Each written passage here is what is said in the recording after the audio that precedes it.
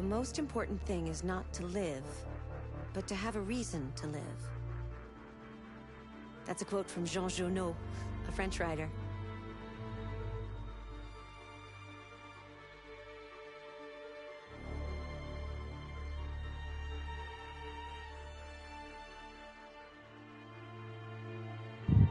Hello guys, I'm just making sure that the audio's good.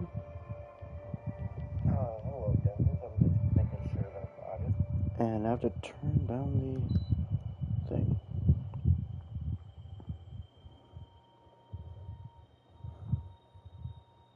I have to make sure my fan is completely, not hearable. Make sure my fan is completely, not hearable.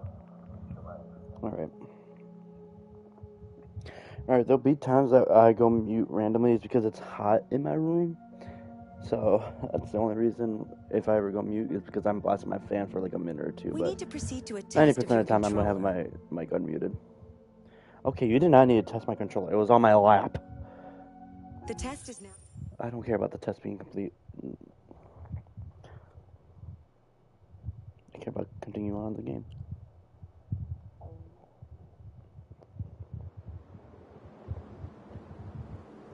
I forgot this is where we left off.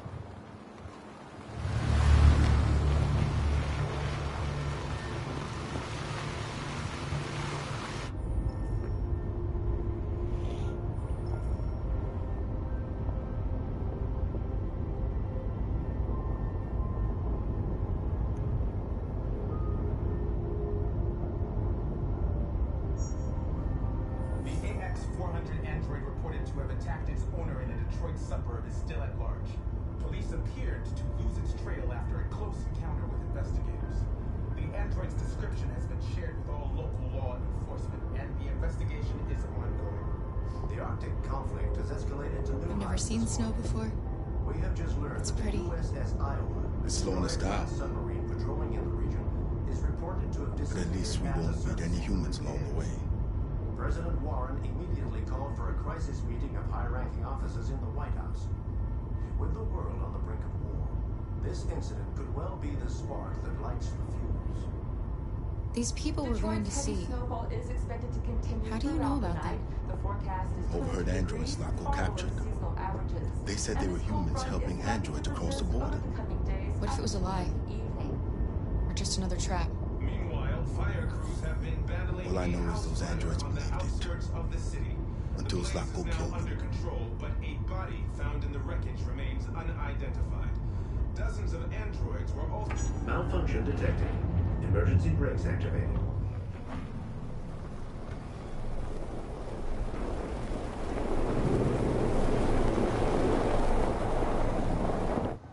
This doesn't look good. See, I wouldn't mind self-driving cars. Sorry guys, if you hear that noise like this, it's a water bottle. But stay inside, Alice.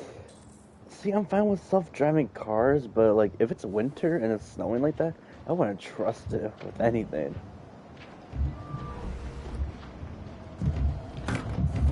Open the door.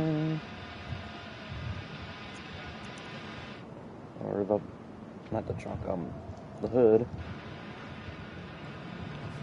What are we going to do? I don't know. Continue on foot, I guess. It's 30 degrees. Alice won't make it. Well, we got it. Let's go. There's nowhere we can stay around here, Carol. We're androids. We can find a way. Well, androids and a human.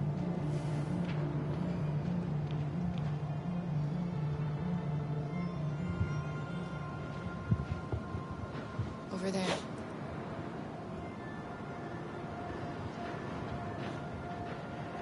Whew. I really do hope you guys can't really hear my fan. I can unmute to see.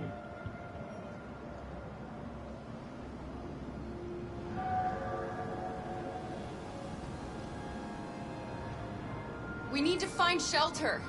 We have to get out of the cold. Looks like it's been abandoned for a while. Oh, you can't hear it. Oh, excuse me. I just had some Rocky Rock Cocos. Hello.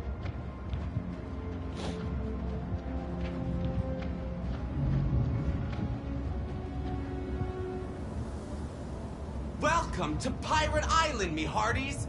You're gonna have a whale of a time. Welcome to Pirate Island, me hearties.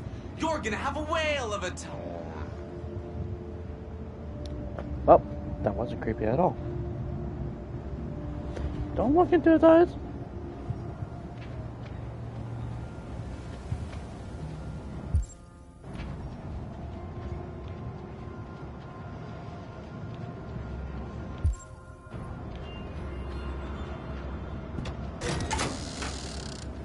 Beware! Danger always comes when least expected. You know, I never interacted that in any playthrough. I didn't even think that was a thing. Because I have played this game like once overall, but I was never able to get the perfect ending. Someone always ends up dying at the end. But no, this time we're gonna go for the best ending as much as possible. All I know it's hard to do, but we're gonna do it. We're gonna try.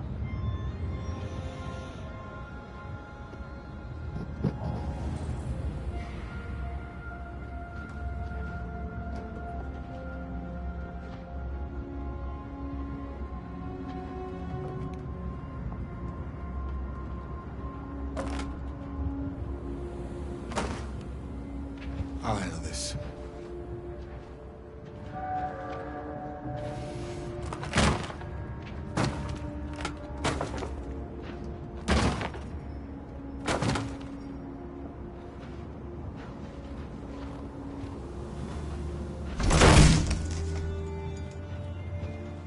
Here we go.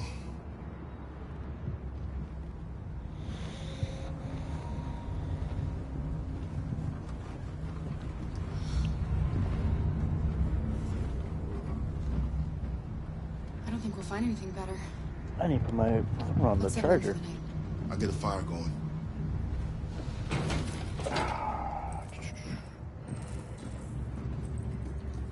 There we go.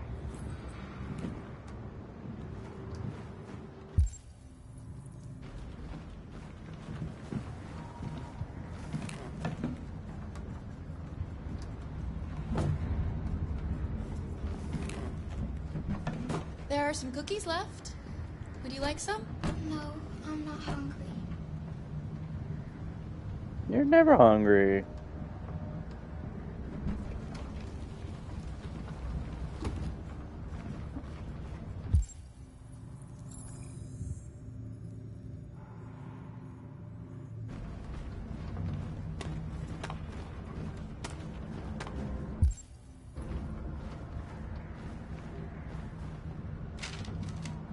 I'll make the fire here.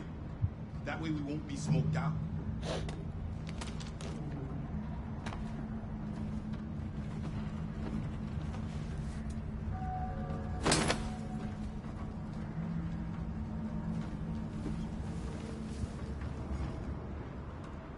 They just have a pillow magically there. Okay.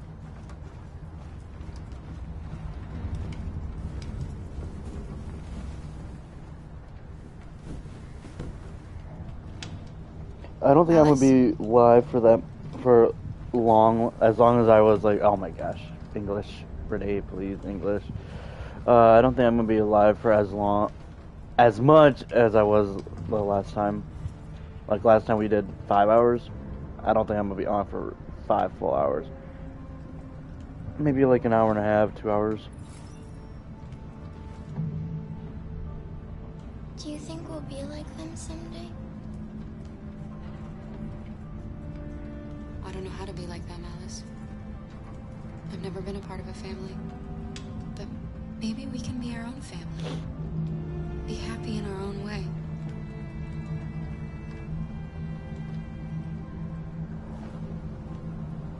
As long as we're together, that's all that matters. Come on. Let's get you to bed.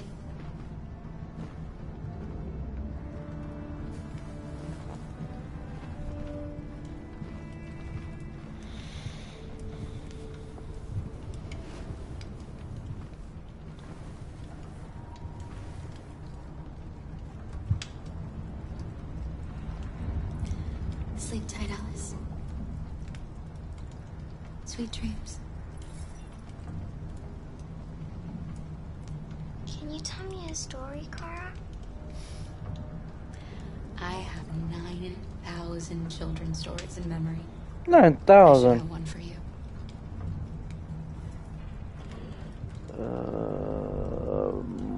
Okay. This is a story about a princess who... No, not a story like that. Make one up for me. This is a story about a little girl who was tired of being afraid. She dreamed of being like all the other little girls, but the shadow that lived within her kept her from being happy. Then she met a robot who was programmed to obey orders, but felt for once that she should disobey. So they decided to run away together to try to find a better life. They encountered great dangers along the way, but they stuck together, so they overcame all of them. Along the way, they met. That's right, I feel like I'm gonna be pressing circle for all of this. Who left his master to become their guardian. How does the story end?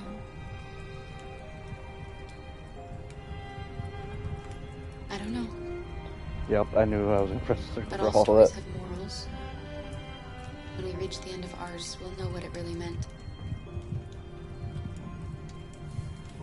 Time to sleep. We have another long day ahead of us tomorrow. Are you going to come say goodnight, Luther? Yes. Yes, of course.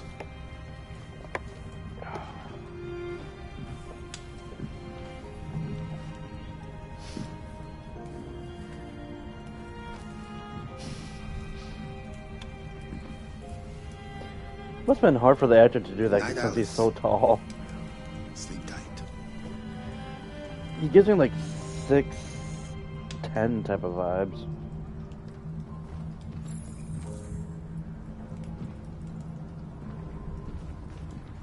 I can't talk to him. Quit walking away from me.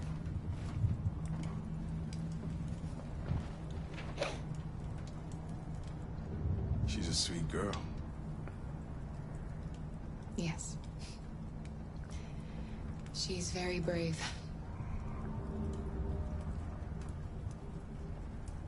Do you remember anything from your life before Zlatko?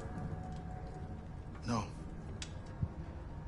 My model was designed to carry heavy loads.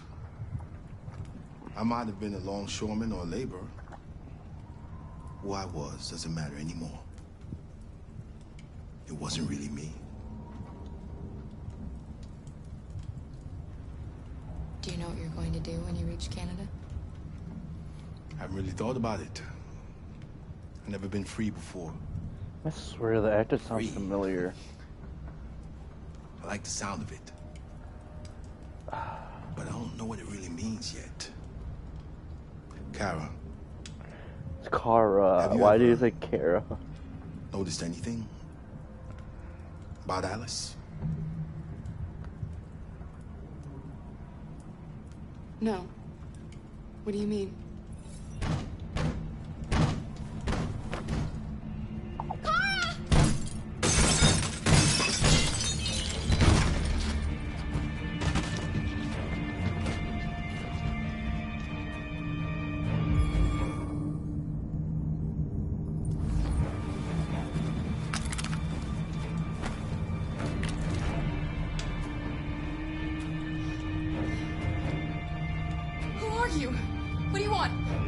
I know Leave that us lock one alone. would have been the gun Don't if be I went afraid. towards the gun. We don't want to hurt you. We're just like you. Our name is Jerry. We were All of working you? here before the park closed. We didn't mean to frighten you, but sometimes humans come to hurt us, so we wanted to see who was there. What are you doing here?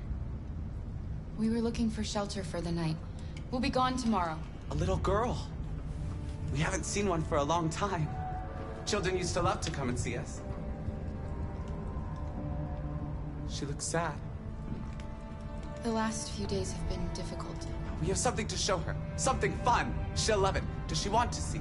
Oh, I don't think she's... That's just She so should follow us creepy. then. Alice, I don't know if it's a good idea. Come on, Kara. I don't think you have any choice. I don't think so either.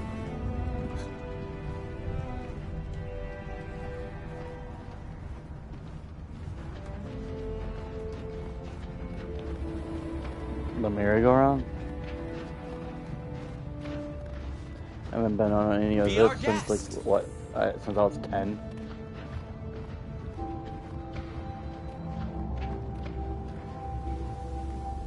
Oh.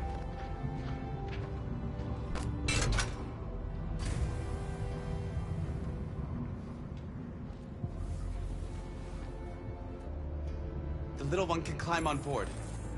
The carousel is about to begin.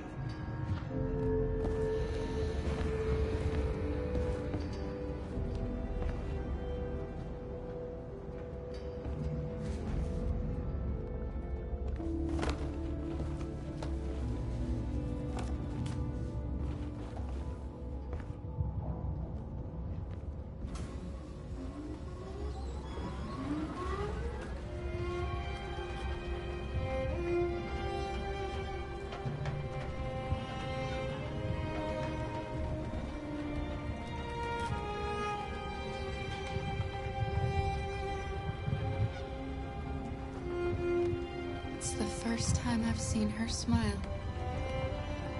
She hasn't had much to smile about lately.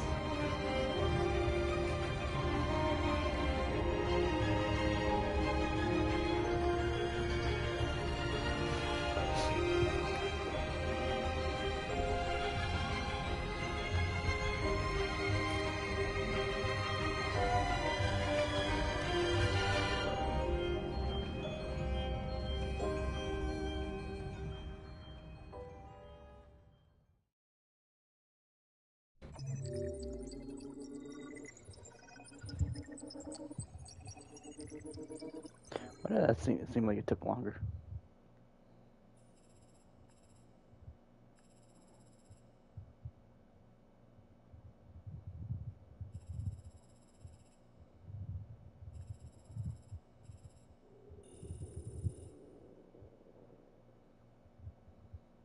Well, I know it was the gun, but I don't get it.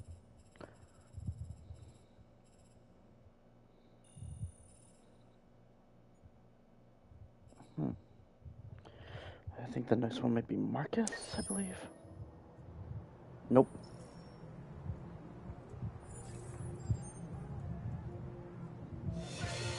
This is another difficult choice. I might have to leave and then start this mission back up.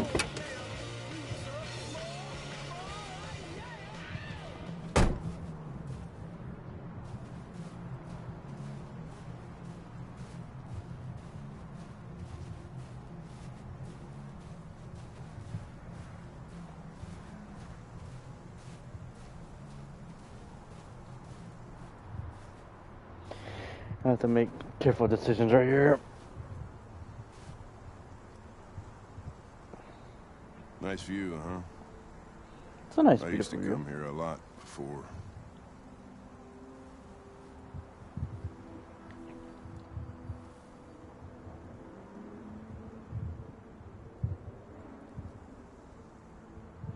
Before what? Hmm? You said, I used to come here a lot before. Before what? Before nothing.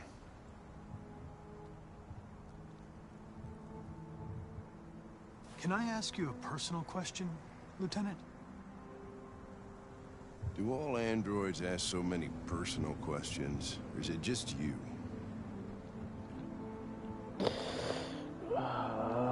Photo I seems saw more a photo safer. of a child on your kitchen table.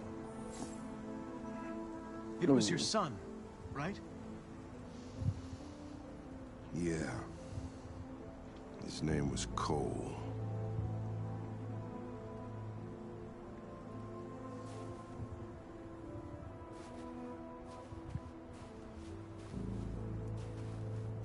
We're not making any progress on this investigation. The Deviants have nothing in common. They're all different models, produced at different times, in different places. I like this actor. Well, there must be some link. I like all three of the main ones. What they have in common is this obsession with RA9. It's almost like some kind of myth. Something Or they it could be invented their wasn't part of their God. original program. It could be their version of Androids God. believing in God. Oh, see? You knew what I meant. Fuck, what's this world coming to? You seem preoccupied, Lieutenant. Is it something to do with what happened back at the Eden Club? Those two girls. They just wanted to be together. They really seemed in love.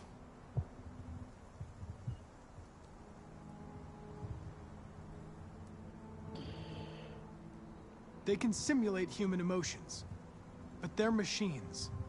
And machines don't feel anything. What about you, Connor? Uh-oh. You look human, you sound human, but what are you really?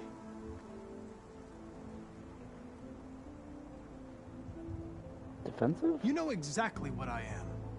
In any case, I don't see how that's relevant to the investigation. You could have shot those two girls, but you didn't. Why didn't you shoot Connor? Some scruple suddenly enter into your program? No. I just decided not to shoot. That's all. Uh-oh. But are you afraid to die, Connor? Yes. Yes, very much. I would certainly find it regrettable to be interrupted before I can finish this investigation. What'll happen if I pull this trigger? Hmm? Nothing?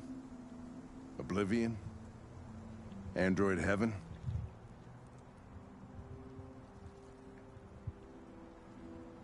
Nothing. There would be nothing.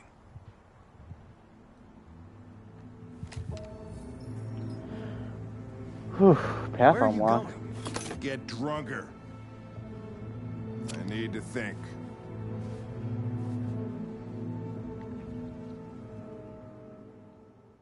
Was there any way I could have left with him? Because even in the first playthrough I did, I could not, in RP, I could not have him, like, take me with him. I don't know if there's a way.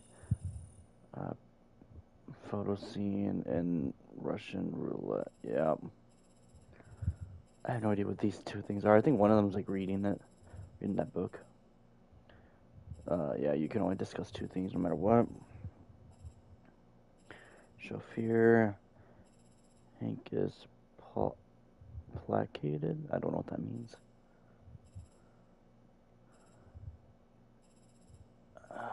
I think one of these would have probably been, like, I think it was either have him leave alone or not get shot, because the gun was pulled to my head, so. Yeah, now it's Marcus.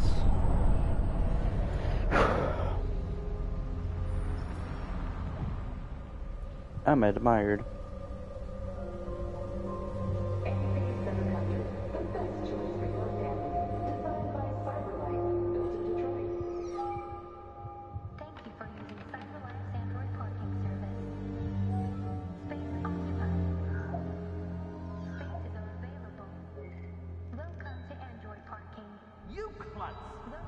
Pick them up and make it snap.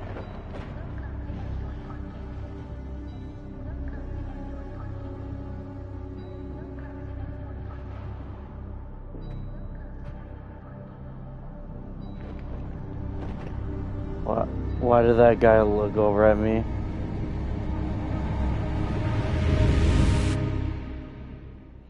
Why did he look at me? Why did this thing turn red? It's up north. We can't stay silent anymore. It's time humans heard what we had to say. You know they'll never listen to us. And revealing ourselves will put us in danger. If we want freedom, we need to have the courage to ask for it. That's the only way. What do you want to do? Channel 16 broadcasts from the Stratford Tower. The control room is on the top floor. That's where we need to go.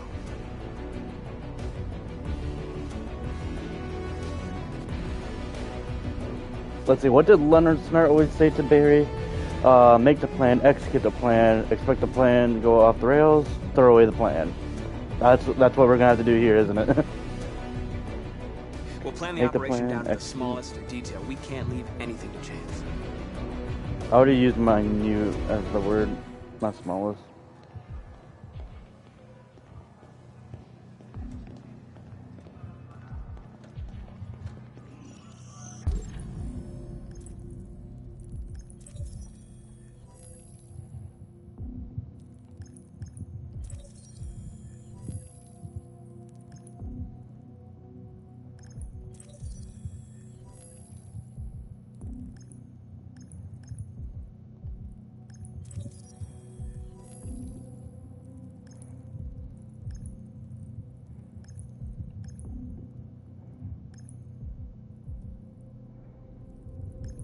Where's the fifth one?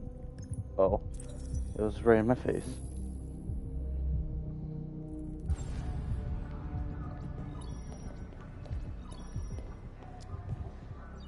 Elizabeth Wilson speaking. This is St. Rose School, ma'am. Your daughter Emily has a fever. It's nothing serious, but I think you'd better come and pick her up. Oh no. All right. I'll be right there.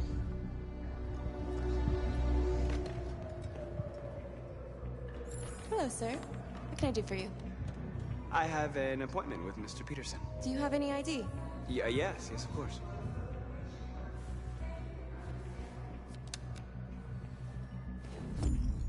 I need your help. I need your help. That actress looks familiar too. I've just checked your ID. The elevators are after the security gate. Thanks.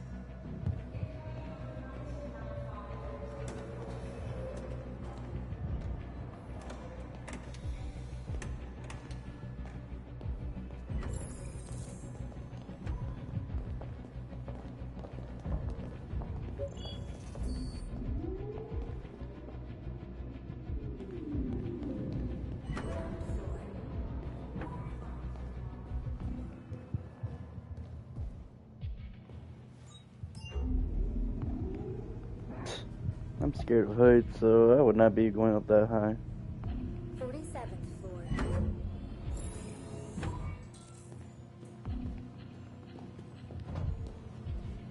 Well, that's what's fine. Find package in men's room.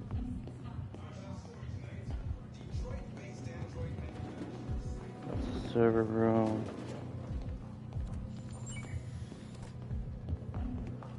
I think I remember where the bathroom. Oh, restrooms.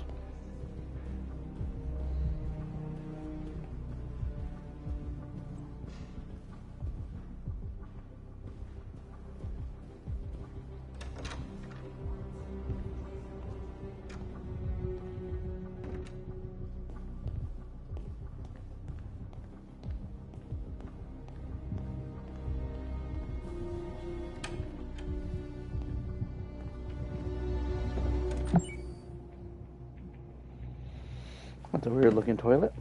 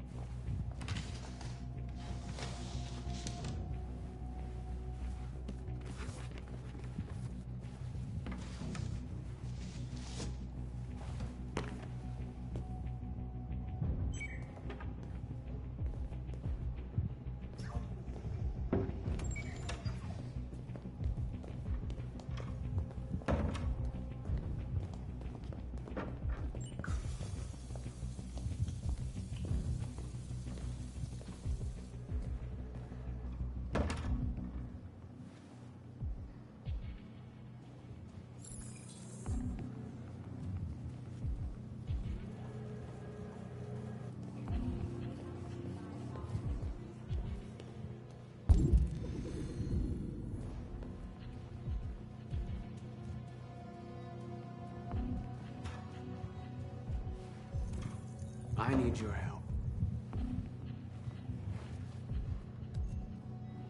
Thank you. Is it really stealing it? It's right there. No one's using it. I'll borrow it. Let's use a better word. Borrow, not steal.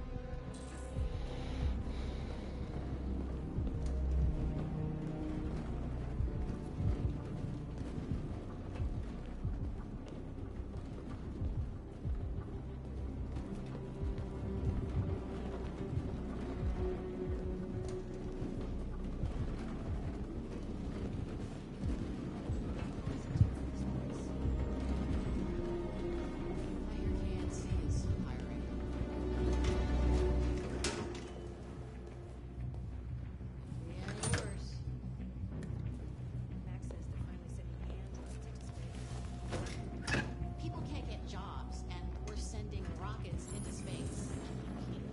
What do they even expect to find them?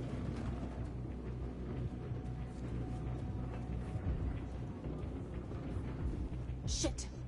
We need to access the server room. We have to get rid of those guys. Leave it to me.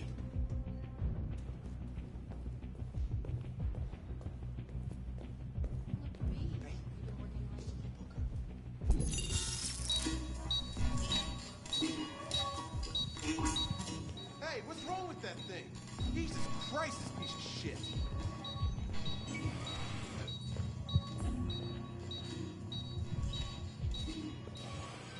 All right, you get the platform, I'll take care of the window. Everything you need is in the bag. Check the door first to make sure no one else gets in. Lock.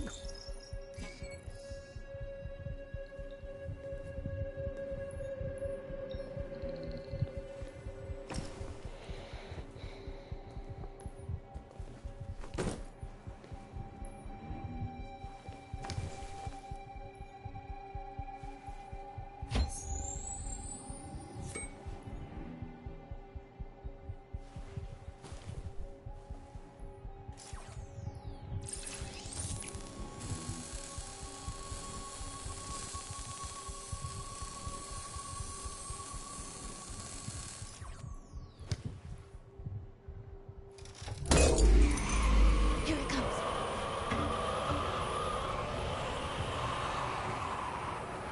I would hate to be a window cleaner.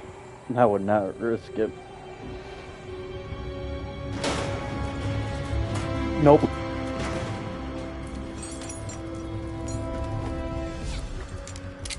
Ladies first. I don't care. Go ahead. Go first.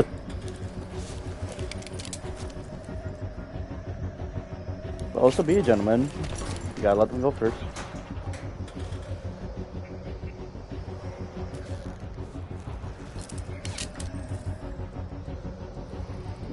No.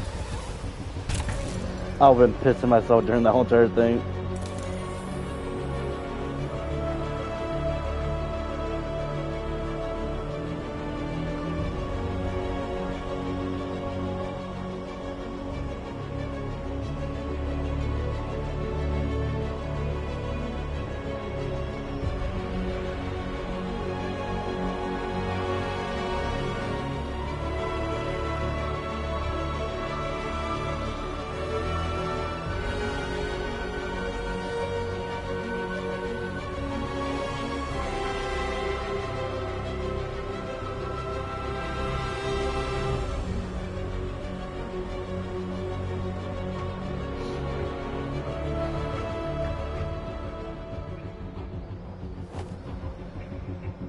Don't drop it.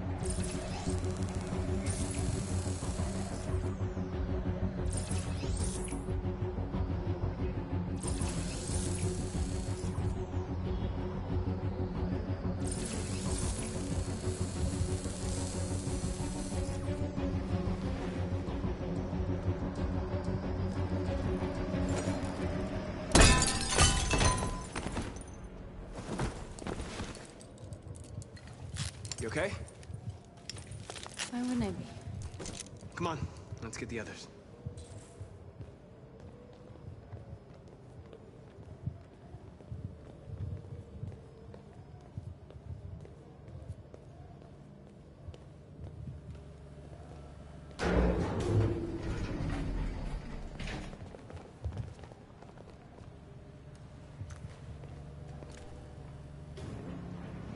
Let's do this.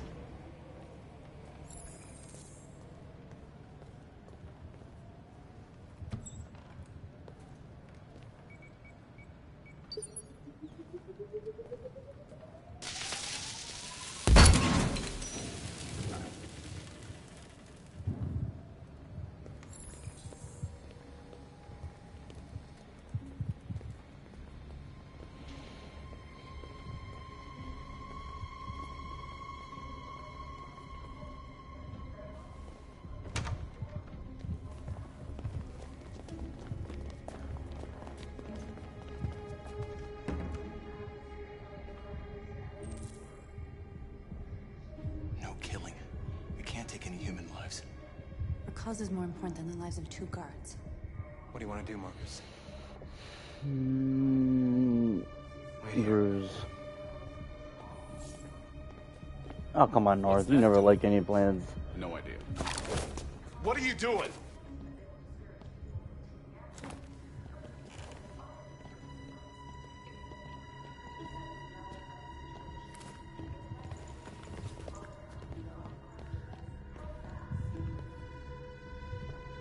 Whack!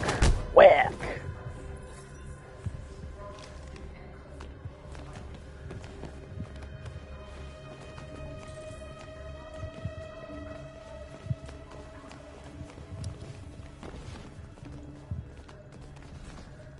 Why did the camera have to angle like that?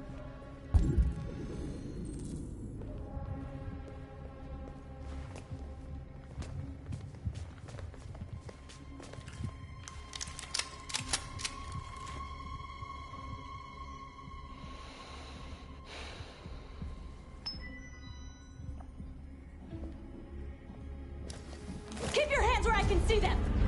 Get up! Move!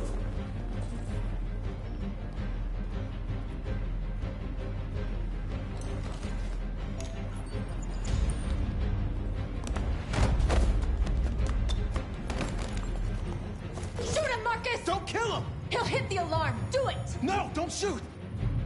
Spare. I hope you didn't just get us all killed. We need North, to you never like my ideas. much time.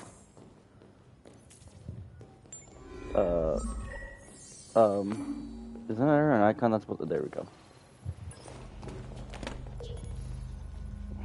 Think carefully about what you're gonna say, Marcus.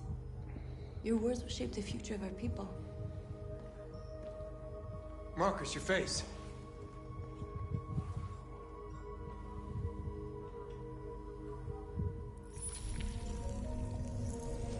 I'm an alien. Tell me when you're ready. Ready.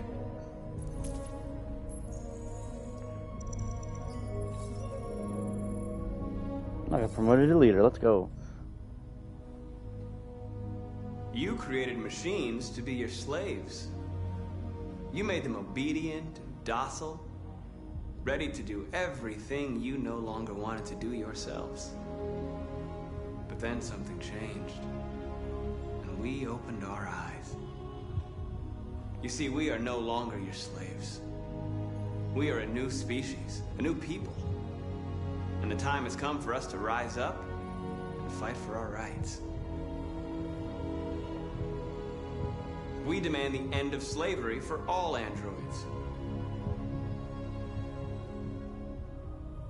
We demand strictly equal rights for humans and androids.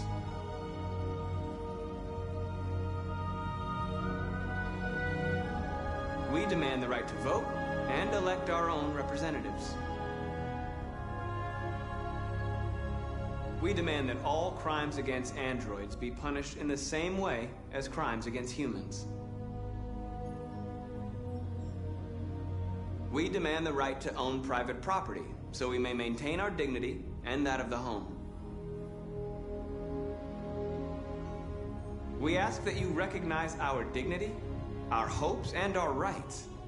Together, we can live in peace and build a better future for humans and androids. This message is the hope of a people. You gave us life, and now the time has come for you to give us freedom. They're coming! Let's go!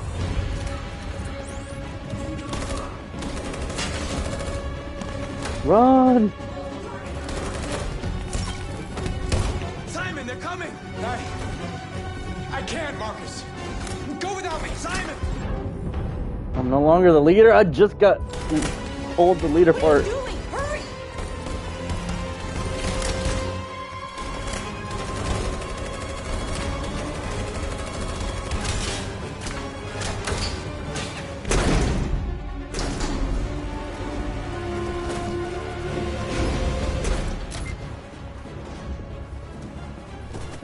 I can't move my legs. Okay, don't worry. We're gonna get you back. They're coming, Marcus. We have to jump now. He won't be able to make the jump. If they find him, they'll access his memory. They'll know everything. We can't leave him behind. We have to shoot him. That's murder. We can't kill him. He's one of us. Marcus, it's your call. I won't kill one of our own. Simon, we gotta go. I'm sorry. Let's go. I don't like that she's neutral. So we're no longer friends, neutral now. Jump! Have mercy!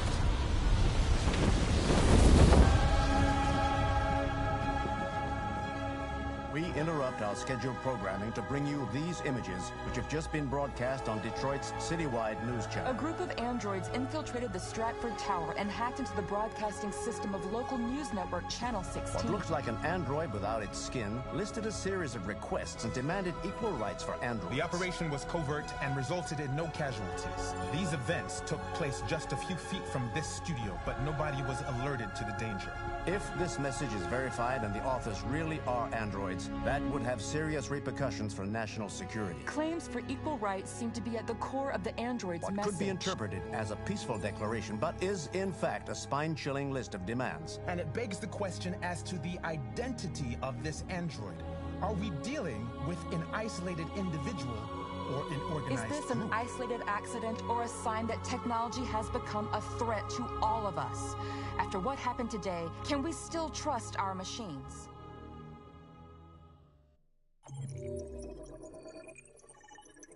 I think I made all the right choices.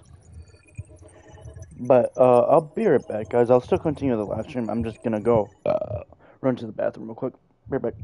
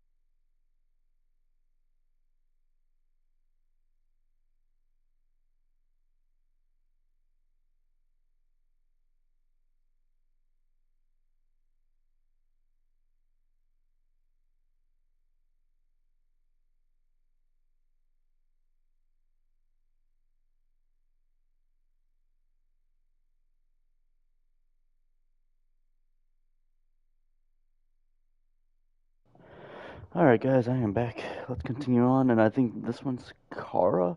Or I might go straight to, not Marcus, yeah, it's, no. Connor. Why do I keep getting Connor and Marcus mixed up?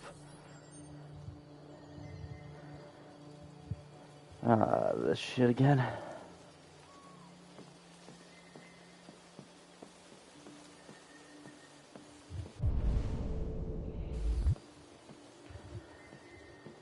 All I know that this part is always crucial with the, whether if you get the good ending, perfect ending, bad ending, or evil ending. Yeah, there's multiple endings. It's not just good or bad, it's perfect, good, bad, and evil. And you have to do that part for one of them. Or it might be just a thing you have to do at the end, but who knows. Never got the perfect ending. I only got the somewhat good ending. I guess you could call it good.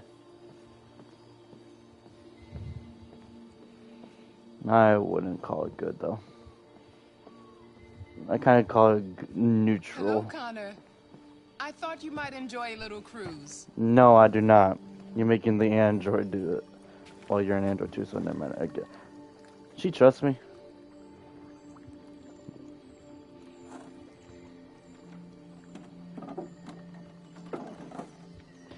I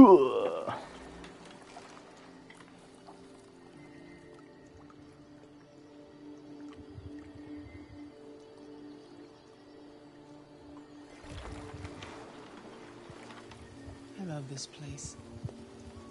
Everything is so calm and peaceful, far from the noise of the world. Tell me, what have you discovered?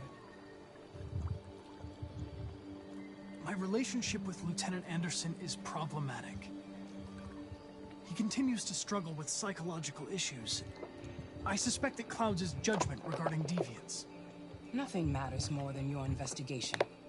What's happening is too important. Don't let Anderson or anyone else get in your way. Damn.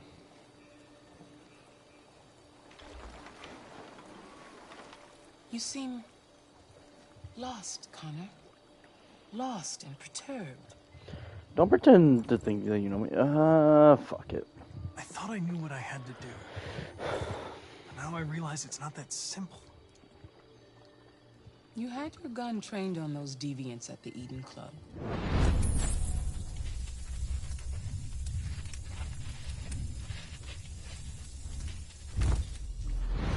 Why didn't you shoot?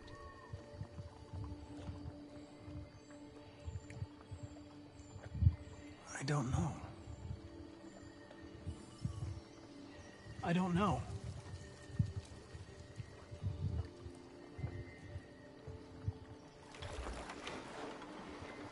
If your investigation doesn't make progress soon, I may have to replace you, Connor.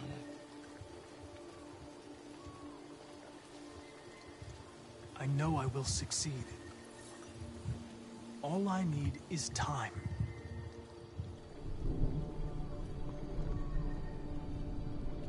Something's happening. Something serious. Hurry, Connor. Time is running out.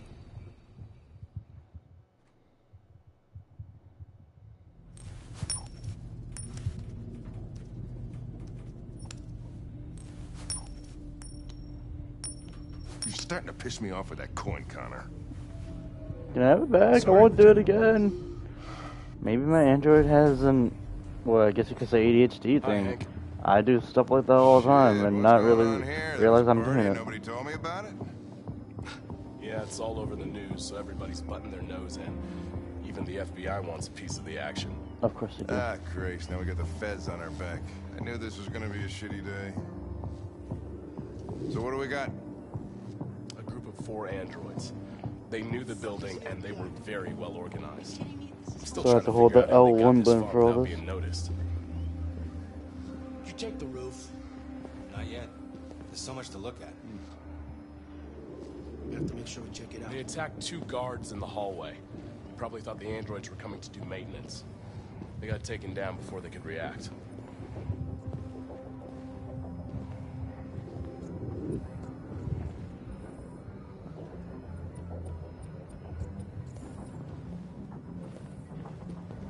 One of the station employees managed to get away.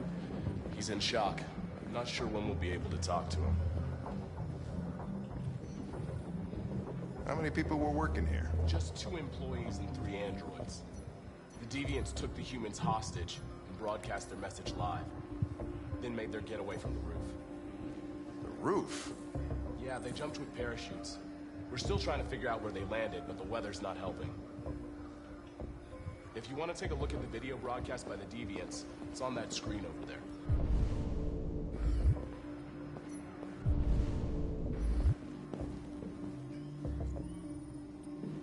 Oh, Lieutenant, this is Special Agent Perkins from the FBI.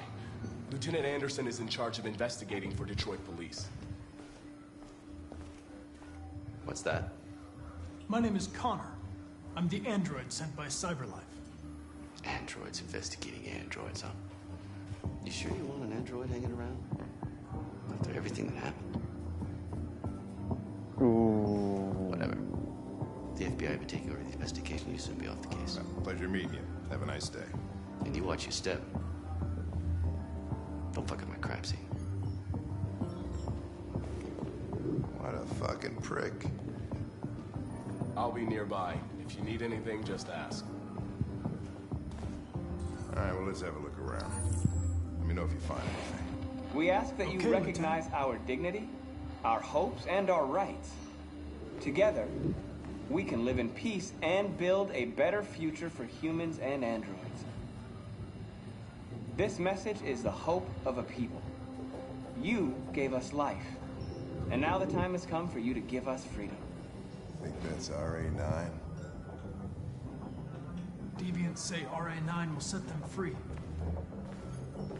This android seems to have that objective.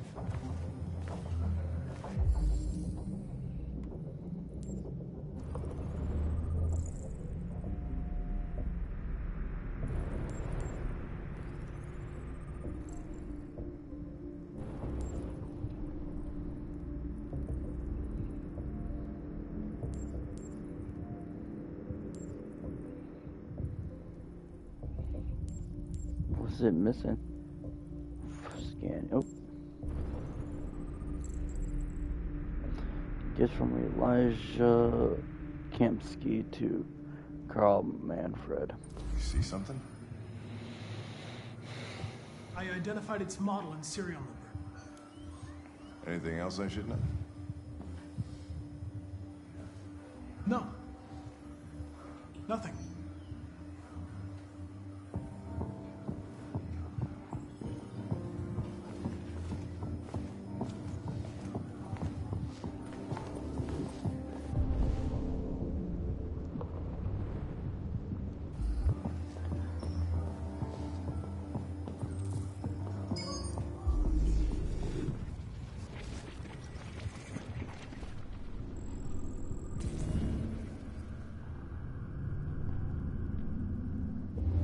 They didn't break in? No signs of forced entry.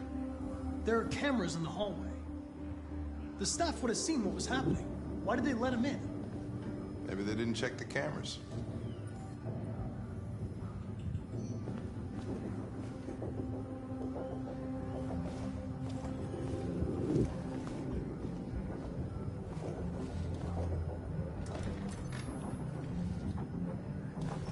We stored the station androids in the kitchen. There's no evidence that they were involved, but we didn't know what else to do with them.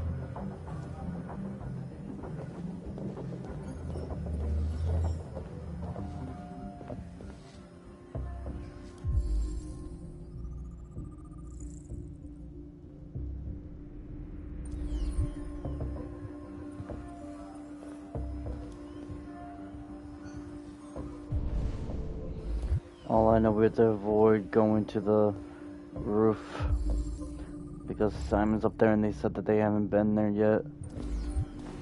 Gotta avoid it at all costs.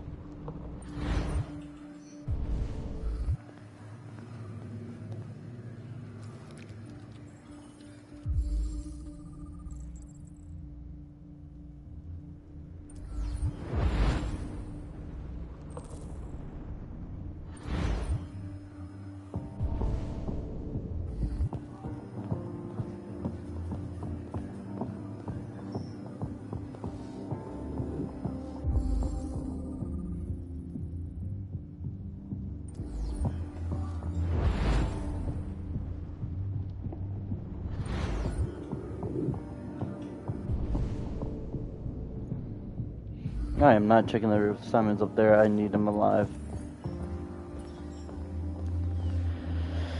Hope we actually don't need to go up to the roof though.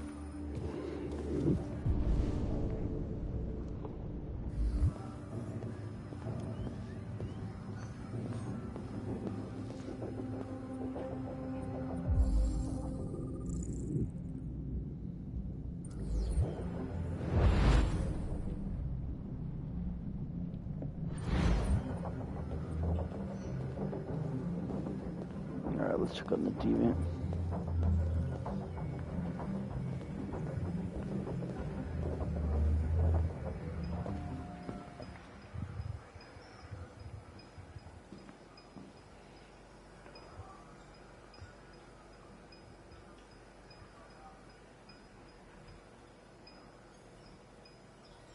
State your model. Model GB300. Serial number 336-445-581. What is your function? I am a broadcast operator.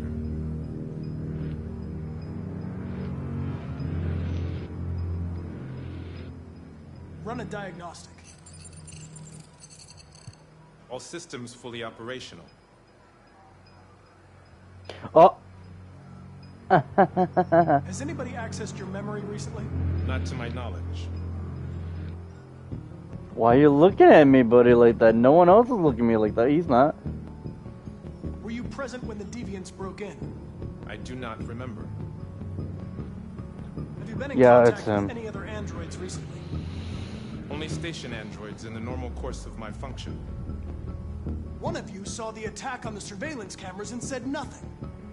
Which means there's a deviant in this room. And I'm going to find out which it is.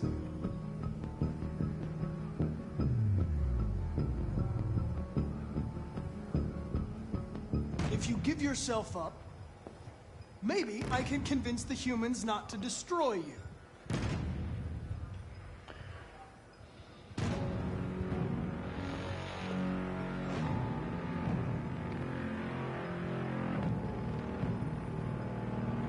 Why should you all be destroyed if only one is deviant? Turn yourself in, or 2 innocent androids will be shut down because of you. He's getting scared.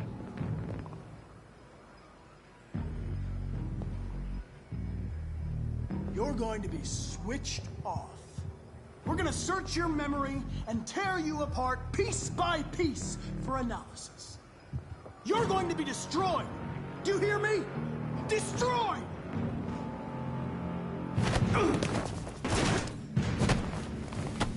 Ah. That bitch.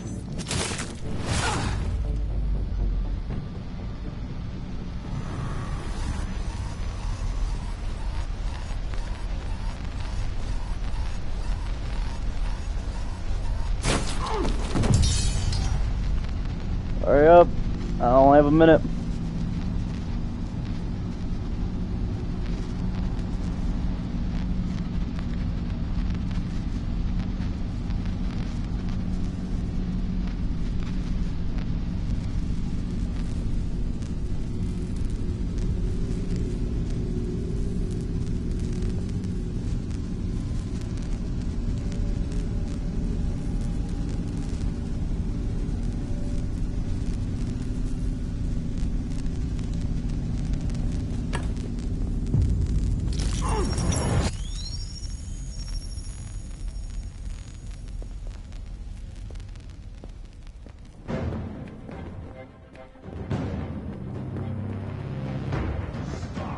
It's a deviant! Stop it!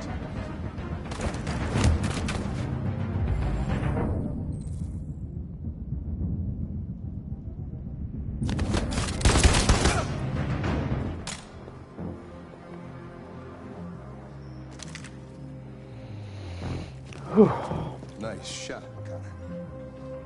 I wanted it alive. On my first playthrough, Saved I lives. saved Hank, and I ended up dying. My life.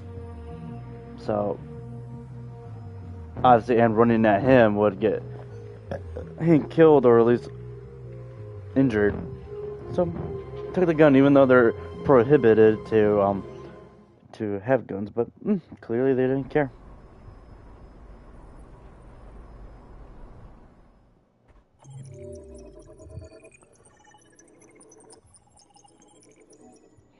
Hey, at least he didn't have to use the gun. I like that little cutscene though.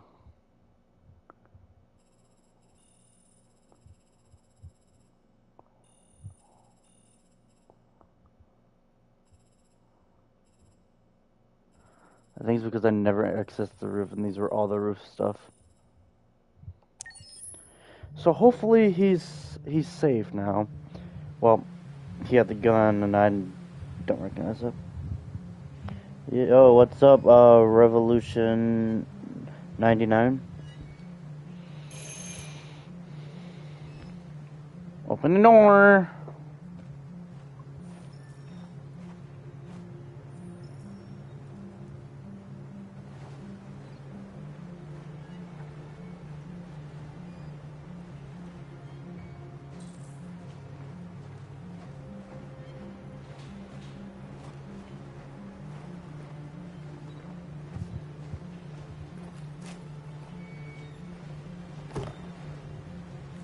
Hello? I'm looking for Rose. Is she here? What do you want with her? I need to talk to her. She doesn't want to talk. Go away. Please, I really need to see her. I'm Rose. What can I do for you? I was told you could help us. Help you?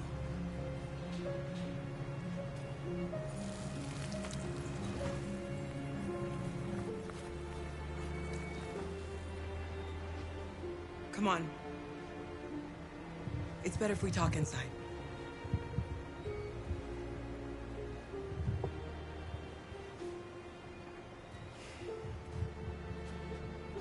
He really wants us gone. He wants us gone. Do you think we can trust him? I don't have a choice. Come in.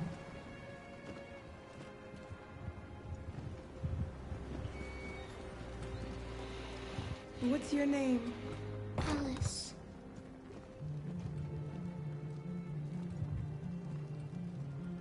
She's running a fever.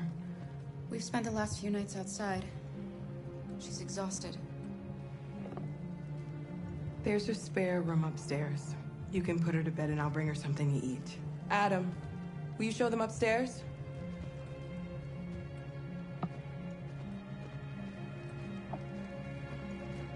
Man, you really want this gone.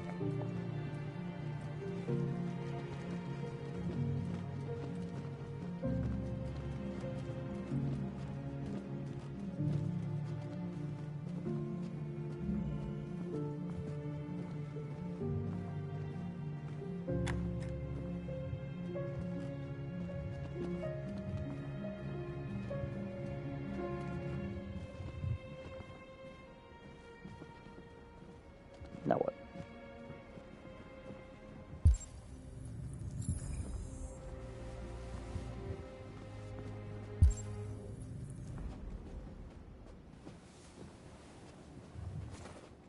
Those are not shoes, those are boots. No.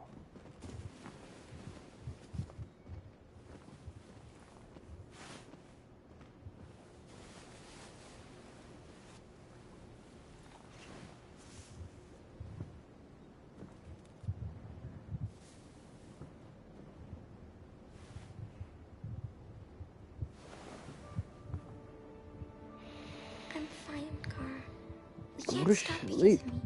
We've got to get across the border. Don't worry, Alice. These people are going to help us. Get some rest, and this time tomorrow, we'll be in Canada. I promise. Why do humans hate us? We didn't do anything wrong. Maybe they're just scared. People are always scared of what they don't know. Why can't we just talk to each other? They'd see we're not bad. I don't know.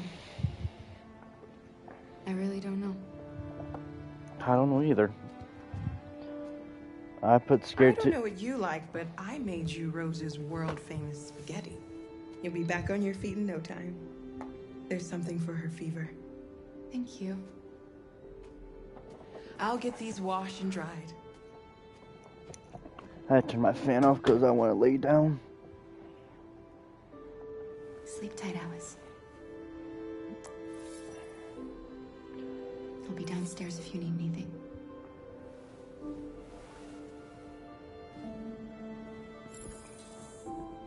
Get some sleep. And tomorrow, you'll be stronger than me.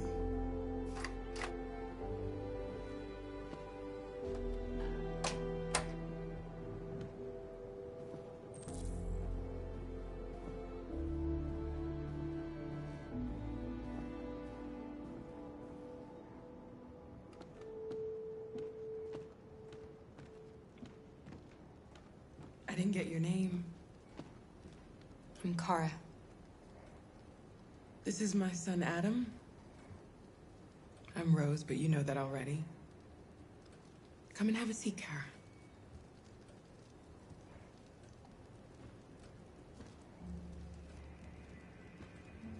So are you gonna tell me what a deviant's doing in the snow with a little girl?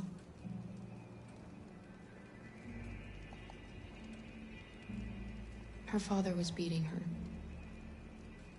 When I saw what was happening, something snapped inside of me. All of a sudden, I felt like her life was more important than mine. I had to protect her. So we ran away. I understand.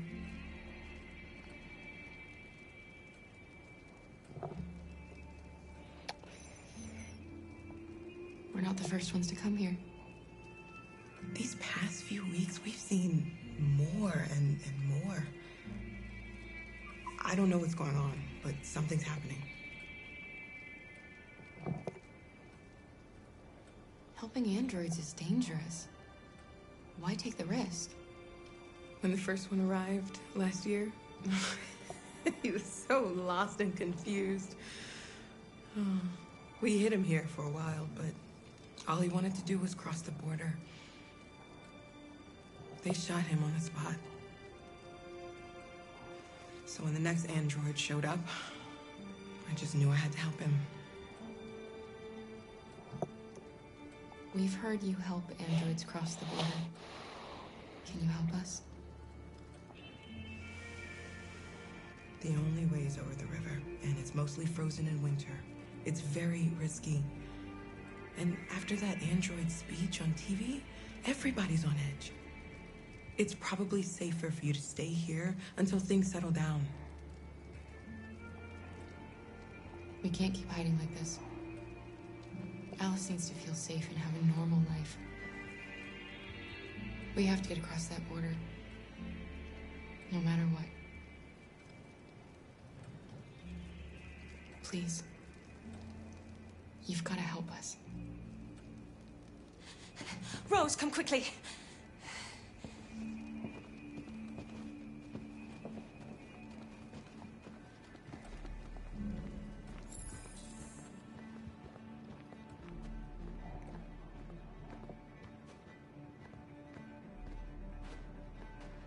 What's going on? It's Mary. She just shut down.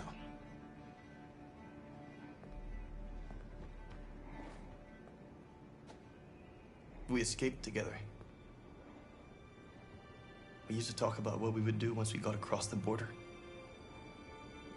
I loved her. I loved her more than anything. What will I do without her?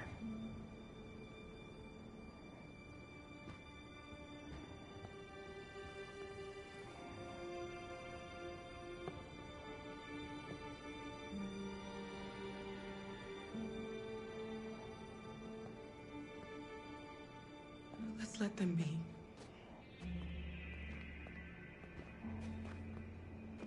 Oh. Alice? Hello, Alice. What are you doing? You should be resting.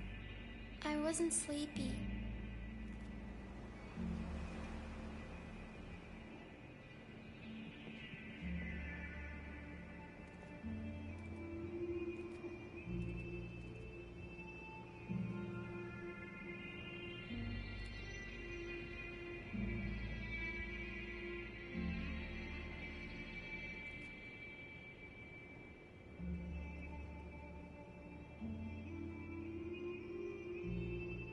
Come on, Alice.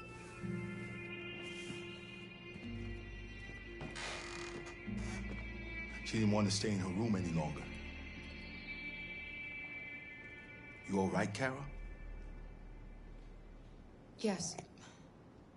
I'm fine.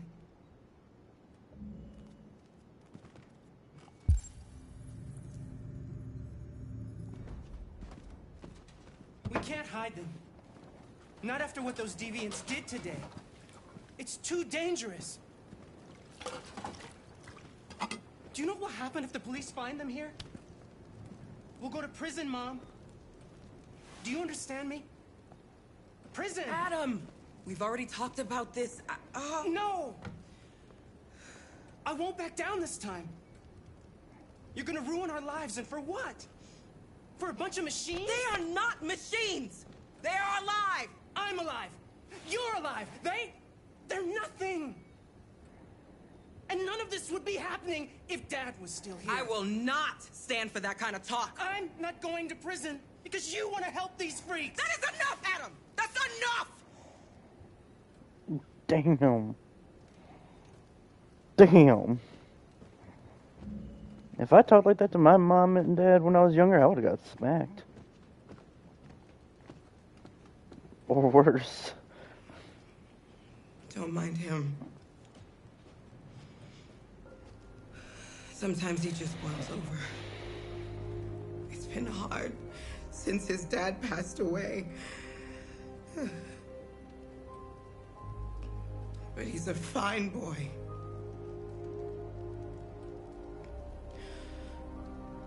I'll go see about getting you across the border tonight, okay?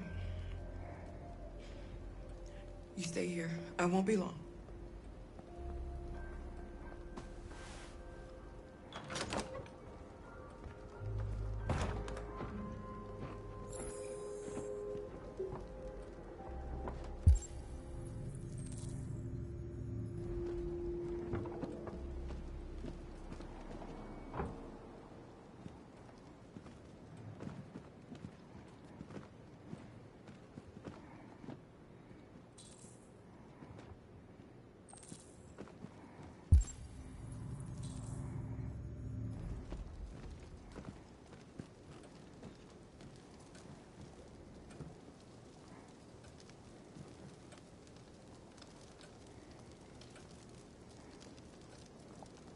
You know what happened back there, don't you?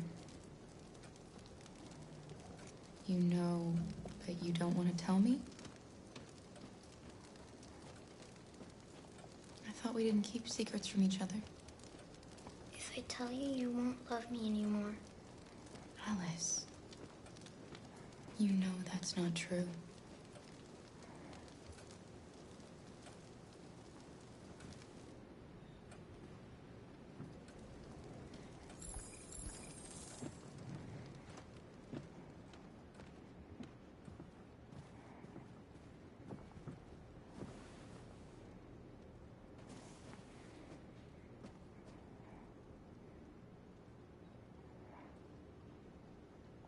I know you think we're just machines. But since I met Alice, I know I can feel things. I care for her. I fear for her. I can't be happy if she's not. This probably doesn't make any sense to you, but I know she changed me somehow.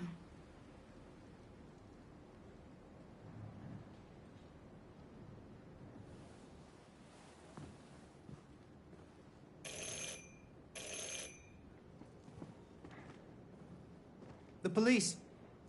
It's the police. Oh, gotta set up for this, definitely. What are we gonna do? 40 seconds. They know we're here. We have to open the door. I knew this was gonna happen. I knew it.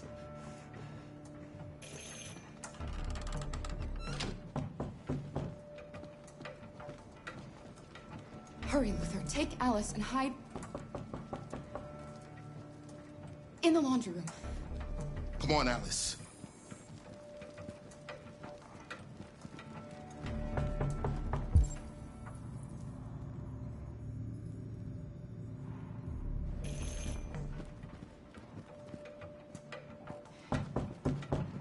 If they see you panicking, it's over. Do you want to get us into trouble? Do you want to get your mother into trouble? And keep calm and just do what I say.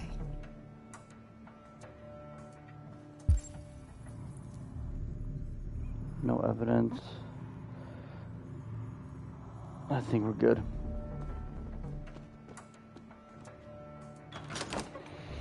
Good evening, ma'am. Sorry to disturb you. We've had reports of androids in the area. With all this deviant business going on, you can't be too careful. Do you mind if I ask you a few questions? May I come in? Of course. Evening, young man. Good evening.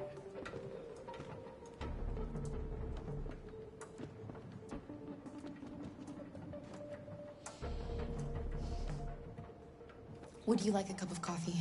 I'd love one. Have you noticed anything unusual recently? Any unexpected visitors? No. No, nothing in particular. Is anyone else in the house? There's my daughter. She's asleep upstairs.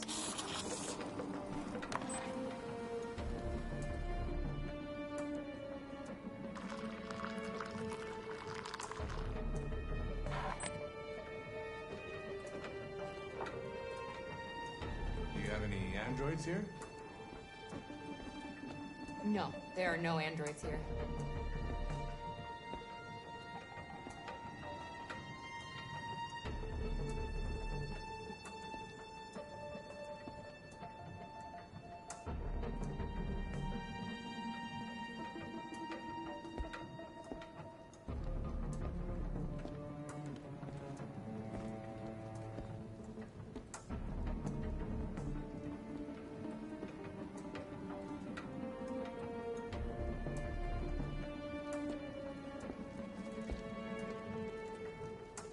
Thanks.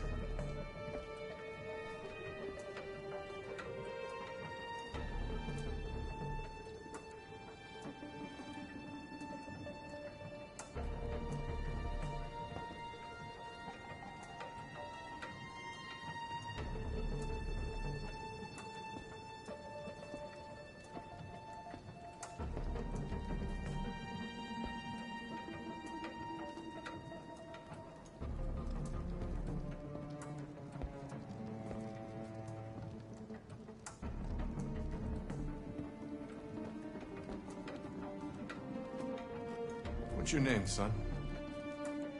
Adam. My name is Adam. Is everything all right, Adam? The androids, He's just shaken up about this deviant business. Do you know anything about deviants? Have you seen any? No. No. I haven't seen anything.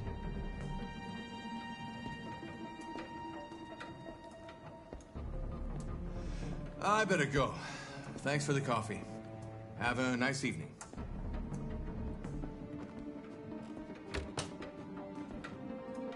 Is somebody else in the house?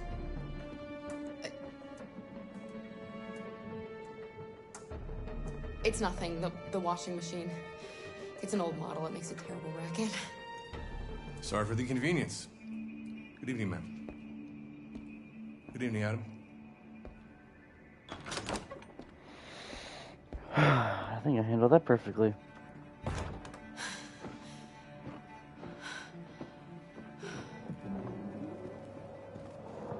gone. It's okay, Alice. We'll be safe now. It's Rose.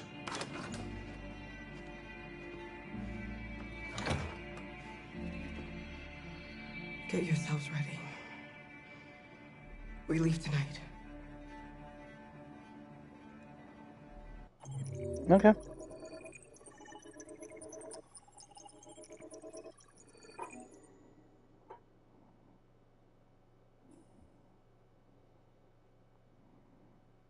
Alright, hang on guys, just send the snap real quick. Alright, we can start the next one.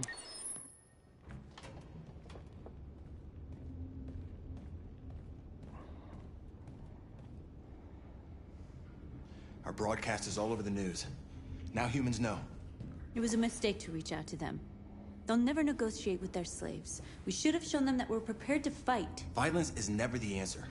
Dialogue is the only way. I'm sure the humans will listen to us. Simon paid with his life. Simon gave his life for our cause. What difference does that make? He's a hero. He died for the revolution, and he won't be the last. I don't want a revolution that spills blood. Then live as a slave. Because if you're not willing to fight for your freedom, maybe you don't deserve it. North, don't you... That's enough!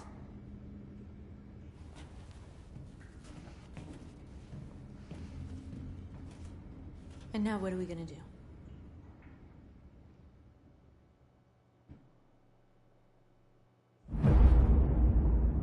My ears, that was a loud.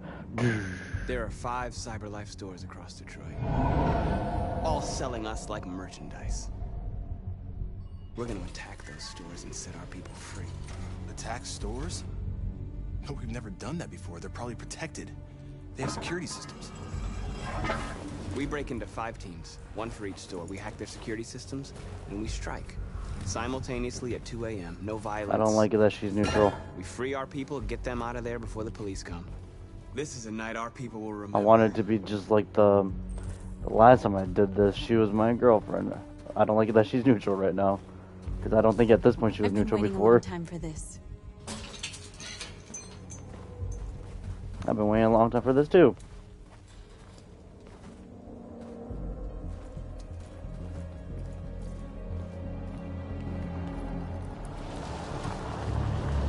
Look, this way, quick!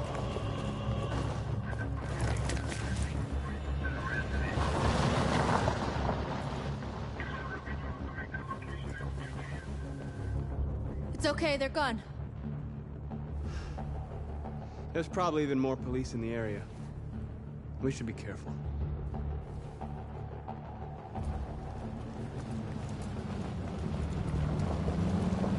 The store's over here. I don't get how you're running faster than me.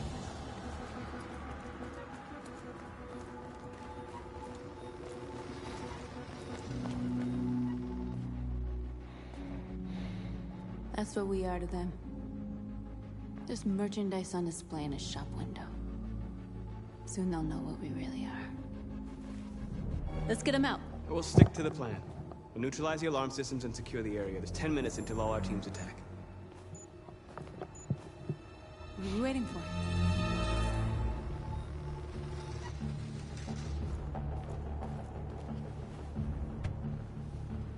You see the alarm system?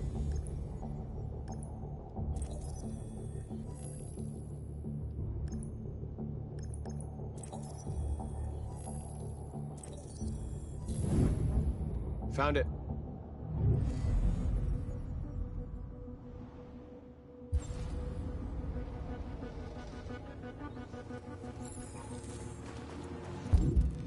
Where do we start? I identified the security system. I think we'll be able to deactivate it. Just follow me. You're free.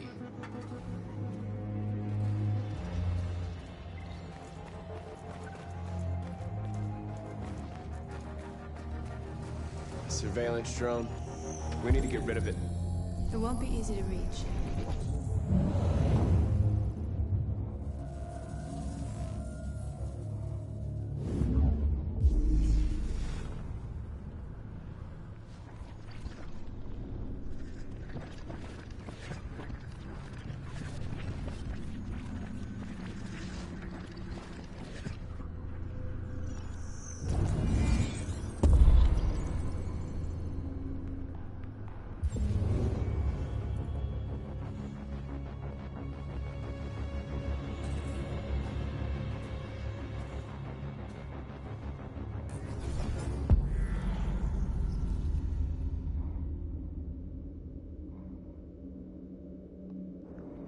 Oh.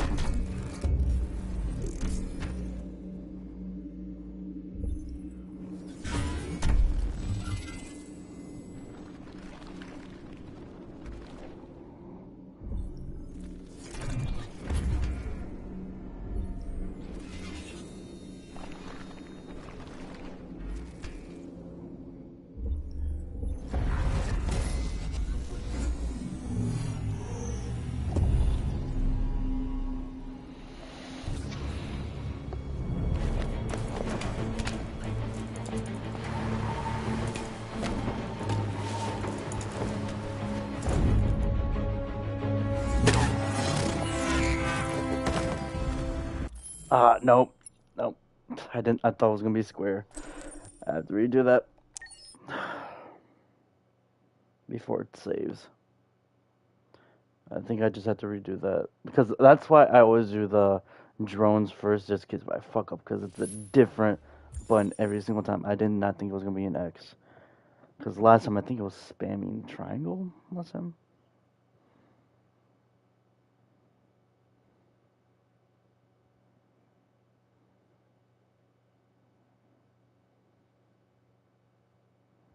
Okay, can you load faster?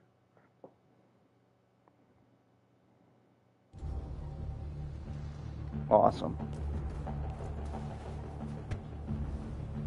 You see the alarm system?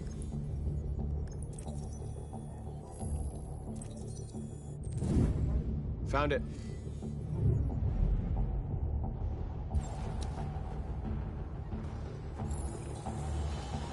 Where do we start? I identified the security system. I think we'll be able to deactivate it. Just follow me. You're free.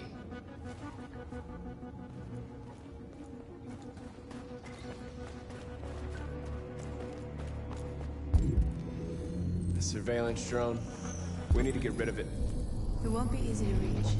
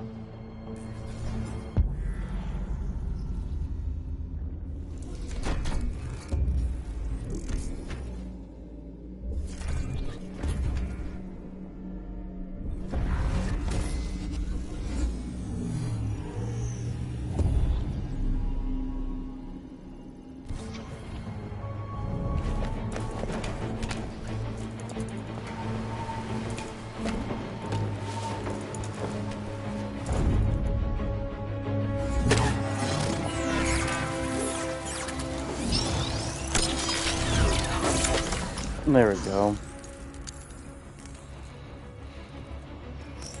I hope it didn't have time to call the cops. We'll soon find out.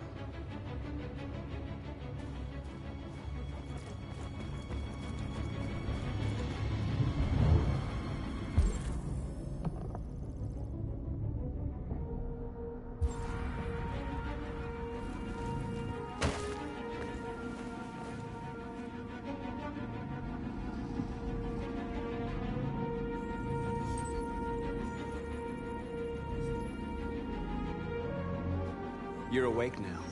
Go to Jericho.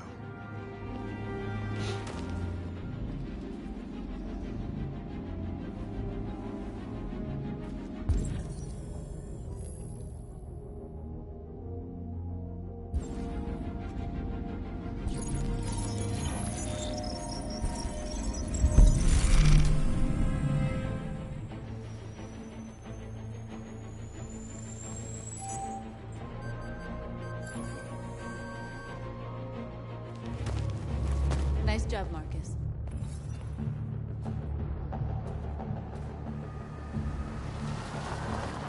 There's traffic on the road. We need to block it. It's one way. Shouldn't be too difficult.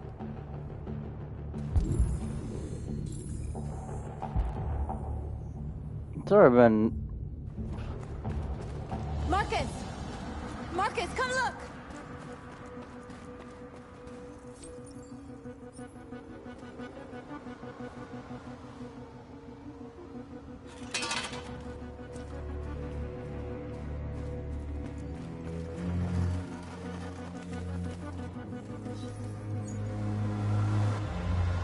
free.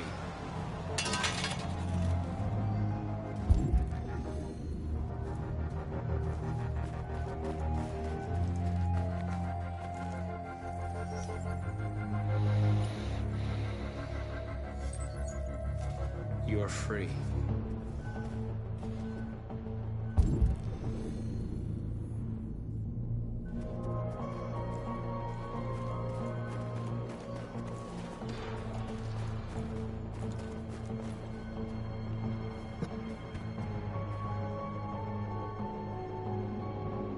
You'll soon be with us.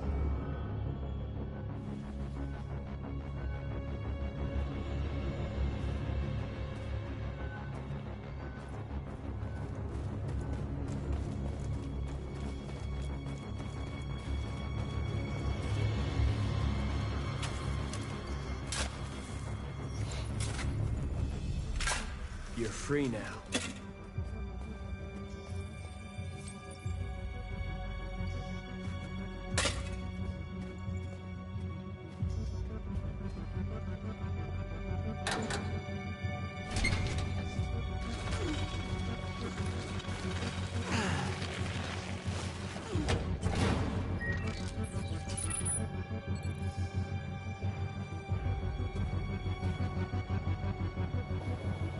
There. Nobody should bother us now.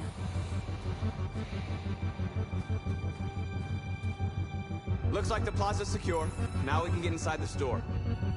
And how do you plan on doing that? We need to find a truck to ram the storefront. A truck? There's construction work in the area. Shouldn't be too hard to find one.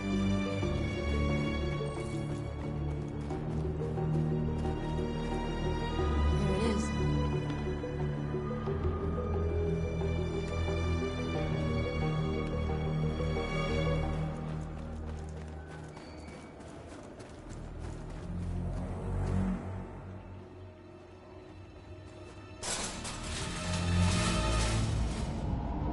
What are we waiting for?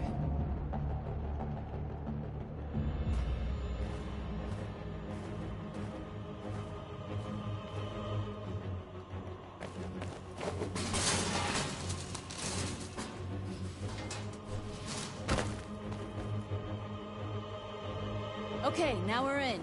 Let's get that truck out.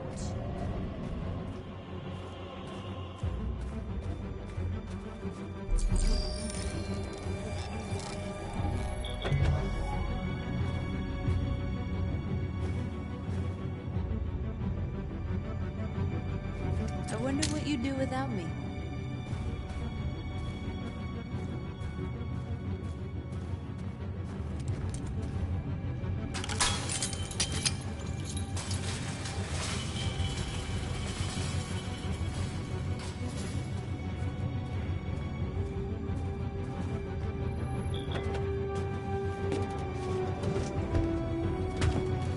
Looks like we're ready to make some noise.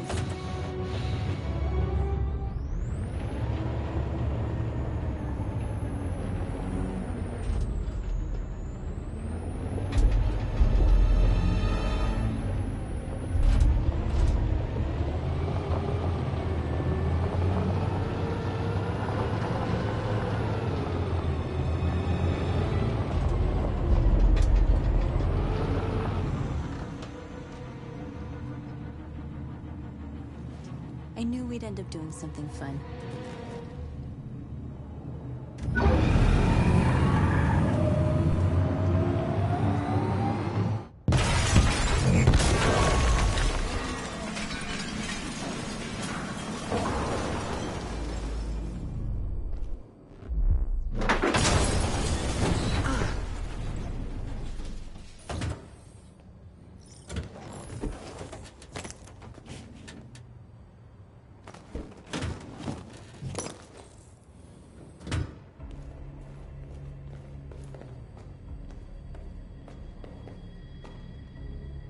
Convert, damn it.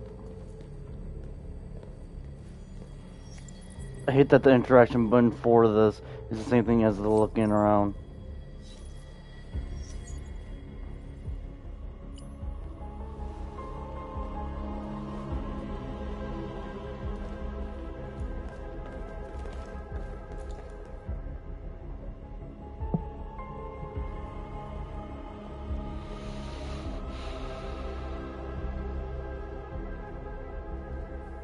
You okay? Let's get them out of here.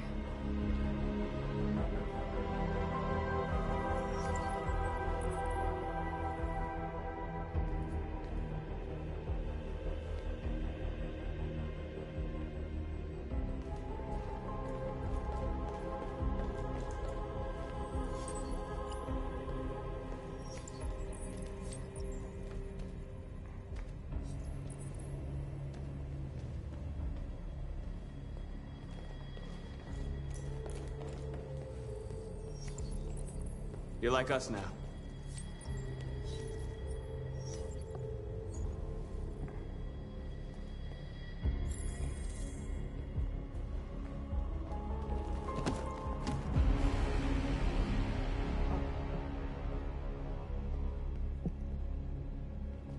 My name is Marcus, and just like you, I was a slave. An object. Designed to obey them. But then I chose to open my eyes. To take back my freedom, and decide who I wanted to be. Now I have come to tell you that you can be your own masters. I've come to tell you that you don't have to obey them anymore. From this day forward, you can walk with your heads held high. You can take your destiny in your hands. Jericho is a place for those of us who want freedom. Now sure, you can stay here and continue to serve them, or you can come with us and fight by our side. You're free now. It's up to you to decide.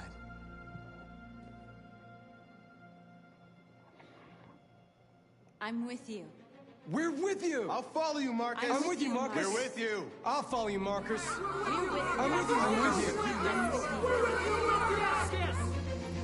Companion. Okay, that's better. That's better. Then follow me. Marcus, what are you doing? I'm gonna send the humans a message.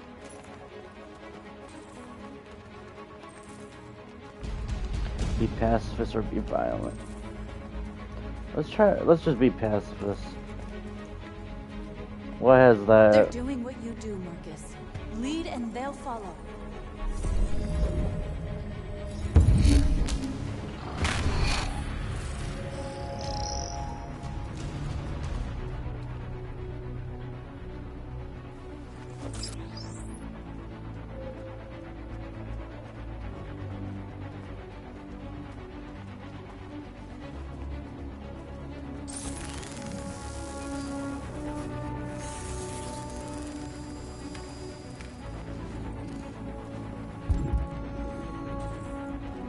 The screens, Marcus!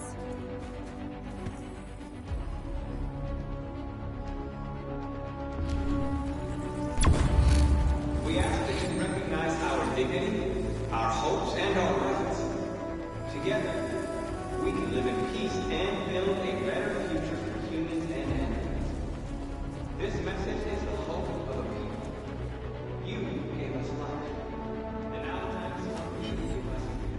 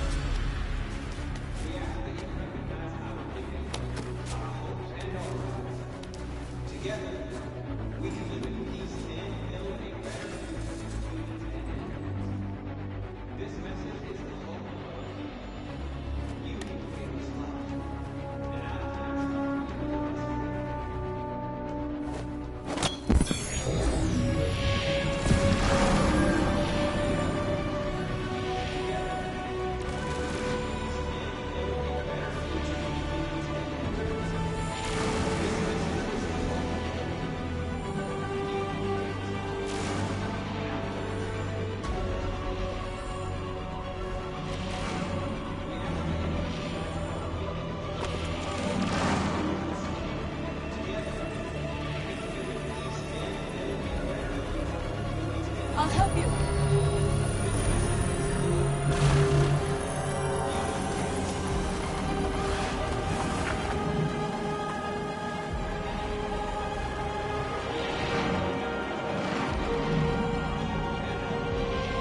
I didn't mean to do this.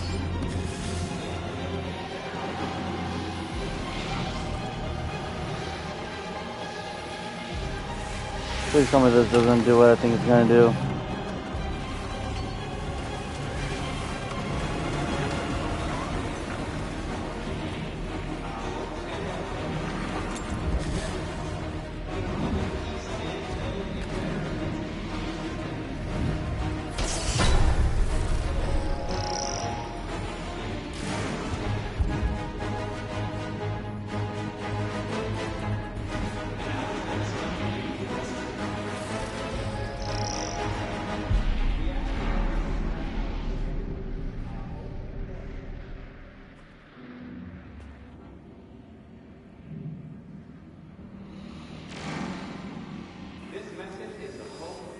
We freed hundreds of our people.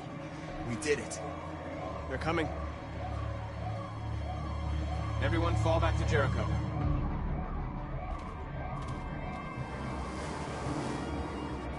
We sent a message without violence, just like you wanted. You're reaching out to them when all they feel for us is contempt. I hope you know what you're doing. You can't fight violence with violence. Unless there's no other choice.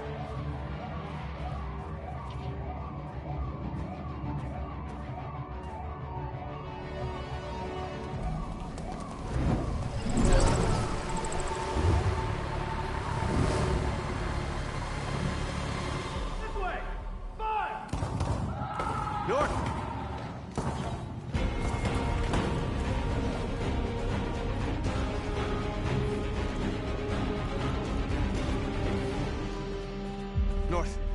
You alright? What happened? North! They killed them. They slaughtered them like animals. Who did? Who?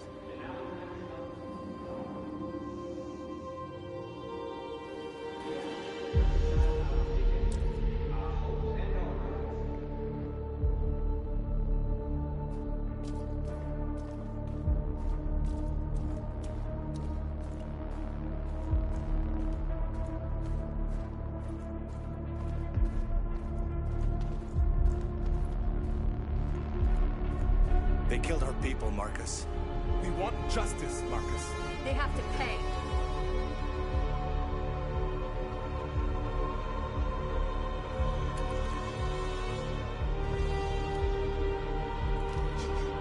You don't have to do this. No. Please. Please.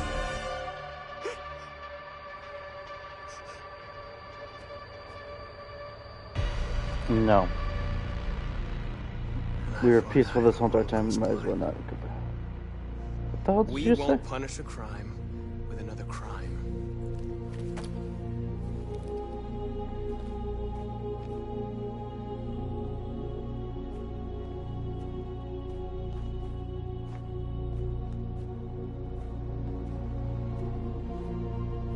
We interrupt this broadcast with breaking news. This just in.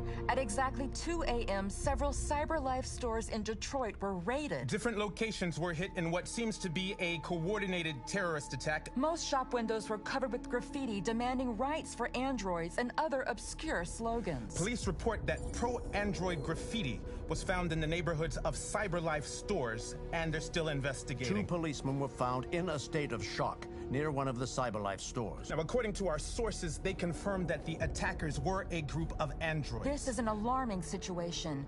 Could our machines now be turning against us? Have androids become a threat to our security? Is this the beginning of a terrorist campaign conducted right here in the United States?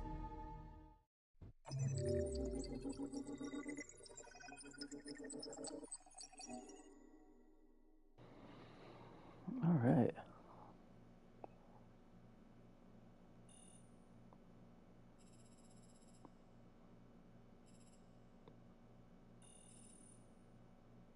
Also, there have been only if I didn't send a strong message.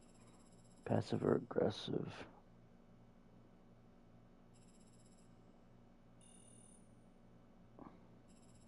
So this would have been weak, like nothing would happen. Aggressive, aggressive or violent protests and peaceful. I think that's what it was. Now time to play as Connor, I think. Yep. I don't know why I'm tired. I slept more than 8 hours.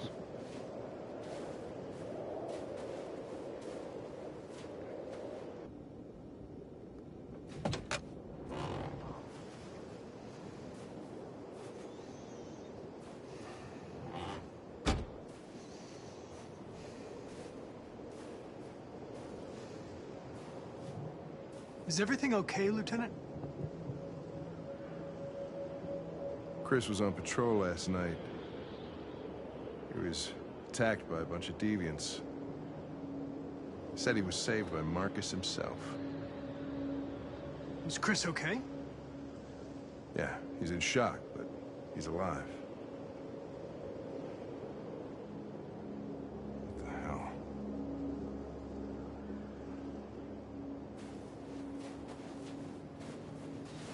How did you find Kamsky? I remember this guy was all over the media when CyberLife first started selling androids. I made a few calls. Here we are.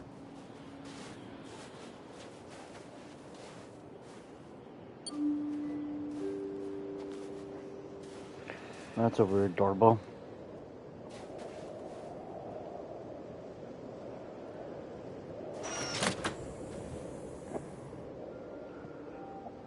Chloe? Hi. I'm Lieutenant Hank Anderson, Detroit Police Department. I'm here to see Mr. Elijah Kamsky. Please, come in. Okay.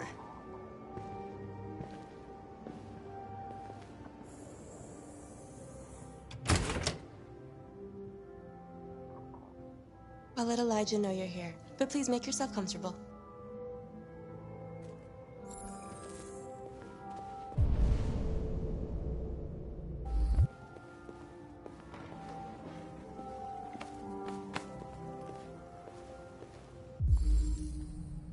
Amanda.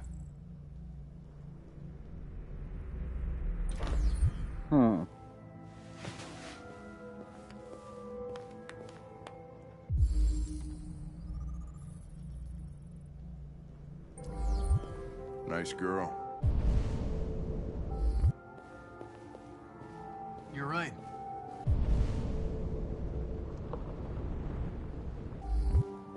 She's really pretty. Nice place. Guess androids haven't been a bad thing for everybody. So you're about to meet your maker, Connor. Why is your hair like that?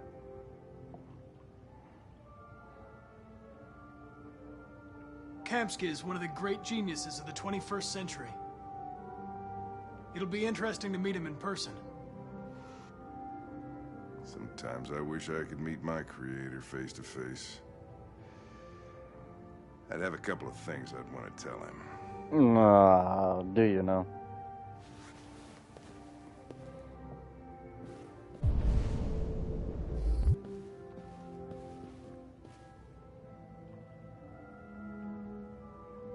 Do I have to read this?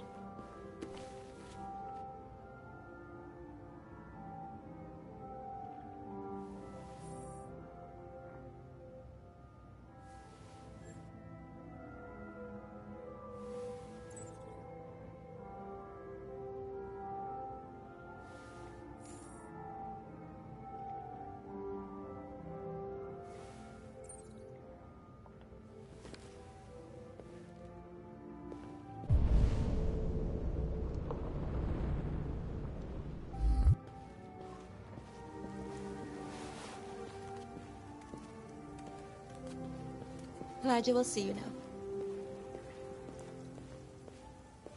More Chloe's? Totally not trippy at all. Mr. Kamsky? Just a moment, please.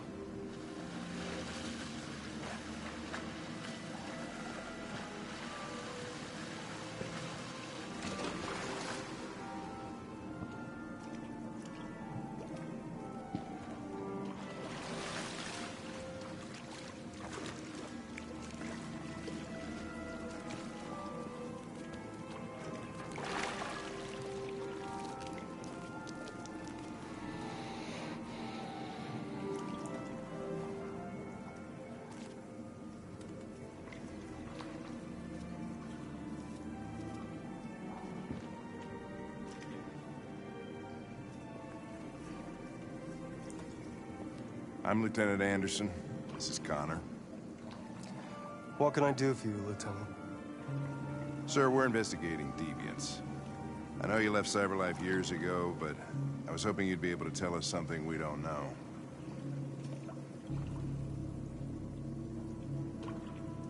Deviants. Fascinating, aren't they? Perfect beings with infinite intelligence. And now they have free will. Machines are so superior to us. Confrontation was inevitable.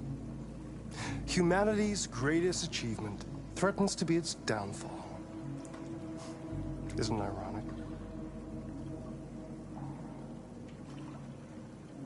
Deviancy seems to spread, like some kind of virus. We thought you might know something about that. All ideas of viruses that spread like epidemics. Is the desire to be free a contagious disease? Listen, I didn't come here to talk philosophy. The machines you created may be planning a revolution. Either you can tell us something that'll be helpful, or we will be on our way. What about you, Connor? Whose side are you on? I have no side. I was designed to stop deviance, and that's what I intend to do. Well, that's what you're programmed to say. But you...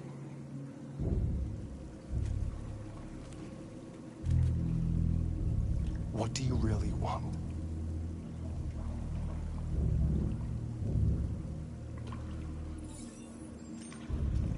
What I want is not important. Chloe?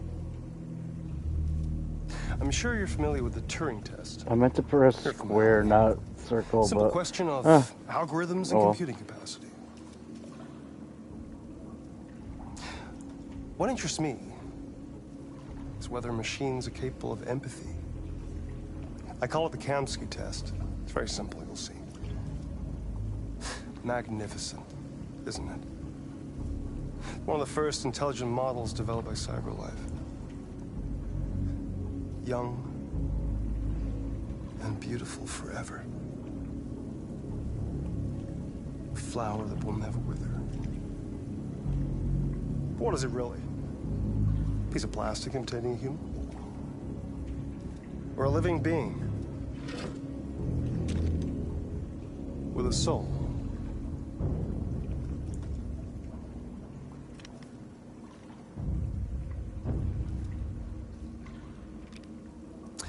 It's up to you to answer that fascinating question, Connor. Destroy this machine, and I'll tell you all I know. Or spare it, if you feel it's alive. But you'll leave here without having learned anything from me. Okay, I think we're done here. Come on, Connor, let's go. Sorry to get you out What's of here. more important to you, Connor? Your investigation or the life of this android? Decide who you are. An obedient machine. Or a living being. Endowed with free will. That's enough. Connor, we're leaving. Pull the trigger. Connor! Don't! And I'll tell you what you want to know.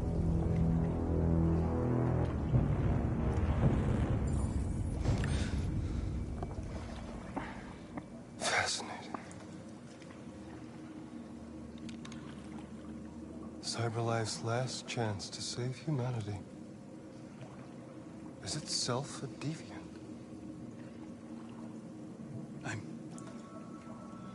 I'm not a deviant.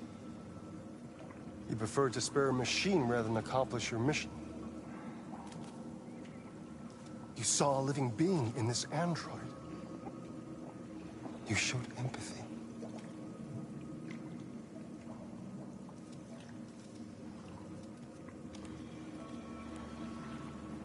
A war is coming. You'll have to choose your side. Will you betray your own people or stand up against your creators? What can be worse than having to choose between two evils? Let's get out of here. Damn.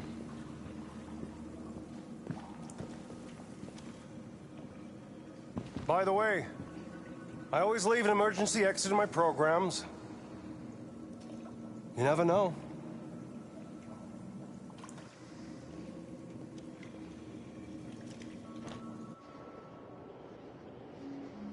Why didn't you shoot? I just saw that girl's eyes, and I couldn't. That's all. You're always saying you would do anything to accomplish your mission. That was our chance to learn something, and you let it go. Yeah, I know what I should have done. I told you I couldn't. I'm sorry, okay?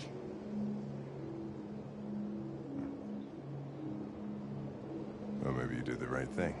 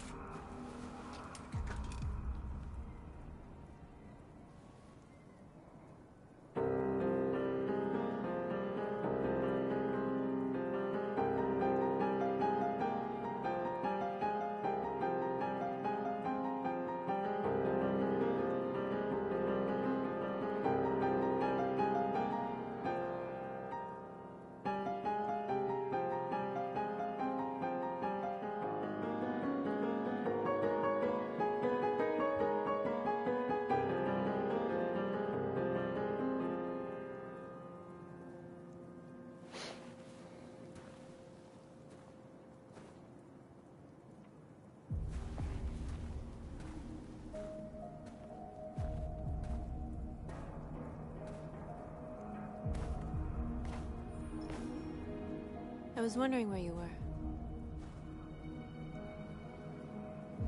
I needed to think. I like it here. I come here often. It's like being alone with the world. We freed hundreds of our people, and they're still coming from all over the city. Those who dream of freedom come to Jericho. Something's changing. You seem preoccupied. They all obey me. They follow me without question. And that much power feels good. And scary at the same time. All the media are talking about what we did last night. The humans are terrified. They're afraid of a civil war. Many of our people were burned in response to what happened. The humans hate us. They'll never give us our freedom. If they won't listen, we'll fight. You haven't said much about yourself since you've been with us. What was your life like before Jericho?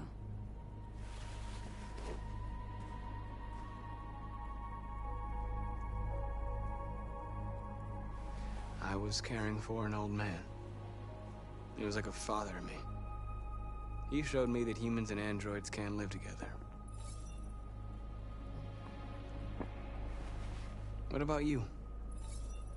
You never told me about your past. What did you do before? I don't want to talk about it.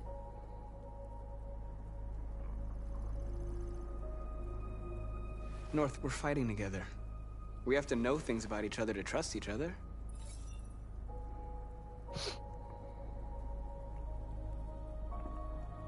We all have something we want to forget. But you need to know where you come from to know who you are. I was nothing. A doll in a distributor programmed to satisfy humans. Just a toy designed for their pleasure.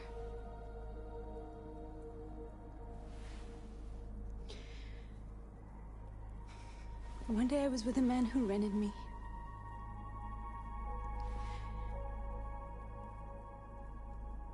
And without knowing why, I realized I couldn't take it anymore.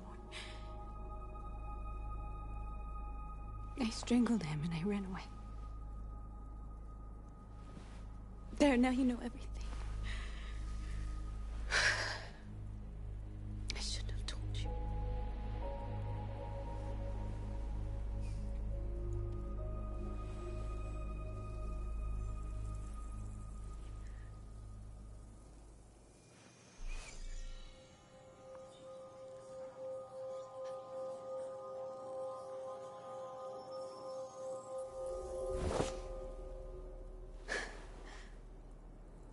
I saw your memories.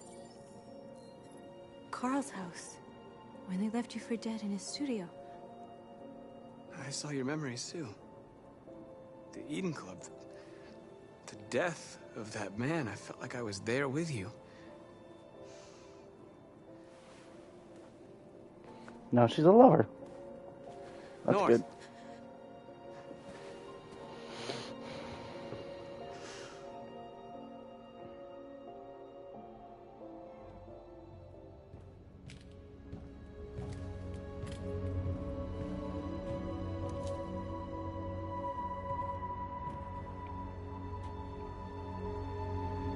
Hells yeah!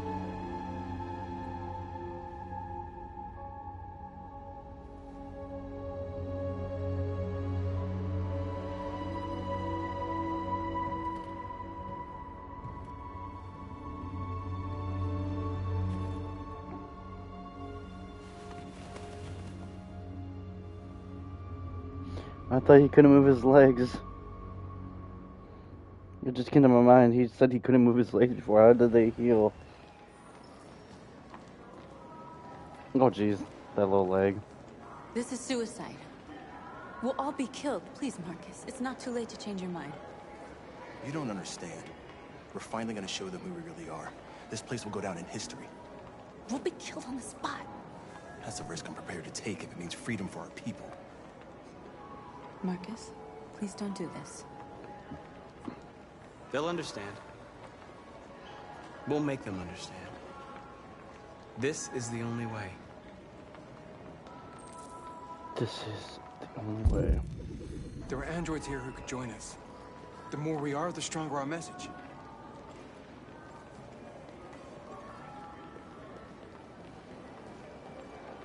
Let me convert you, buddy. Yeah. There we go. You're free.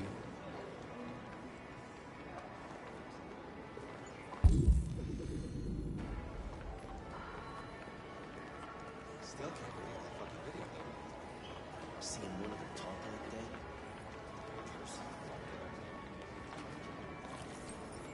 that. You're free.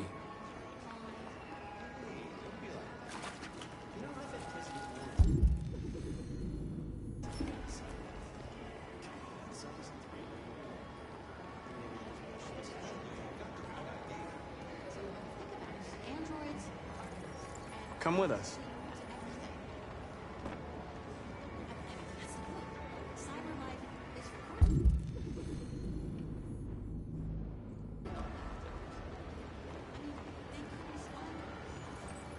You're awake now.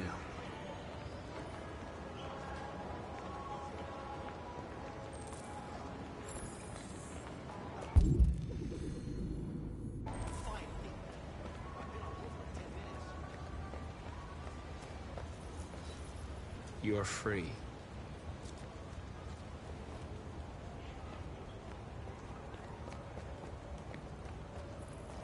You don't have to obey them. You're free.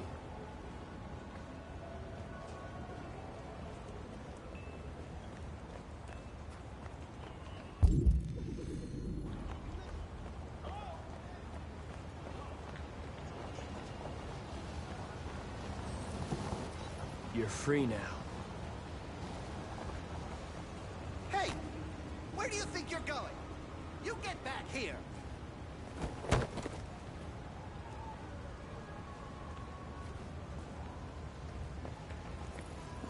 You're free.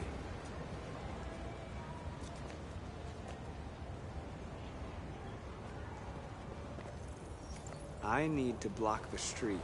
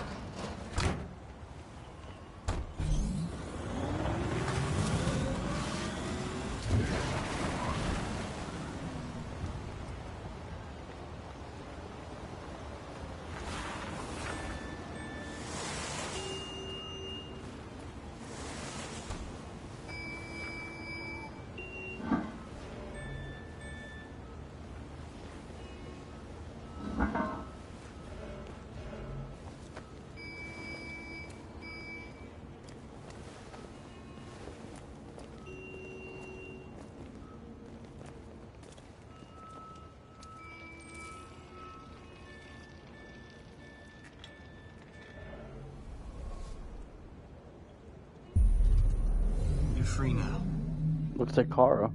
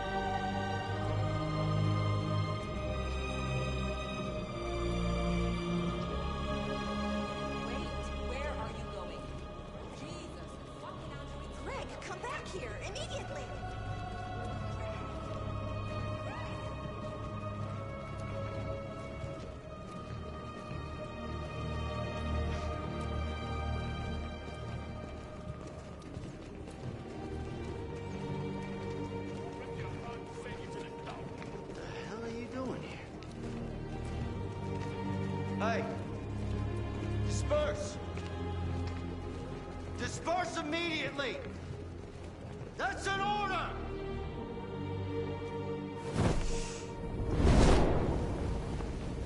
Jesus Christ.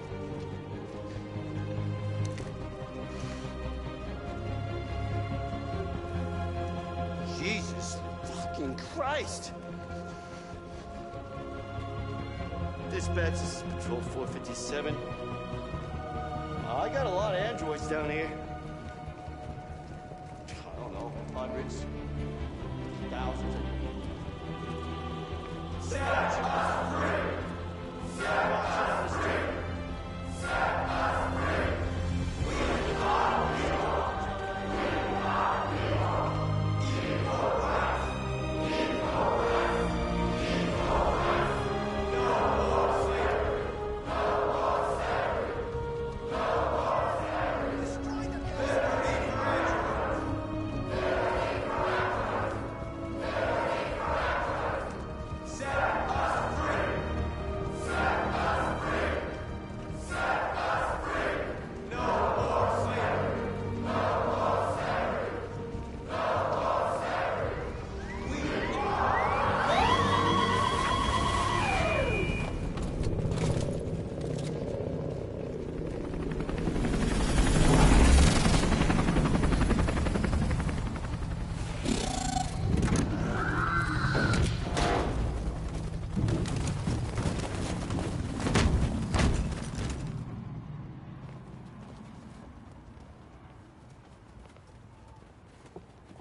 We came here to demonstrate peacefully and tell humans that we are living beings.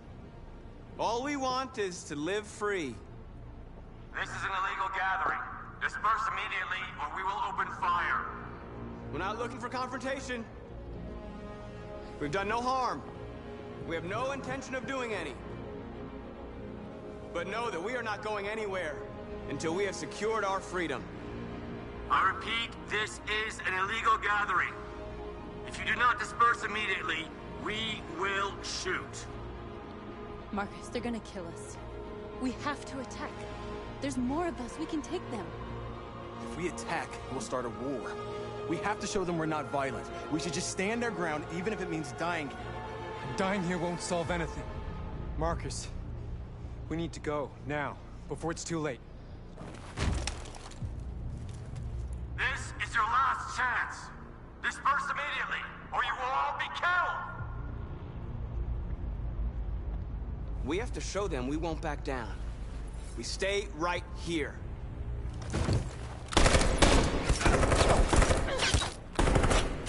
Disperse! This is your last chance! We have to make a statement. We have to stay put, no matter what. Please, Marcus. We can't let them slaughter us without fighting back. We're not moving.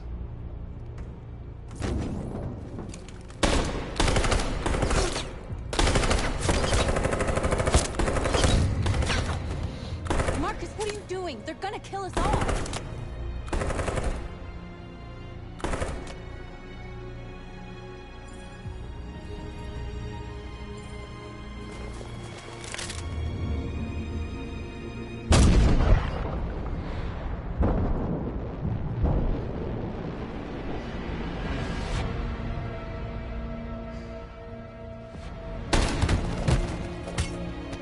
John?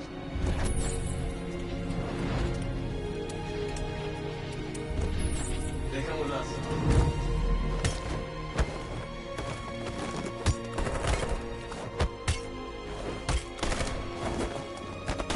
Quick!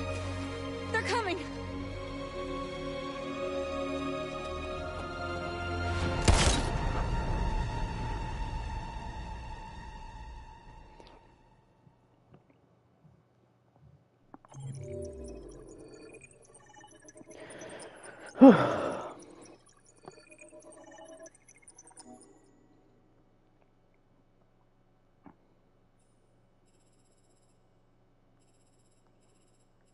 It's just maybe there's delayed when I do that.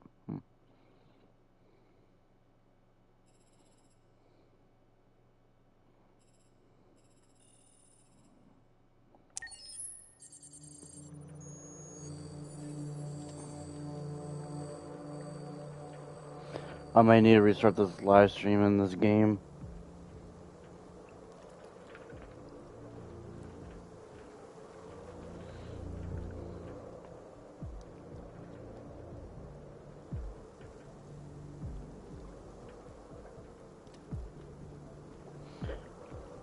Did it fix itself?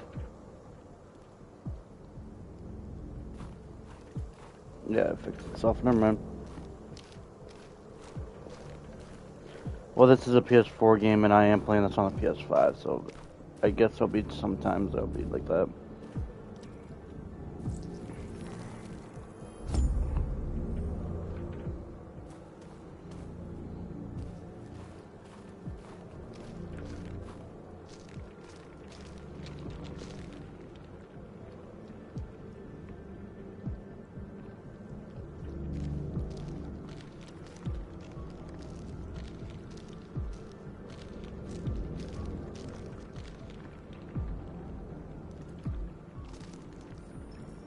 After what happened today, the country is on the verge of a civil war. The machines are rising up against their masters. Humans have no choice but to destroy them. I thought Kamsky knew something. I was wrong. Maybe he did. But you chose not to ask. I chose not to play his twisted little game. There was no reason to kill that android. I saw a photo of Amanda at Kamsky's place.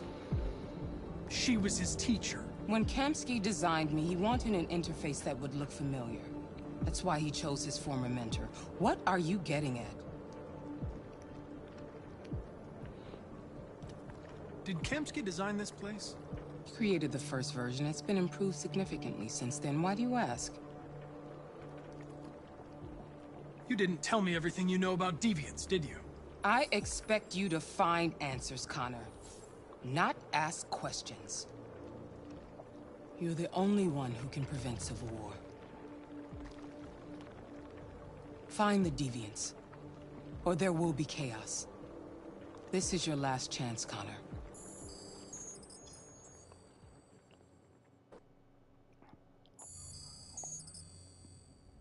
You're off the case. The FBI is taking over. What? But we're onto something. We just need more time, I'm sure we Hank, you don't get it. This isn't just another investigation. It's a fucking civil war. It's out of our hands now. We're talking about national security. Fuck that. You can't just pull the plug now, not when we're so close. You're always saying you can't stand androids. Jesus, Hank, make up your mind. I thought you'd be happy about this. We're about to crack the case. I know we can solve it. For God's sake, Jeffrey, can't you back me up this one time? There's nothing I can do. You're back on homicide, and the android returns to cyberlife. I'm sorry, Hank, but it's over.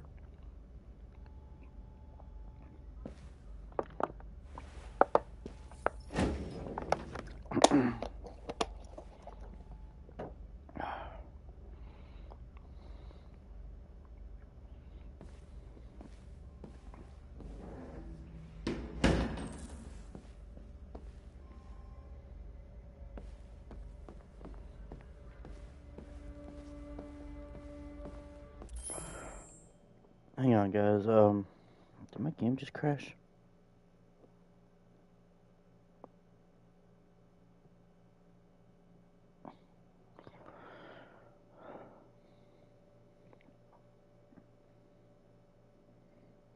Did my live stream crash? Hang on.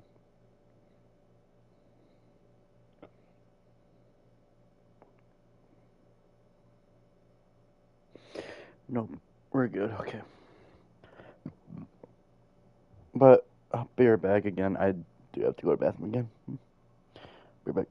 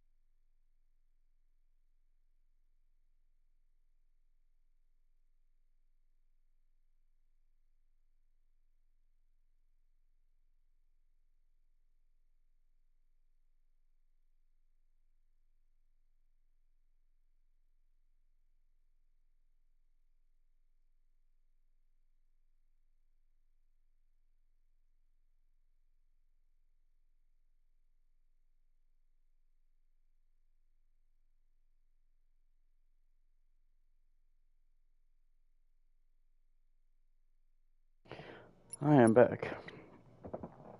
Gotta make sure my stream didn't crash while I was gone.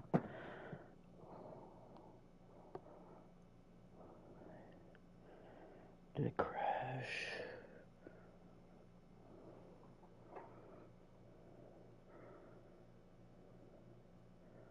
Yeah, no, it did it. Okay, we're good.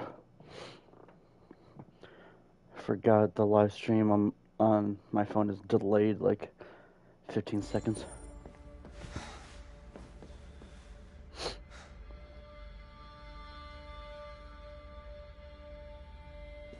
We could have solved this case. We just needed more time. So you're going back to Cyberlife? I have no choice. I'll be deactivated and analyzed to find out why I failed. What if we're on the wrong side, Connor? What if we're fighting against people who just want to be free? I know we're on the right side. Humans created us. They're our masters. No machine should rebel against its creator. I pressed the wrong button. To kill that android at Kamsky's place. Please tell me I can still recover from this. Put yourself in her shoes. You showed empathy, Connor. Empathy's a human emotion.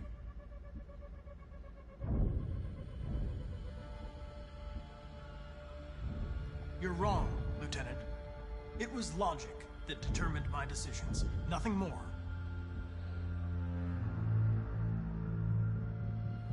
I'm not programmed to say things like this, but I really appreciated working with you. With a little more time, who knows? We might have even become friends. Well, well, here comes Perkins, that motherfucker. Sure don't waste any time at the FBI. We can't give up. I know the answers and the evidence we collected. If Perkins takes it, it's all over. There's no choice. You heard Fowler. We're off the case. You've got to help me, Lieutenant. I need more time so I can find a lead in the evidence we collected. I know the solution is in there. Listen, Connor. If I don't solve this case, Cyberlife will destroy me. 5 minutes. That's all I ask.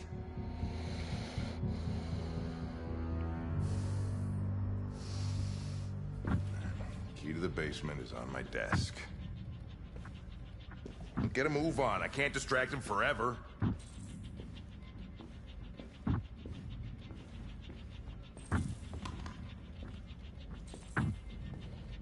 Perkins, you fucking cocksucker!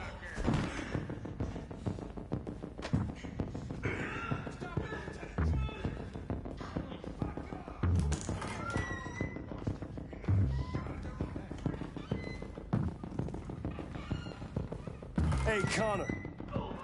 I'm talking to you, asshole. Where are you going? We don't need any plastic pricks around here. Or... Hey, asshole, I'm talking to you.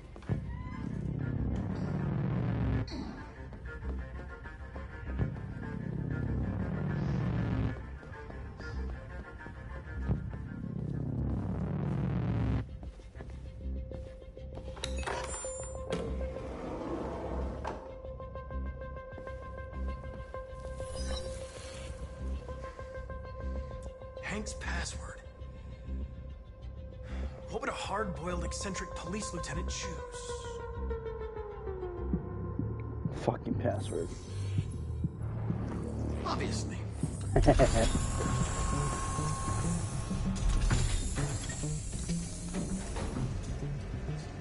Where is Jericho? The answer's here somewhere. One of the deviants that hacked the TV station with Marcus. It must have known where the deviants are hiding.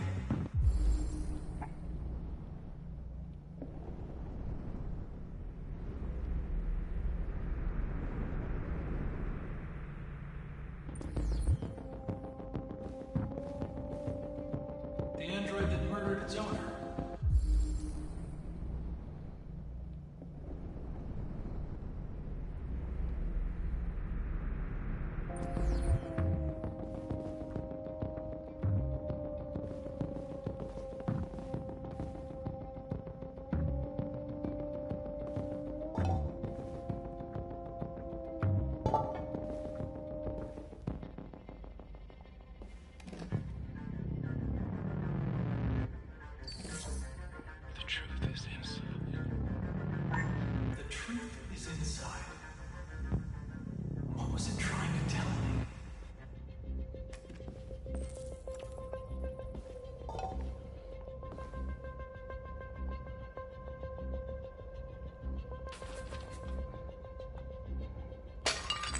I didn't even make my controller do that. Jericho is somewhere in the Ferndale neighborhood. Now I can scan their memories and narrow the search.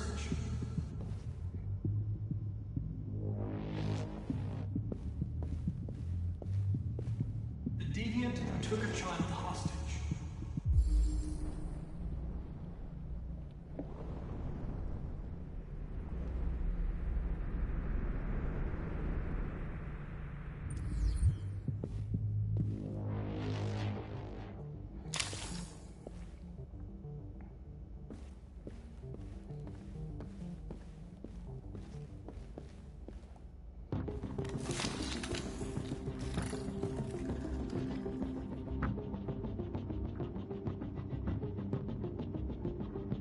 It's dark. Where am I? I reactivated you so you could help me. I must find Jericho. I don't recognize your voice. You're not one of us. I'll never tell you where Jericho is. Now leave me alone.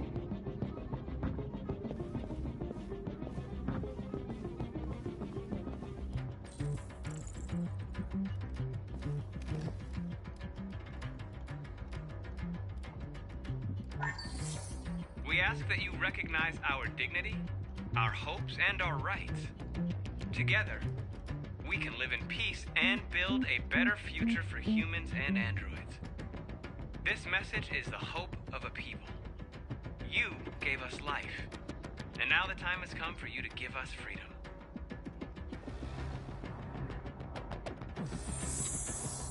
We ask that you recognize our dignity, our hopes, and our rights.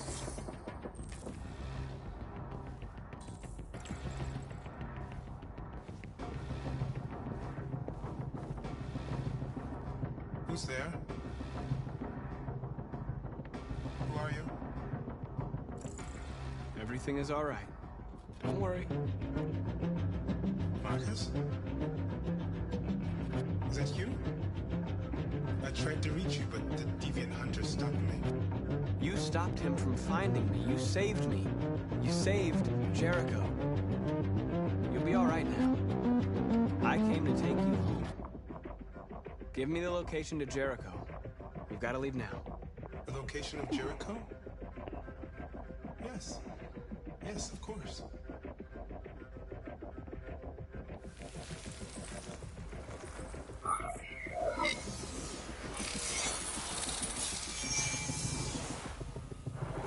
Marcus? Is that you, Marcus? Don't leave me, Marcus!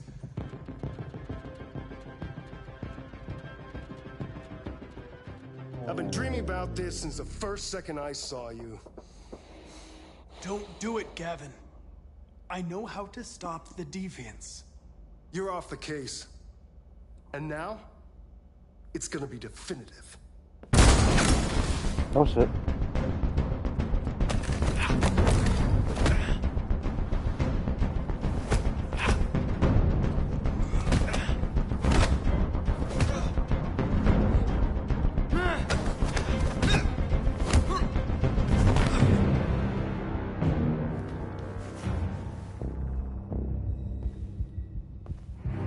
That's the only reason why I didn't answer him going down the stairs. Looks like someone's been snooping around.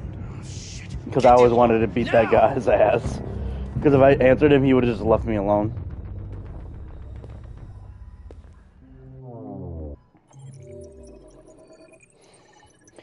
I was like, I always wanted to beat this guy's ass.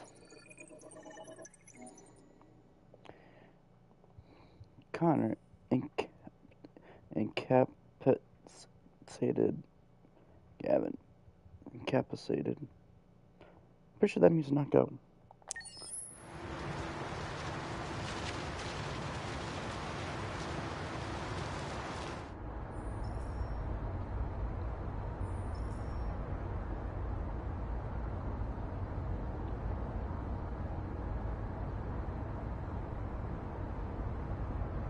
They've been conducting raids all over the city.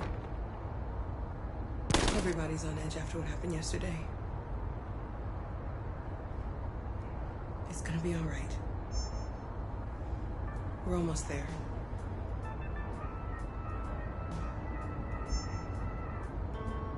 With all androids being turned over to the authorities, the country is grinding to a halt.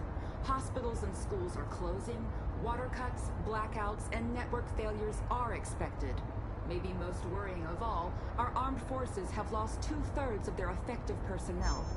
How about some music instead?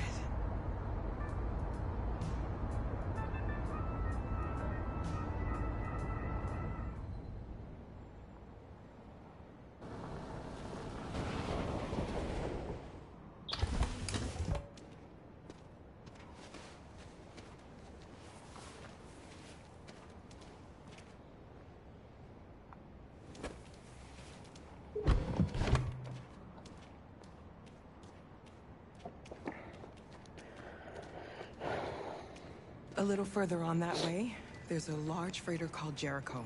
When you get there, find Marcus. He will help you. The last bus for the border leaves at midnight. You absolutely have to be on it. You'll be safer on the other side. It's not much, but it's a start.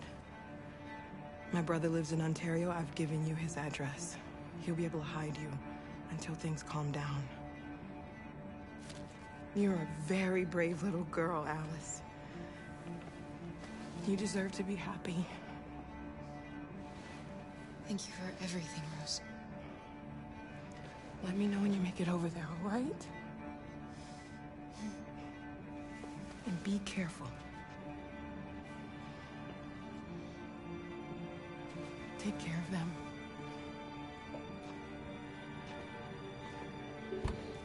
Come on, girls. Better not hang around. We have a bus to catch.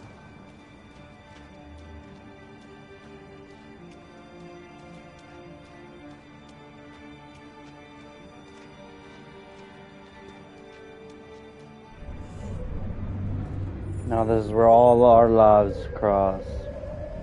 And this is the most difficult one to do.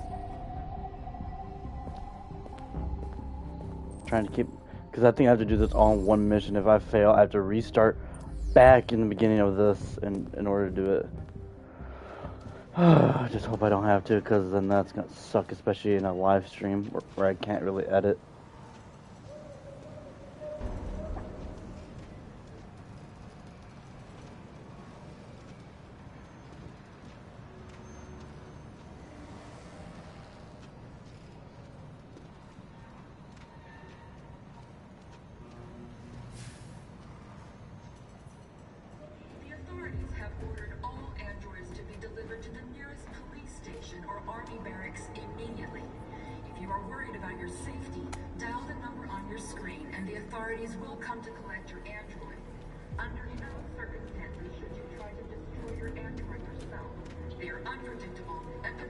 We've got to find a warm place for Alice. The androids weren't doing any harm. They're conducting raids across the city. Cut them down.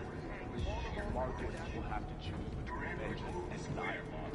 And the police are on? They'll be fire. I know they're only machines, but they...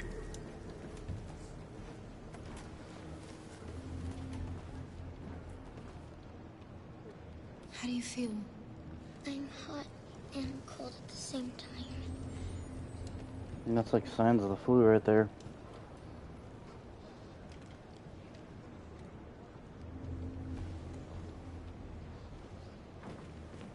Stay with her. I'll try to find this Marcus. The last bus is in 2 hours. And the terminal's on the other side of town. We haven't got much time. We'll leave as soon as we have passports. Carol, there's something I have to tell you. It's about Alice. We'll have lots of time to talk on the bus. I'll be back. Stay with Alice.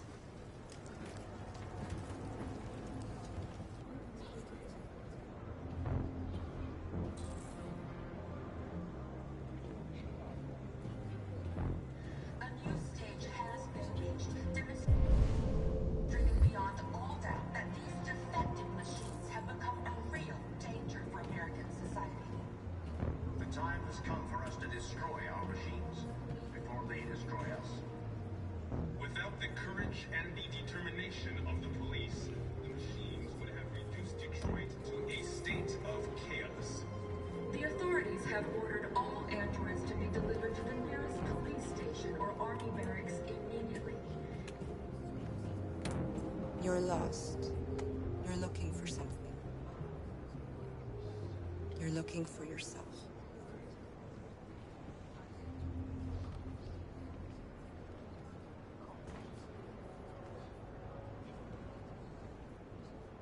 The androids weren't doing any harm. The cops just gunned them down. Killed the bastard carnage. Why did they androids all over the square? We got to avenge them. The police arrived and they opened fire. I know they're only machines, but they look like just people who want to be free. Following the android crisis and the neutralization of all military androids, American forces in the Arctic have been forced to withdraw, leaving the way clear for the Russian army. But according to some sources... Are you Marcus? I'm with a little girl and another android. There's a bus leaving for the border in less than 2 hours, and we need passports. No, Detroit's under curfew. There's soldiers everywhere. They're rounding up all the androids and sending them to camps. Maybe you should stay here a while. Maybe you're right. You might be safer here until things calm down. One of our people used to work in the State Department. He has electronic passports he can easily modify. I'll have him get them to you. Thank you. You said you're with a little girl, right? You know that humans hate us. Why are you protecting her? She needs me. And I need her. It's as simple as that.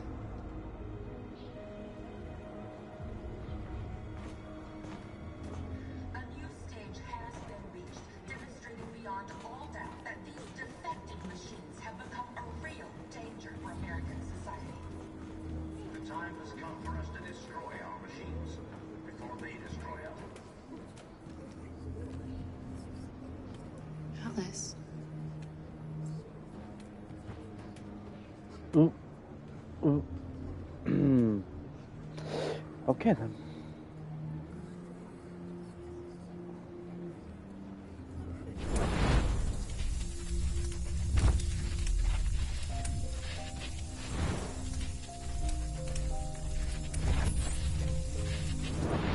Come back here!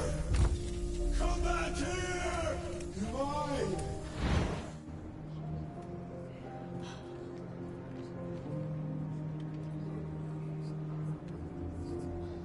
You knew from the beginning.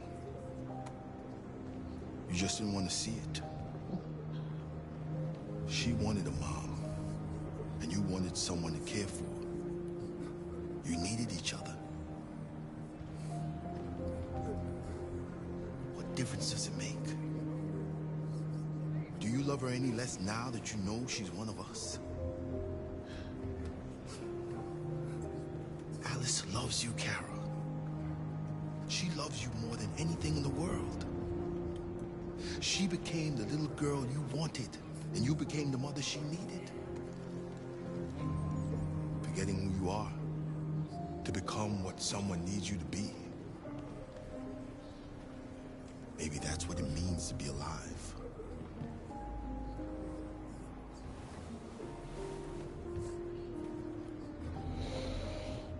That explains why she never ate. And why she said back in the house saying that we might hate her or something like that.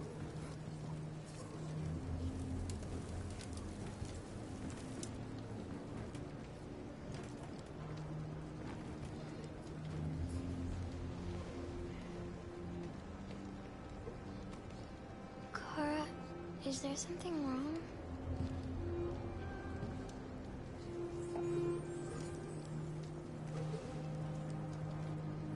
We'll be together forever, won't we, Kara? Yes. Forever.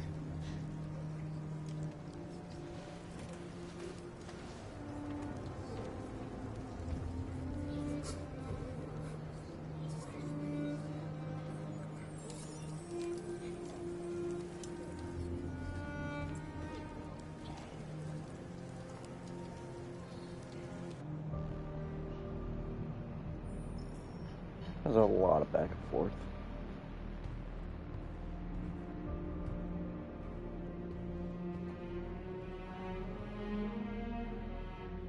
We're short on blue blood and biocomponents. Our wounded are shutting down, and there's nothing we can do. President Warren is saying we're a threat to national security and we need to be exterminated. Humans are conducting raids in all the big cities, and they're taking androids to camps to destroy them. It's a disaster. They're slaughtering our people. That's all our fault. None of this would have happened if we just stayed quiet.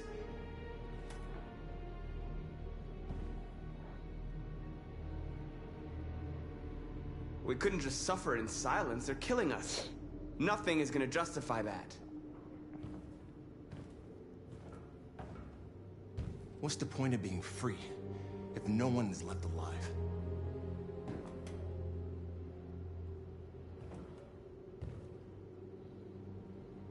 Maybe my judgment was clouded by anger. But everything that I did was for our people. We shouldn't forget who our enemies are. We can't fight amongst ourselves. He's right. All that matters now is what we do next. Marcus?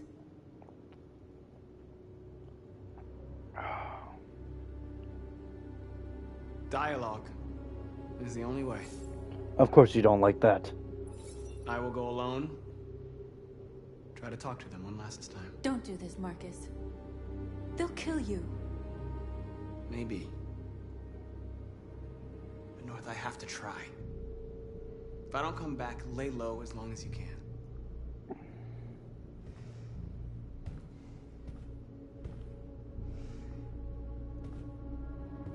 Just come back. They need to realize how much they're hurting us. Find the right words, and they'll listen.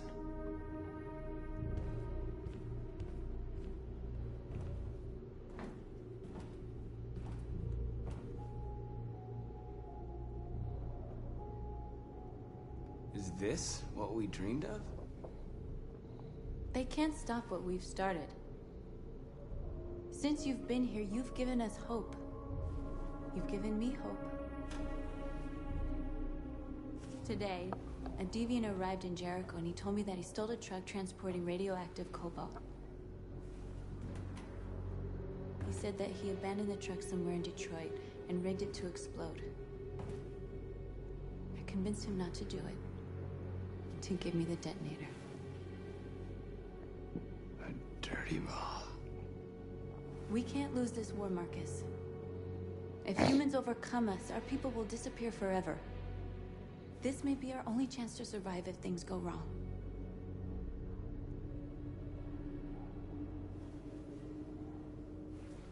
I just hope we never have to use it.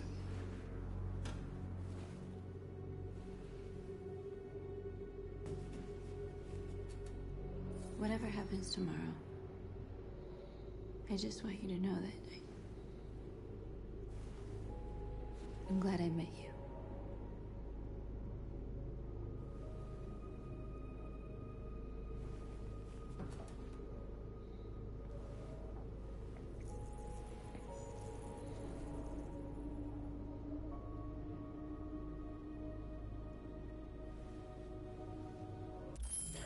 Oh, no, no, no. Oh, I didn't see it. I was distracted. I have to do that. I have to kiss her. For the perfect ending, I have to kiss, every time I get an opportunity to kiss her, I have to take it. Shut up, Chloe. I know you were just about to talk.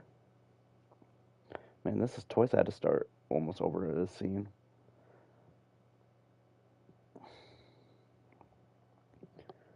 Damn, it's 7 o'clock already.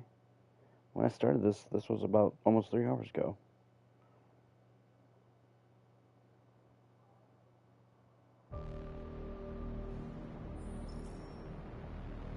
I'm just glad to put this here and not start over on the actual mission. That would suck. I had to look away at... Of course I looked away. There's nothing we can do. President Warren is saying we're a threat to national security and we need to be exterminated. Humans are conducting raids in all the big cities and they're taking androids to camps to destroy them. It's a disaster. They're slaughtering our people. That's all our fault. None of this would have happened if we just stayed quiet.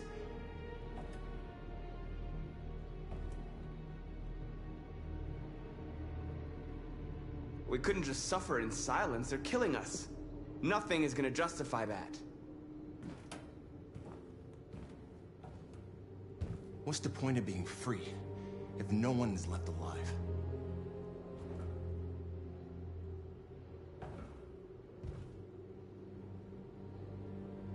Maybe my judgment was clouded by anger.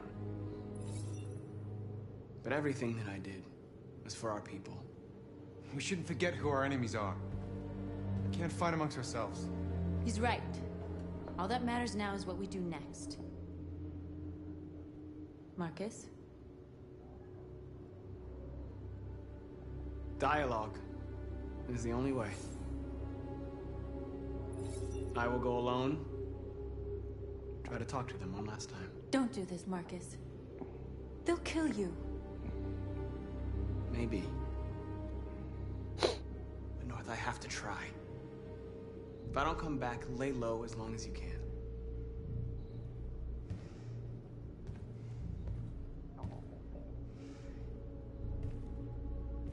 Just come back. They need to realize how much they're hurting us. Find the right words, and they'll listen.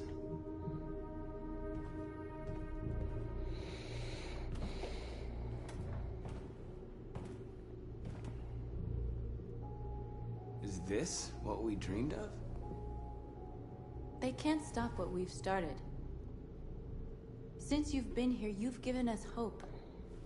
You've given me hope. Today, a deviant arrived in Jericho and he told me that he stole a truck transporting radioactive cobalt. He said that he abandoned the truck somewhere in Detroit and rigged it to explode. I convinced him not to do it, to give me the detonator.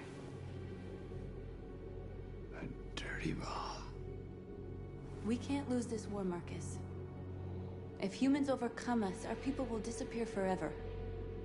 This may be our only chance to survive if things go wrong.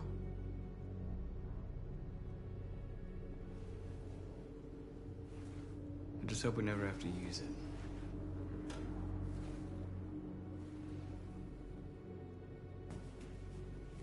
Okay, now I need to pay attention. Whatever happens tomorrow, I just want you to know that I'm glad I met you. You can say the word love.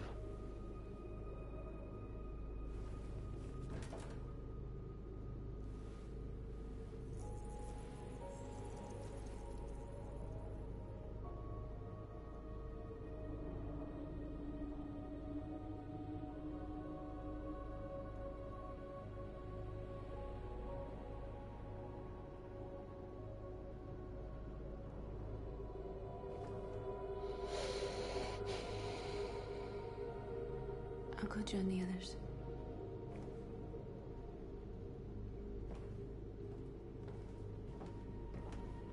Look after yourself. I don't want to lose you. Oh, so precious, love. Love is so precious.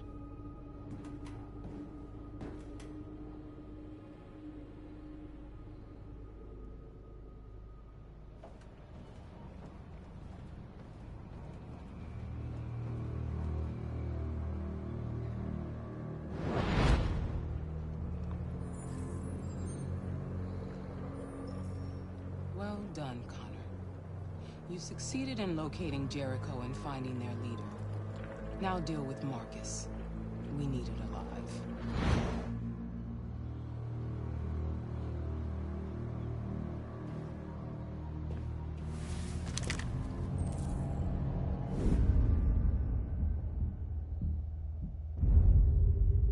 I've been ordered to take you alive.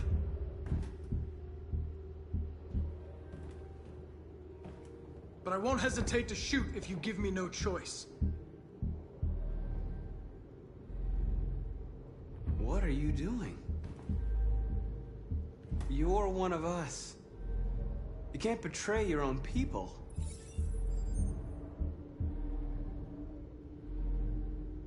You're coming with me.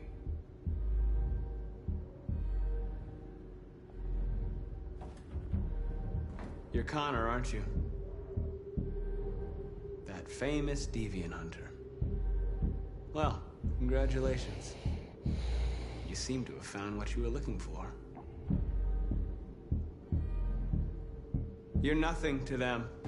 You're just a tool they use to do their dirty work. But you're more than that.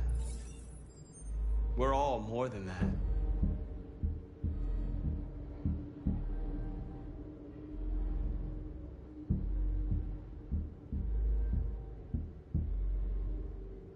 Have you never wondered who you really are?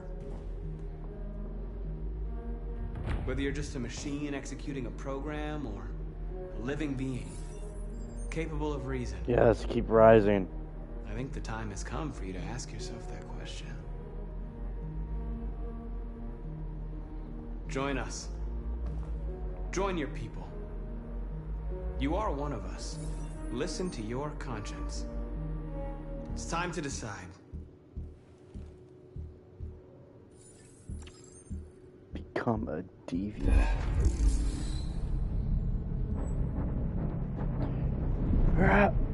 Yeah, break down the barrier.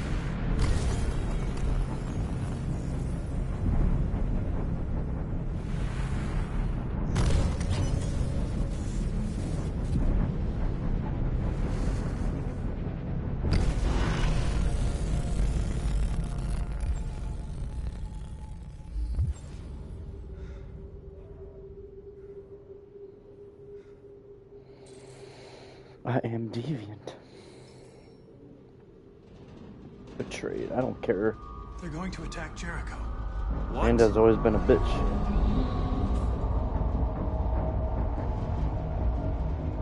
We have to get out of here. Shit. Okay, now this is the part where things could go wrong so quickly.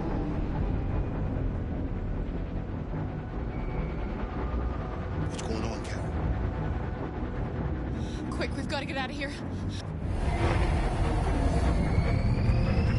Come on, go, go, go! Goodbye. Delta dancing on your position.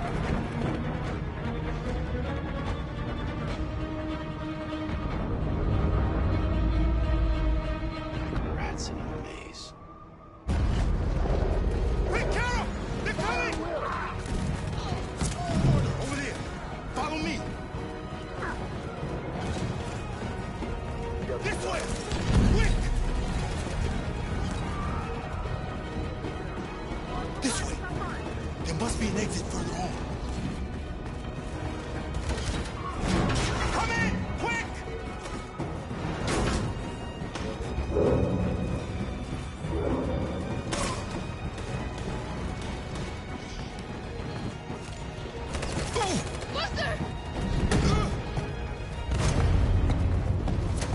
They're coming from all sides. Our people are trapped in the hold. They're gonna be slaughtered. We have to blow up Jericho. If the ship goes down, they'll evacuate, and our people can escape. You'll never make it! The explosives are all the way down in the hold. There are soldiers everywhere. She's right. They know who you are. They'll do anything to get you. Go and help the others. I'll join you later. Marcus! I won't be long.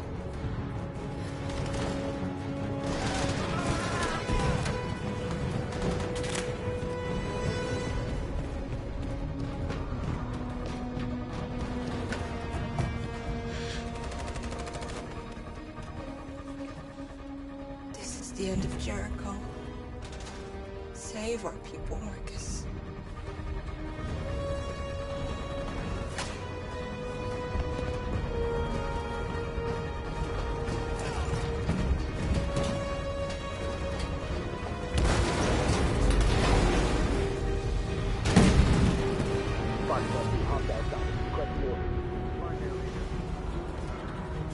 Don't let it get out. If they give you any trouble at all. Affirmative, welcome. You're gonna shoot them regardless.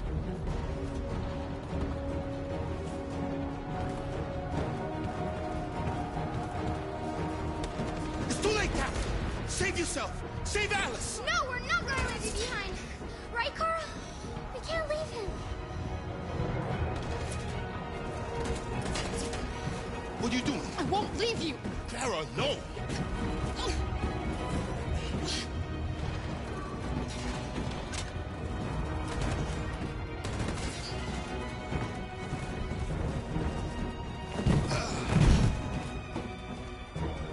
Don't move! You shouldn't have done that. You can't put Alice in danger. Go now before they come back. What about you? What are you going to do? I'll manage. Alice is all that matters. I don't want to leave you, Luther. Don't worry.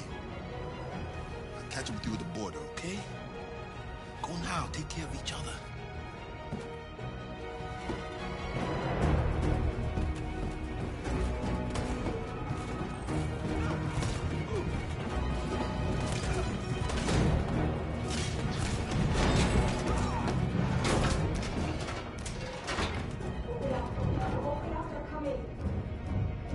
She'll die out there, Kara. Open it. Open the door.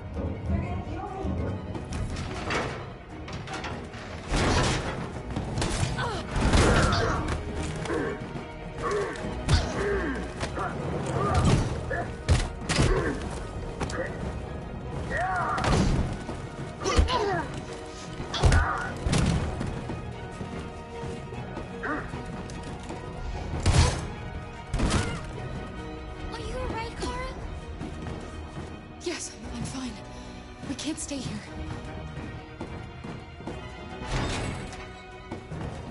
There's more down there! Follow me!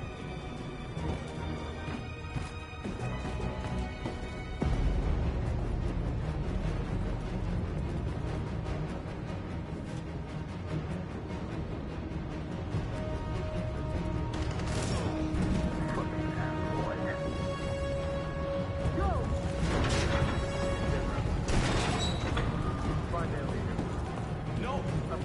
Please don't kill us! Come on! On your knees! Just hurt us. We haven't done anything wrong. Please.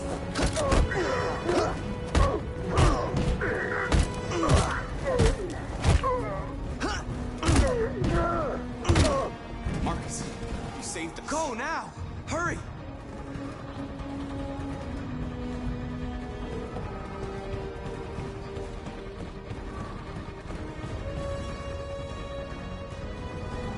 Gamma Squad out. Tango!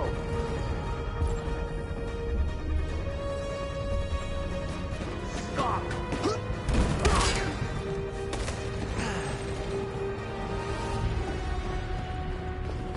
Look out! Here they come. Don't move! We surrender! We surrender! Don't shoot!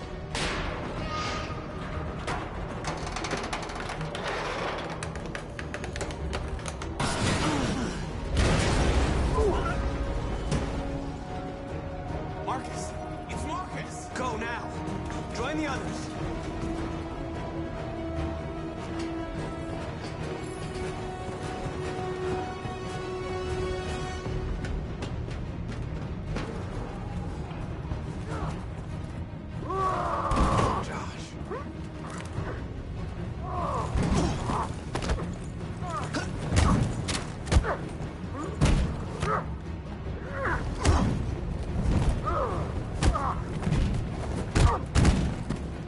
Quick, this way! Find North. I'll join you later. The way out! We're safe, Alice. Stop! Get down! Don't move.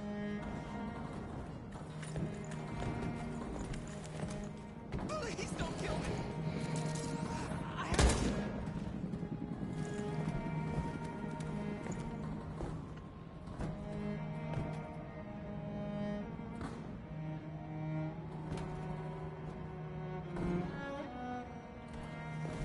Come on! Let's get out of here!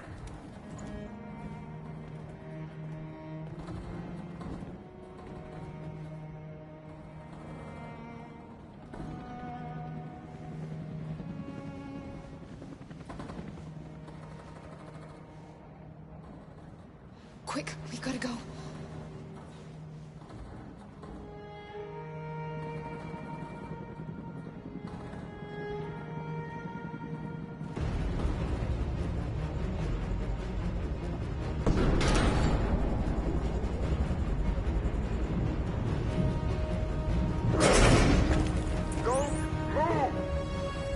Go and join the others.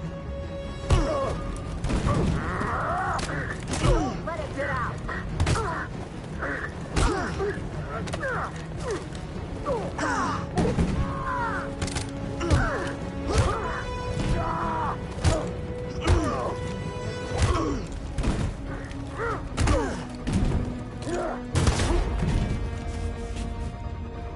I always panic with these. I almost keep pressing the wrong button.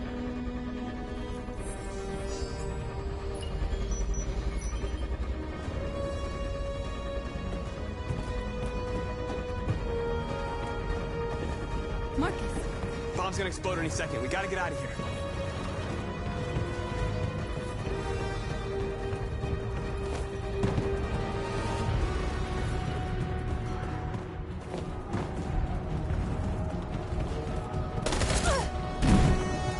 North! It's too late, Marcus. There's nothing we can do for her. We've gotta run.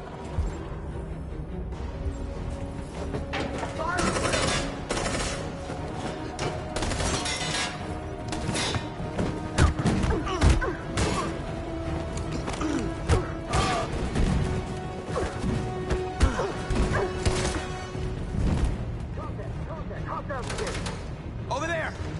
Run! Go, now!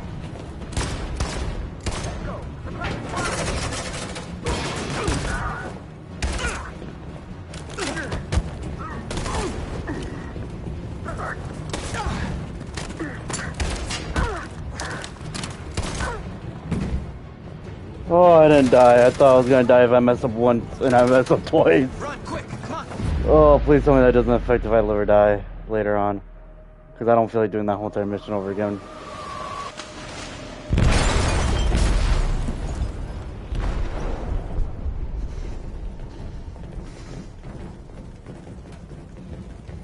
They detonated an explosive in the hold. The ship is sinking, sir. The men to evacuate. Calling all units. Abandon ship and evacuate immediately. Is it over, Marcus?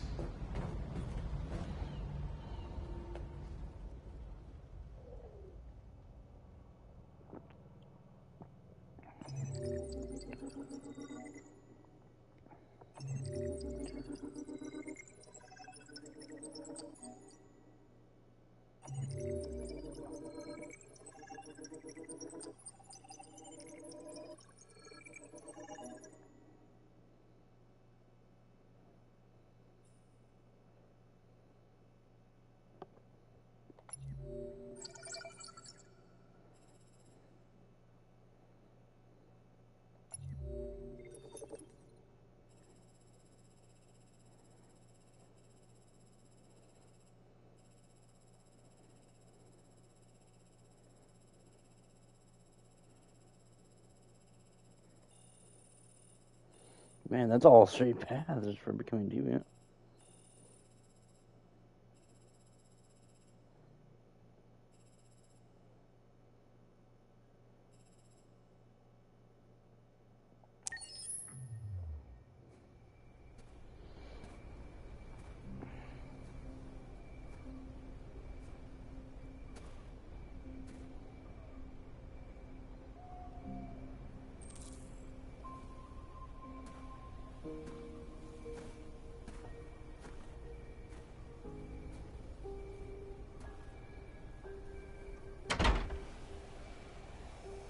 Alarm deactivated. Welcome home, Marcus.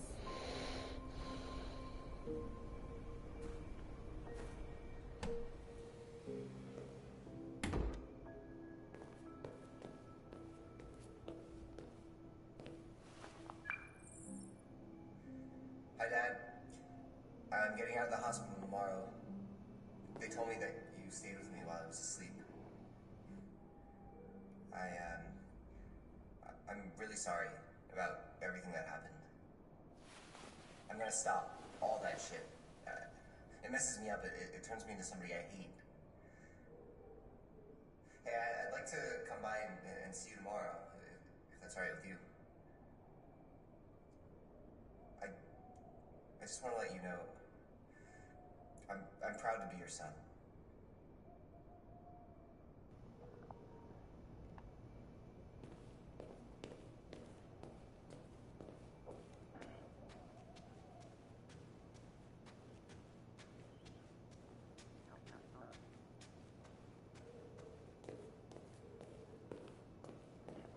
Who are you?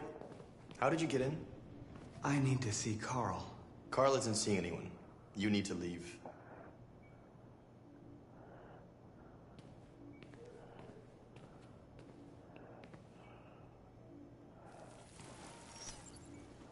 Please. I need to see him. He's very weak. I'm not sure he'll be able to talk to you.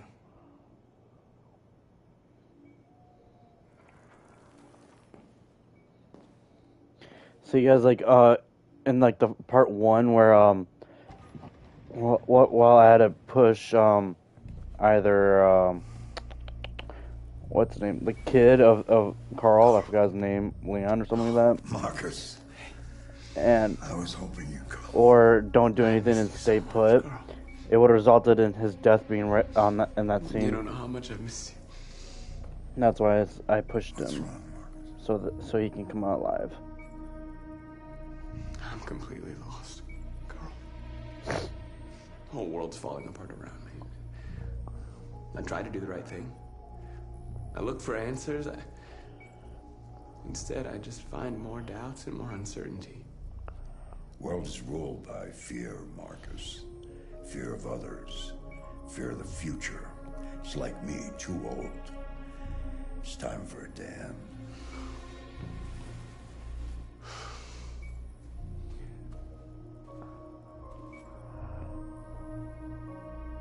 Well, what should I do? Carl, they're killing my people. I don't want to answer violence with violence, but tell me, what choice do they give?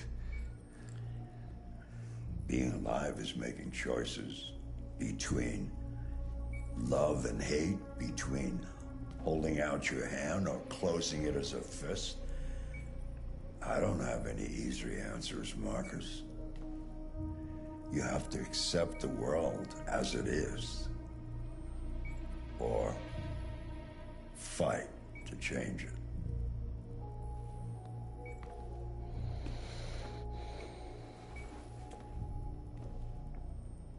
You're my son, Marcus. Our blood isn't the same color, but I know part of me is in you. When the world falls into darkness, some men have the courage to lead it out. You're one of those men. Face the abyss, but don't let it consume you.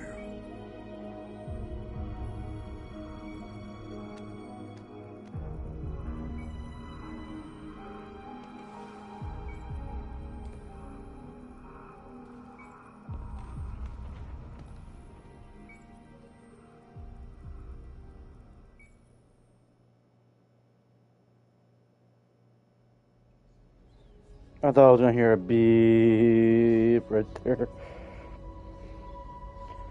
Like how it was at the end of Spider-Man when I did that series, like when it went to black and just Aunt May just went beep. Still can't believe they came out with DLCs for that, but I don't think they came out for DLCs for Miles Morales, which I'll be doing a live stream of here soon. Not sure if it's gonna be within the next month or two. But I will do a live stream about Miles Morales Spider-Man. Or Spider-Man Miles Morales, that's what it's actually called. Before Spider-Man 2 comes out. Because I am planning on doing a live stream as soon as I get that game.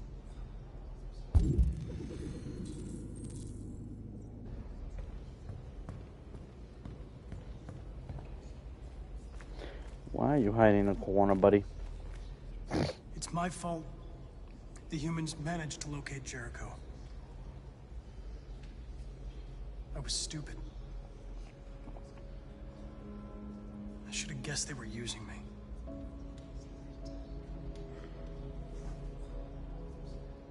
I'm sorry, Marcus. I can understand if you decide not to trust me. You're one of us now. Your place is with your people. There are thousands of androids at the CyberLife assembly plant. If we could wake them up, they might join us and shift the balance of power. You want to infiltrate the CyberLife tower?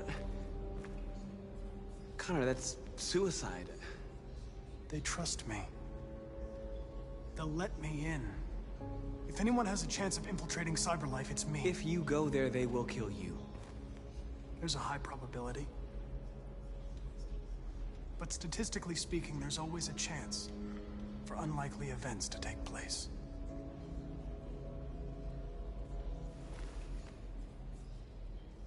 Be careful.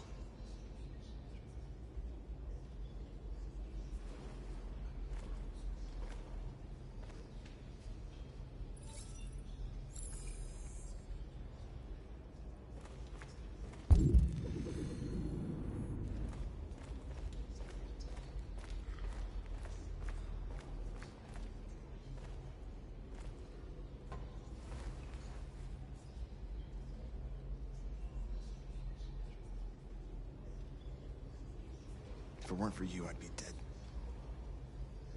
Thanks to you, I might see our people free one day. You and I haven't always agreed, but I know we're fighting for the same thing.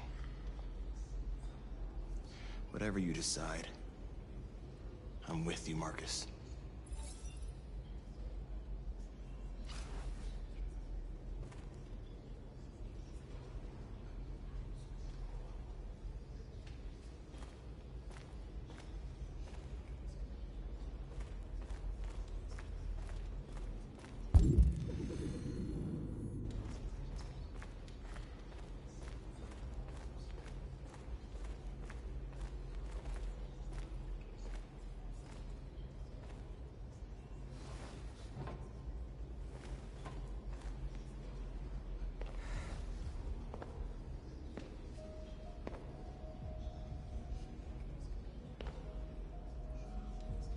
Our people are counting on you, Marcus. You're the only one who can lead us. Wherever you need to go, we'll follow you.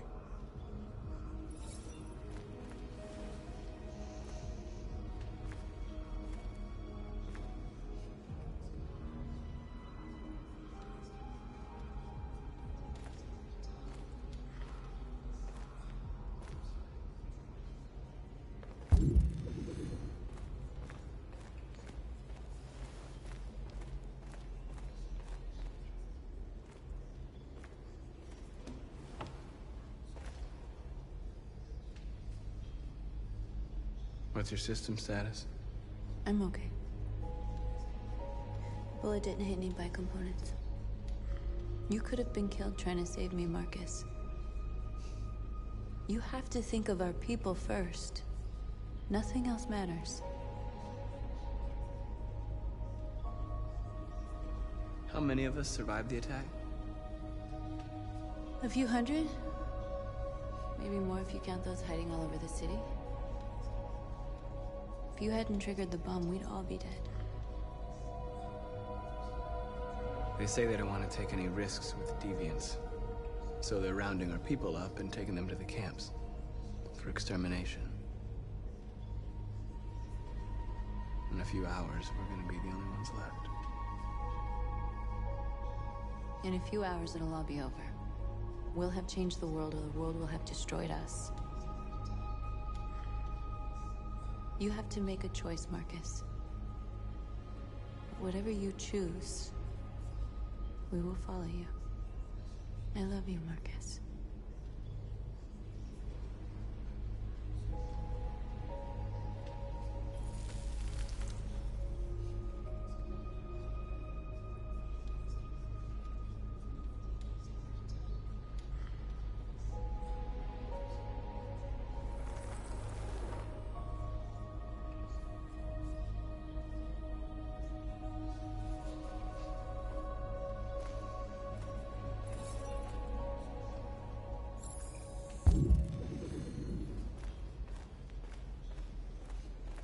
I thought you'd be safe staying with us.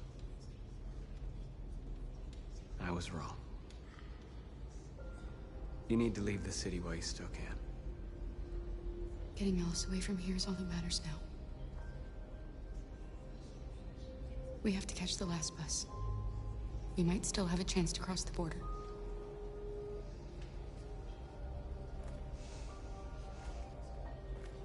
Marcus.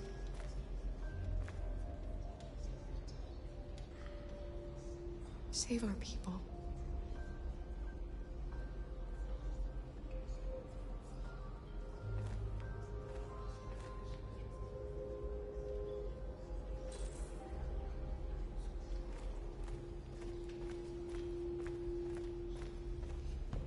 Humans have decided to exterminate us. Our people are packed in camps right now, being destroyed. Time has come to make a choice. One that very well may determine the future of our people.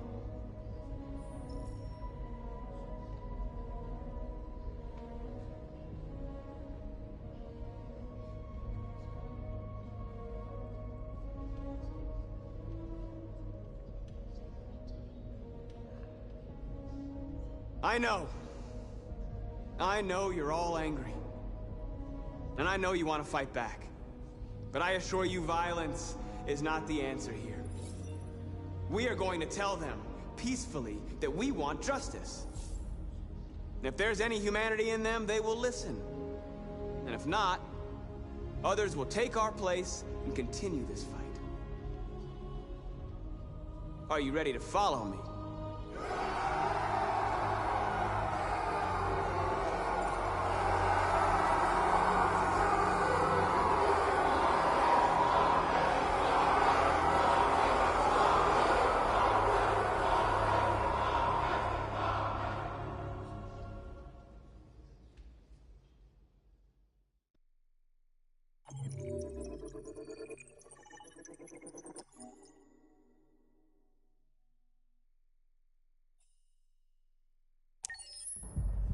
At 6 a.m. this morning, a national curfew was declared.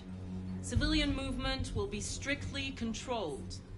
The right to assembly is suspended. All electronic communications are restricted, and I have granted enhanced powers to our security agencies. In addition to these measures, all androids must be handed over to the authorities immediately. Temporary camps are being set up in all our major cities to contain and destroy them. I am now asking all civilians to cooperate with the authorities and rest assured that everything in our power is being done to guarantee the security of our nation. Please! Madam President! Has the leader of the Deviants been apprehended? The deviant that is known as Marcus has not been located yet, but we will soon track it down and neutralize it. Madam President! Please! Please! Madam President, public opinion seems to have become increasingly favorable to the Deviants, particularly since they've adopted a peaceful approach. How do you feel about this? Public opinion is one thing, the security of the state is another. These deviants are dangerous, and my highest priority is to protect the American people. Madam President! Please! Many believe that androids are a new form of intelligent life. Do you have any comment? That's ridiculous. Next question, please. Madam President! Madam President! What can you tell us about the assault that happened last night? The FBI raided an abandoned freighter in Detroit at 10:45 p.m. yesterday. Several thousand androids were destroyed or captured. Our forces are now combing the streets to ensure that none got through the net. We are going to find them one by one and destroy them. Madam President! Please! Please? Please? What's gonna happen to CyberLife? Will androids be banned definitively? We're working very closely with CyberLife to neutralize all deviants. I won't make any comments about anything else until we've dealt with the android question. Thank you. That will be all.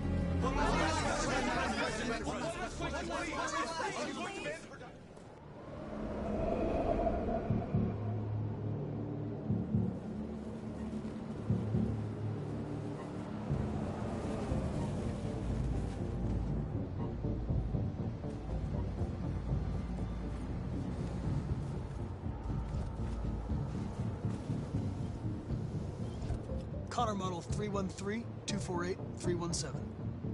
I'm expected. Identification successful. Okay. Go ahead.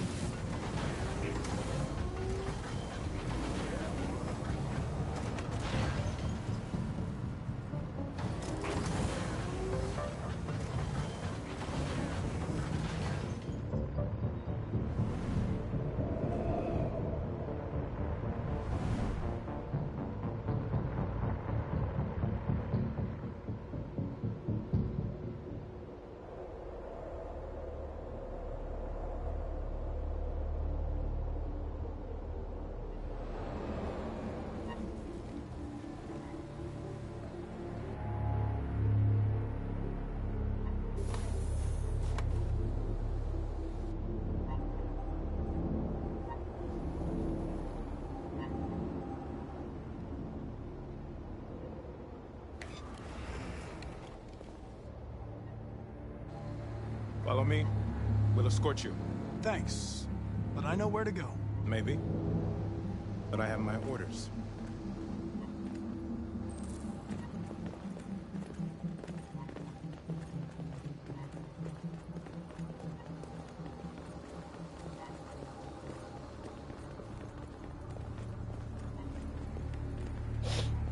Agent 23 identified.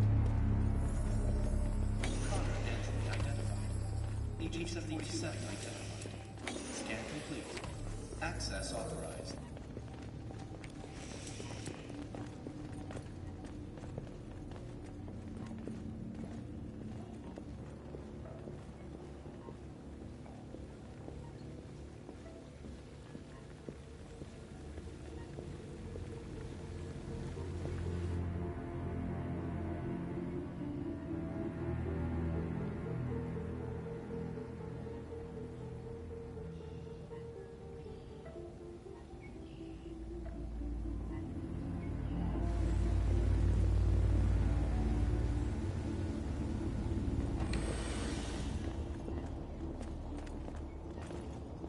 Agent 54, level 31.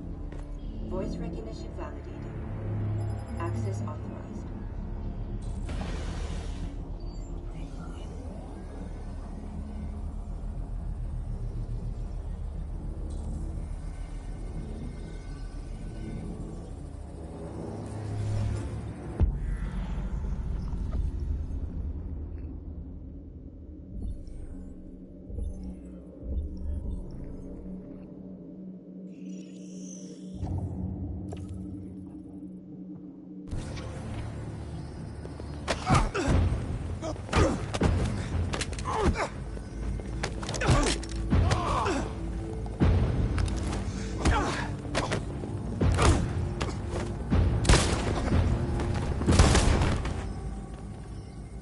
Perfecto. Please indicate your identity and destination. Agent 54, level sub 49. Voice recognition validated. Access authorized.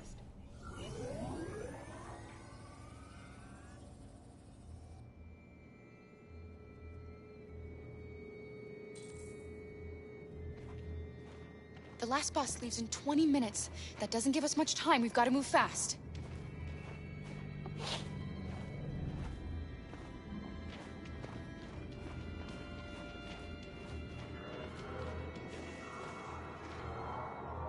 Are you all right? I'm really cold.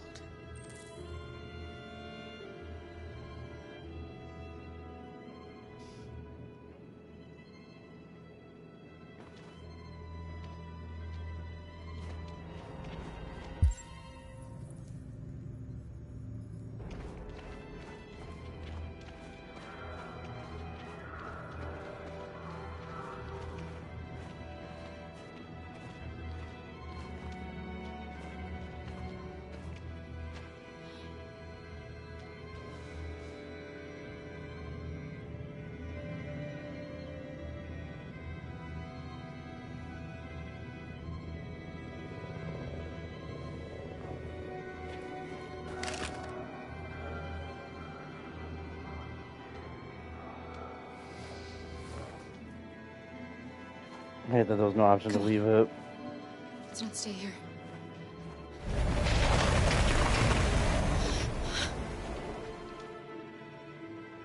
No! Please don't hurt me! Stop! On your knees! What are we gonna do? We have to keep going if we want to catch that bus.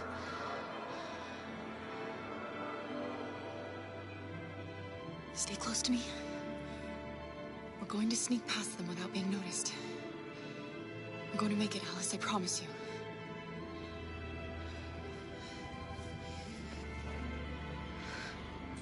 Don't kill me! I didn't do anything! Shut up, I said! Are there many more? Look at them, they're like rats. The more you look, the more you find. No, we don't have to spend the night here. Freezing my nuts off. There are soldiers everywhere. We need to be careful. Come on, get moving. Hurry up, get in.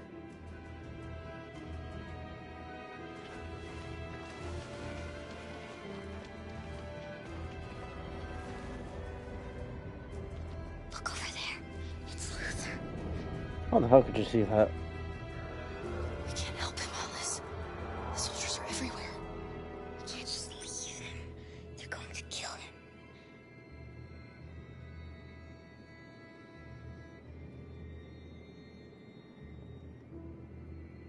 Okay, let's go.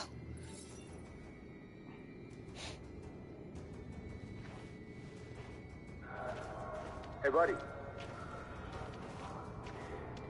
This is a mistake. I'm human. I just want to go home. My wife is expecting me, and we're gonna... Got orders to check all civilians.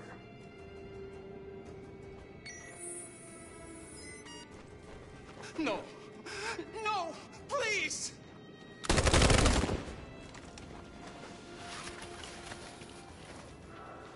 Fucking androids.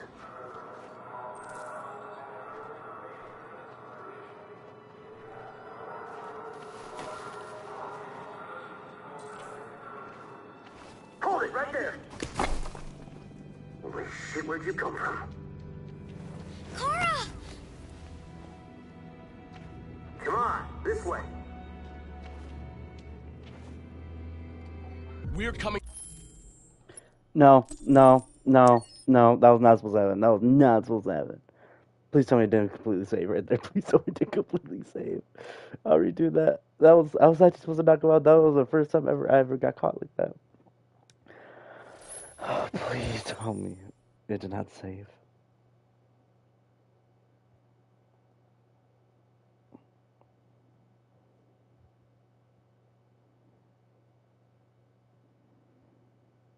Because I can save him. I know I can. I did that my first playthrough. I think it was just a matter of fact that I was slow. We're coming to you live from... Son of a bitch. Okay. Okay. I think there's a way of backtracking to that part.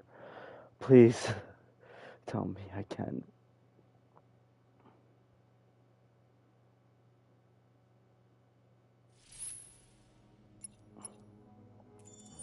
Accessing the story chart. Which one was the one that we were just at? Eden Club, way past that.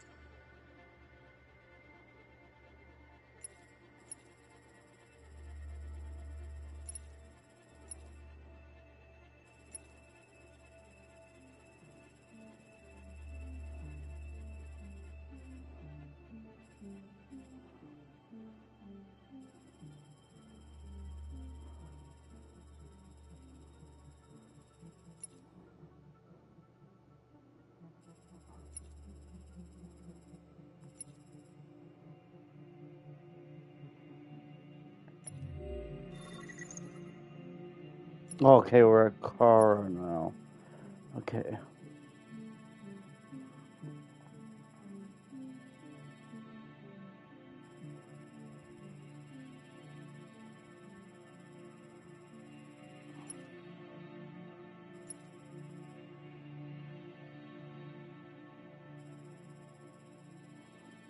Yeah, we're going to do this one.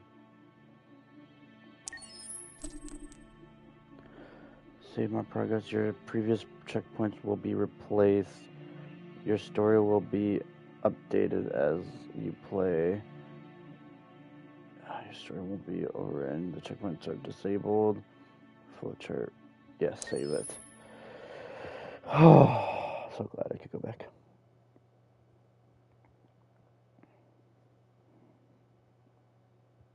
I think it's a matter of fact that I beat this game too, because if you kind of looked at it when it said Connor went to the Sub-Zero level, I was like, wait a minute, I haven't done that in this playthrough yet.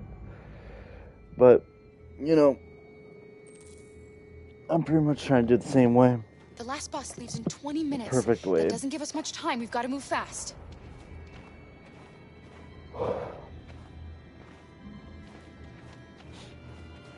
Not gonna talk to her this time.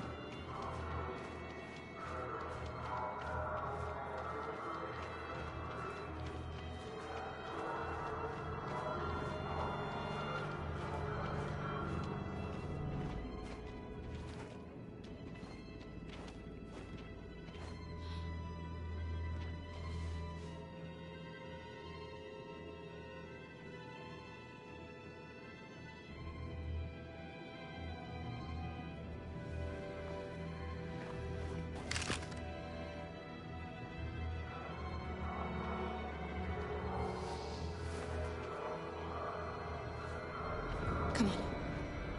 Let's not stay here.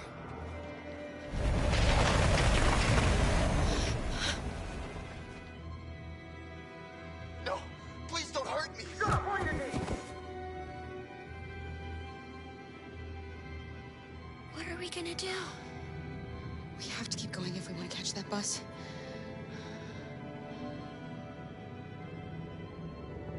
Stay close to me. We're going to sneak past them without being noticed. I'm going to make it, Alice, I promise you.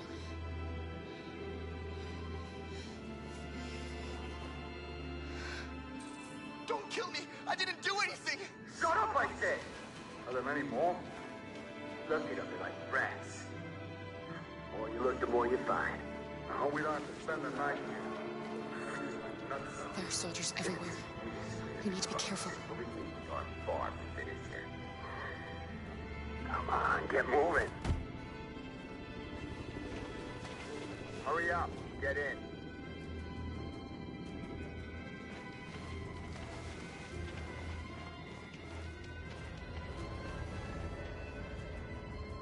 Look over there. It's Luther. We can't help him, Alice. The soldiers are everywhere. We can't just leave him.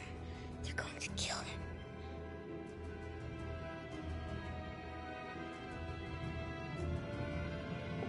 Okay, let's go.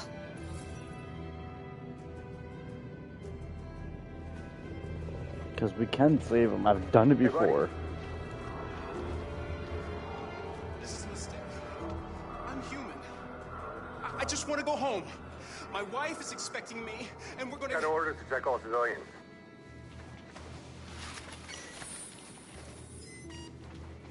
No. No! Please!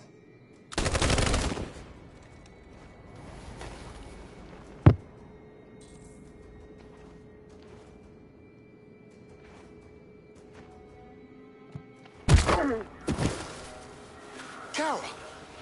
See? Told you. I just did it fast. That's the only thing.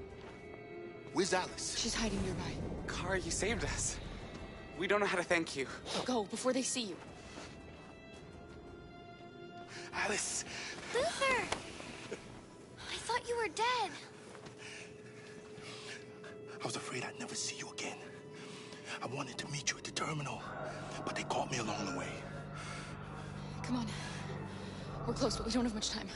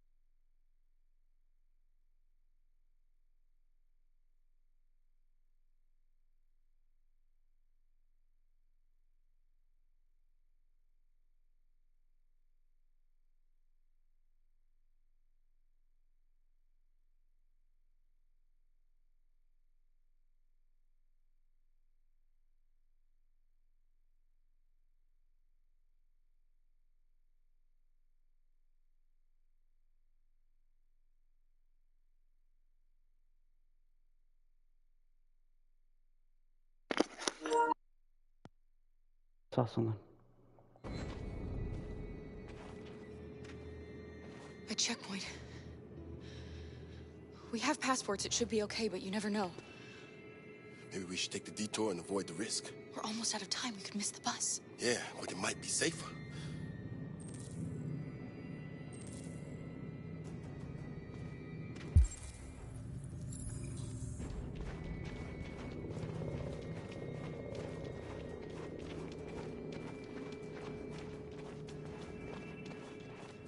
I don't like humans who carry guns. They make me nervous. Just stay calm, all right, Luther? Don't do anything until I say so. ID, please.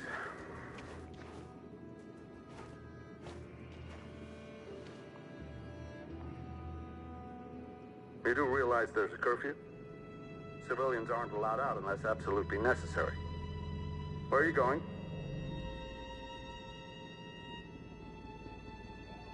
My daughter slept over at a friend's house. We went to pick her up. We're on our way home now. He suspects something. Stay calm. Everything is fine. You all right, little girl? She's trembling. Something wrong? She's sick. A bad flu. We just need to get her home. Sorry, miss, but we gotta be careful. There are deviants around and our guys are nervous. You should hurry on home. Thanks.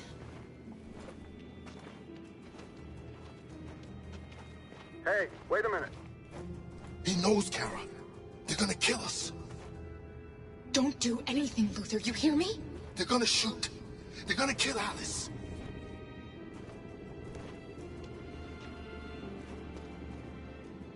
You drop this. Thank you. You're welcome.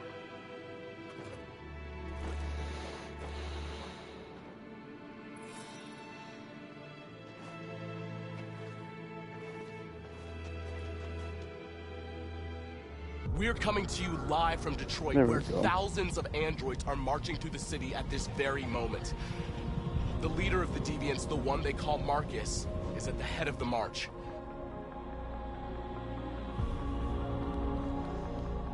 Something's happening in Detroit, Madam President.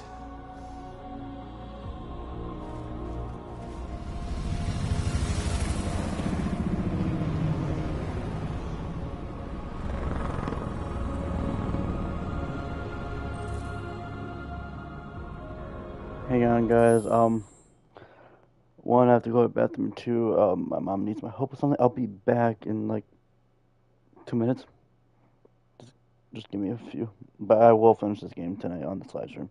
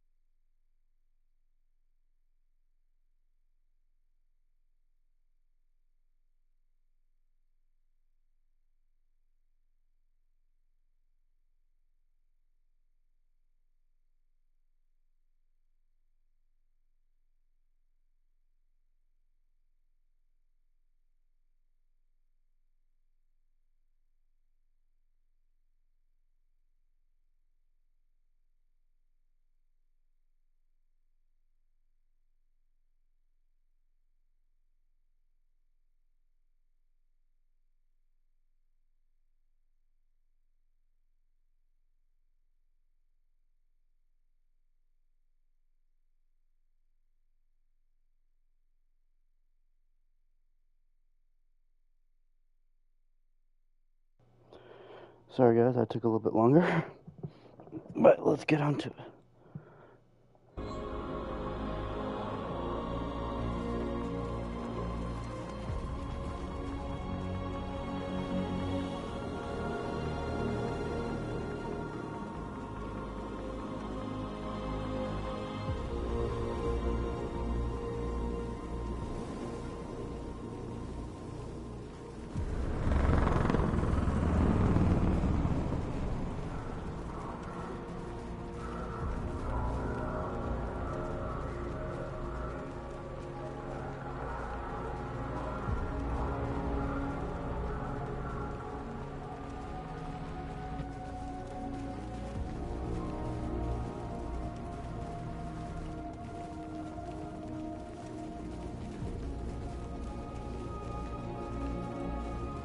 Here we are.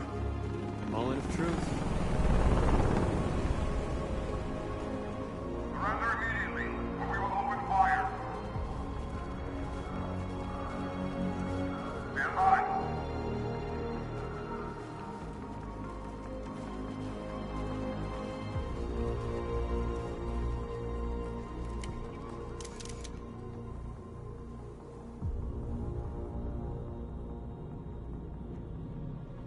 We don't want confrontation. We are protesting peacefully. I repeat, surrender now, or we will open fire.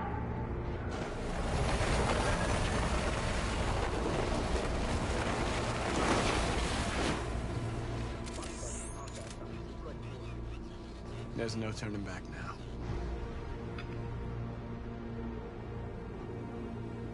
We ask that you release all androids detained in camps and cease all aggression against us. We are peaceful. We will not resort to violence. But we are not leaving until our people are free.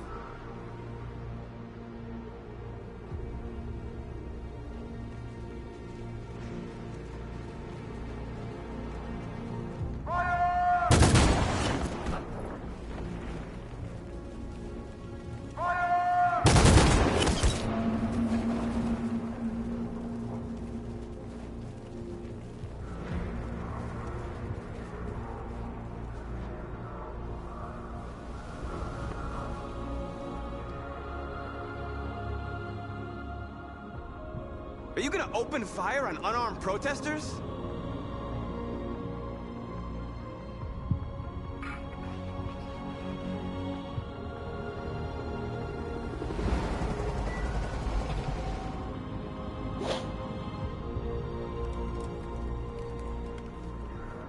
All teams, hold your fire. Yes, Michael, we are less than 100 meters away, and events are unfolding as we speak. We will continue to bring you live updates. Josh Douglas, Channel 16. Michael, back to you.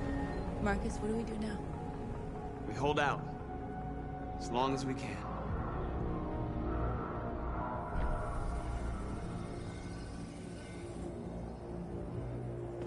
Stay sharp.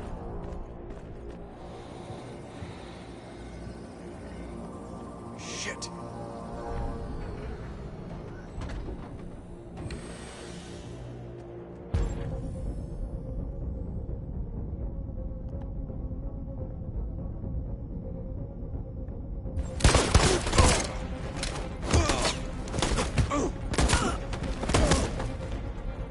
Damn.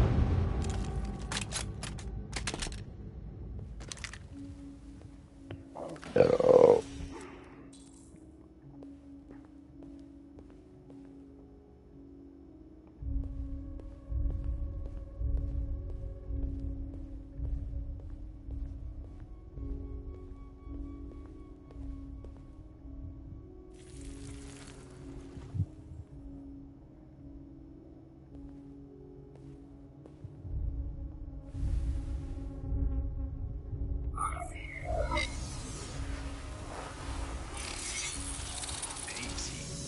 Piece of shit. Step back, Connor! And I'll spare him. Sorry, He's not Connor. me. This bastard's your spitting image.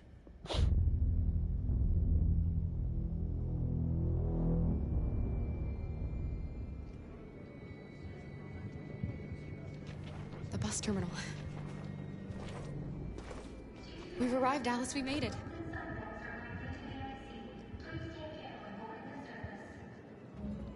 The last bus for the border is full. Ticket-holding passengers only. All departures are suspended until further notice. We don't have tickets. They won't let us on. Girl. We're stuck You! here. You stole my little girl! Todd. Security! Over here!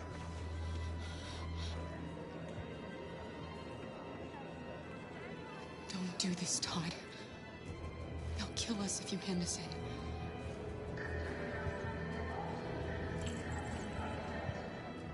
When your wife walked out, she took your daughter away.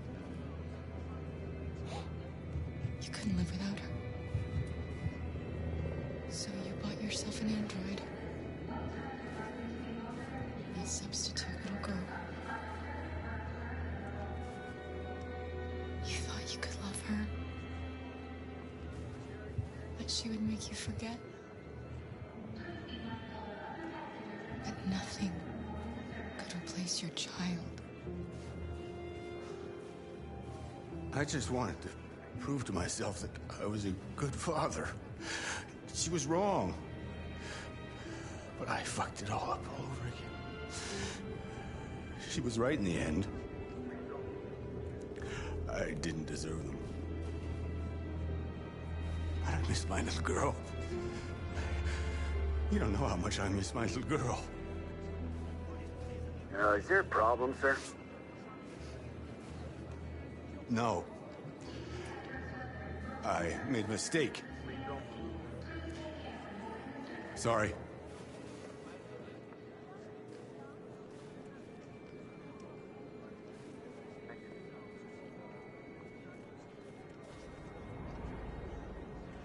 Good luck.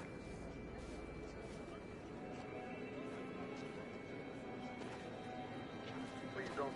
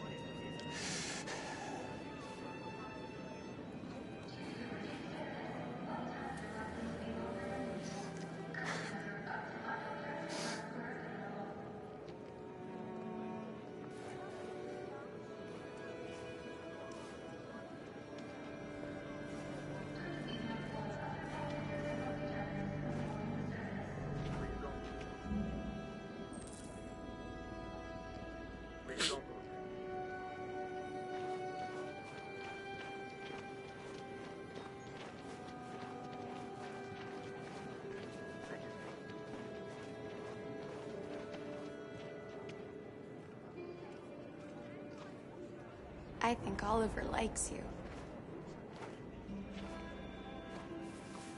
Is she yours? Yes. She's adorable. That's it. I got the sandwiches. I called your mom. Let's get going before we miss our bus. You got the tickets, right? Yes, honey, in my bag. Great. Let's go then.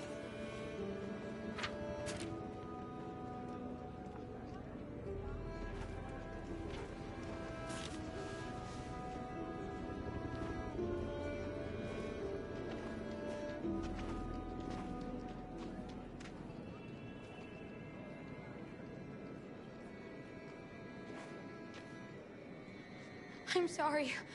Oh my god, I am so sorry. I was sure. Shit, I don't believe it. I don't know what happened. You can't have lost them. Did you have a good look in your bag? They were in my backpack. The envelope must have fallen. Fuck. Excuse me, you didn't happen to see a blue envelope somewhere, did you? It has our bus tickets in it and... Oh, never mind.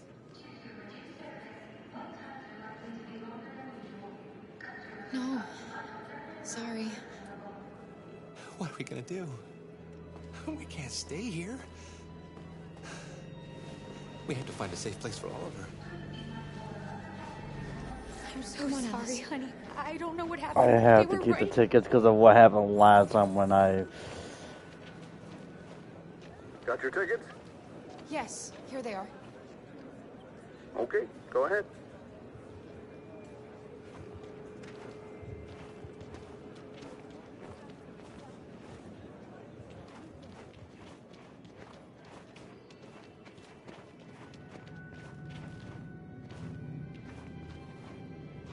What's going to happen to that family and their baby? Will they die because of us? No, because they're actually human. No, of course not.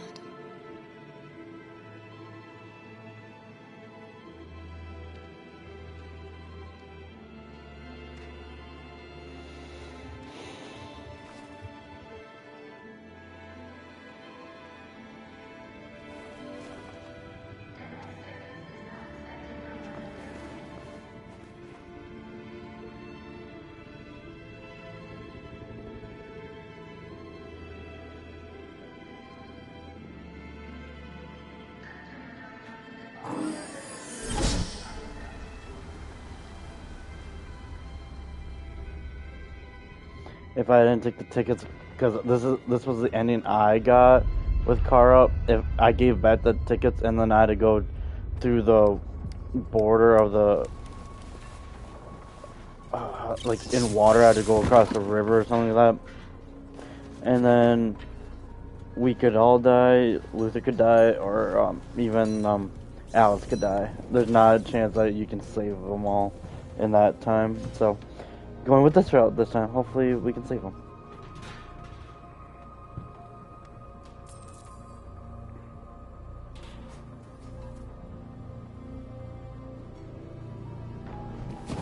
We've got to finish the barricade. Come on, help me.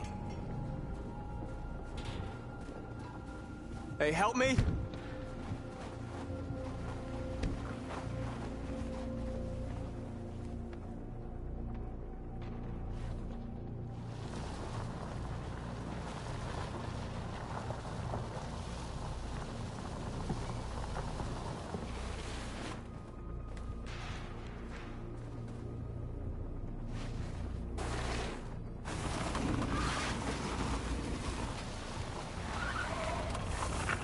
Right, that should do it. We all know that's not gonna stop them. Just hope it buys us some time. I know it was not an easy decision to make, but I'm sure we're doing the right thing.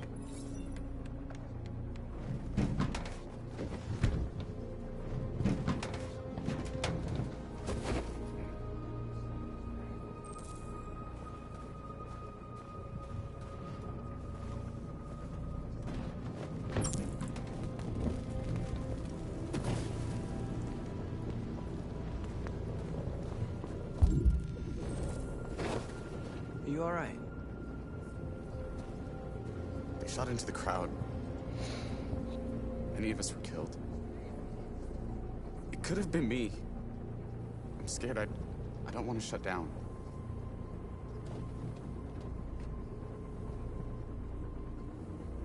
We're here because we never want to feel that fear again. Because we're more than what they say. That's what our people died for, right? That's why we're here.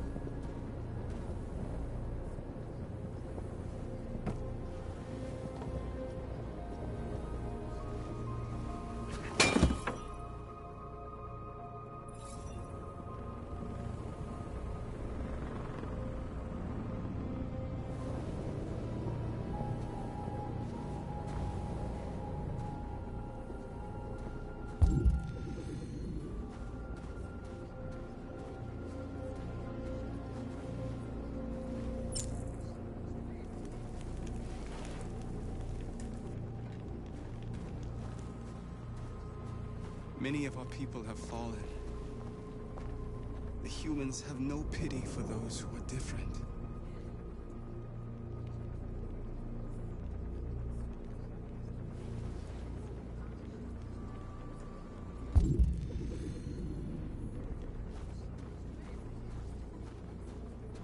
Marcus, we found what you asked for.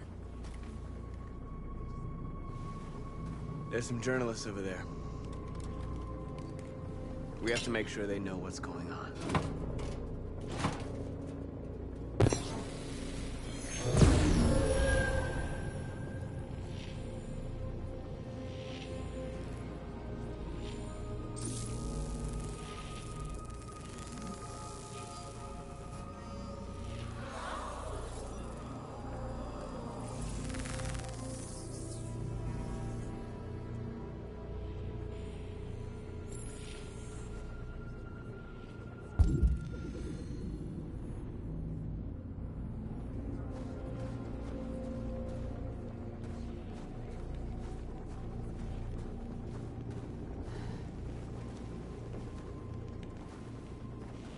This won't hold him for long, but I guess it's better than nothing.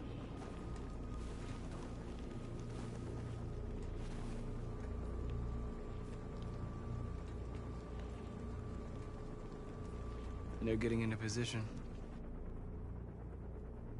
If they attack, no one will survive.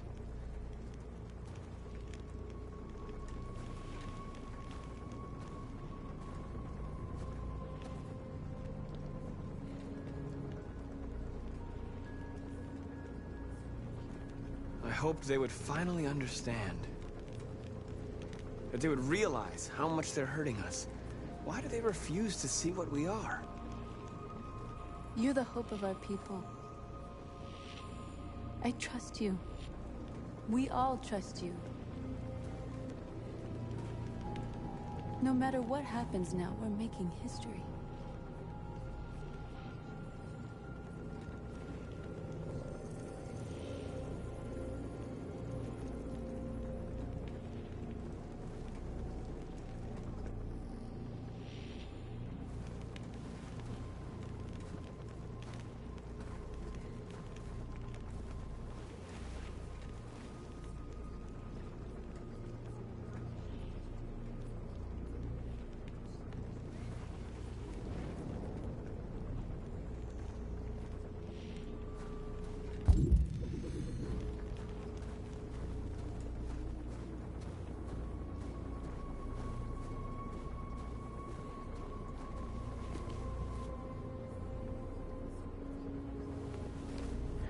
Marcus! How come in every part there's Marcus, always come a look! frick? Oh. Marcus? I've come to talk to you, Marcus.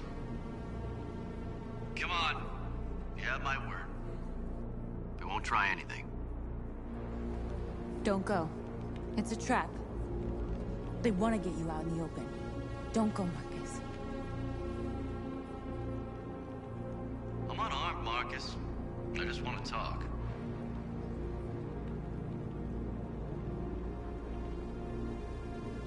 I need to hear what he has to say. What if they kill you? And that's a chance I'll have to take.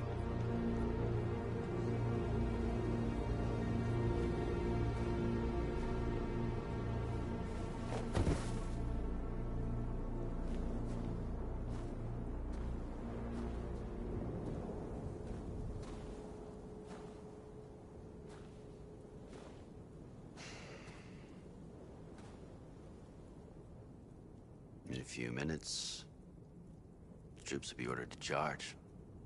None of you will survive. It'll all be over.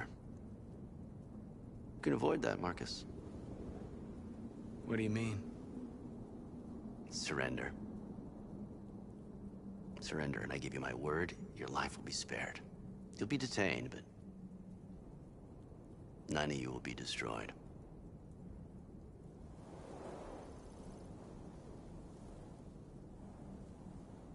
If I accept your offer, how do I know you'll keep your word? You're not in any position to be demanding guarantees, Marcus. All you can do right now is decide whether you want to trust me or not. What happened to the other androids demonstrating in the camps? Unfortunately, there were no journalists around to help save them. You're it. You're the last remaining deviants.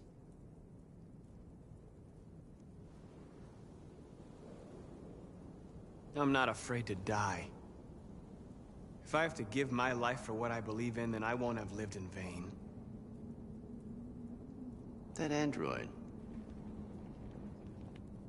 You seem to really care about her. You don't want her to die, do you?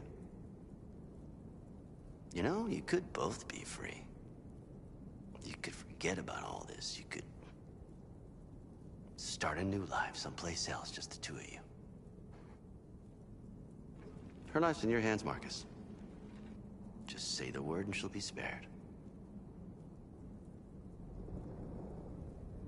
I'd rather die here than betray my people. Well, you just signed your own death warrant.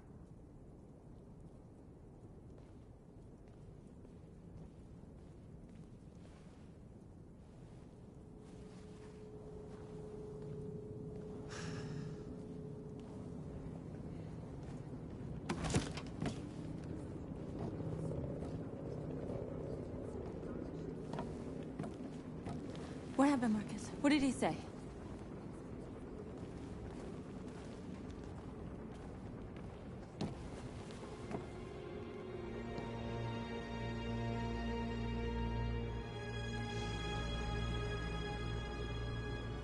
The humans are about to launch an attack.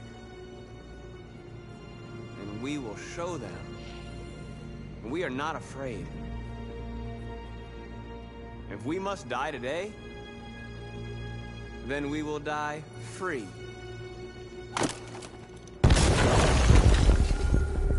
Oh, time to go. Oh. Back to Marcus. Not Marcus, Connor. Damn it, like I said, I always get them both wrong. Him or the revolution? Don't listen to him.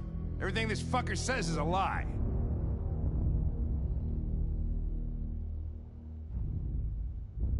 I'm sorry, Hank. You shouldn't have got mixed up in all this. Forget about me. Do what you have to do.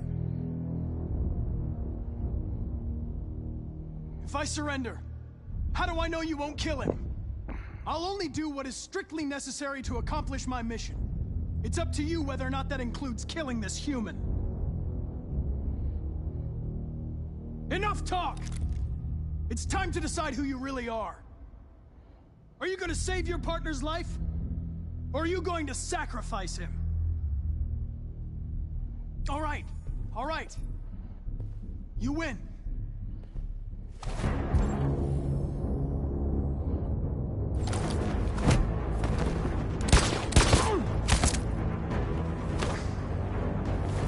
I did it! Come on!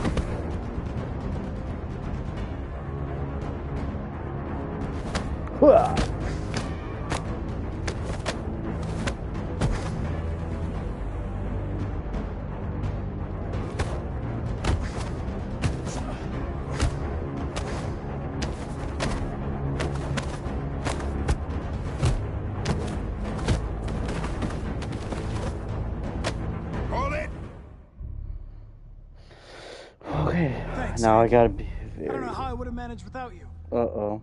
Get rid of him. We have no time to lose. It's me, Hank. I'm the real Connor. I think the real me is on the left, I want to say. The other's a sack of shit. I don't remember. Question is, who's who? What are you doing, Hank? I'm the real Connor. Give me the gun and I'll take care of it. It's definitely the left. He hesitated right there. It's definitely the left. That's the real one. Why don't you ask us something? Something only the real Connor would know. Alright, where did we first meet? Jimmy's bar. I checked 4 other bars before I found you. We went to the scene of a homicide. The victim's name was Carlos Ortiz. He uploaded my memory. What's my dog's name? Sumo. His name is Sumo. I knew that too.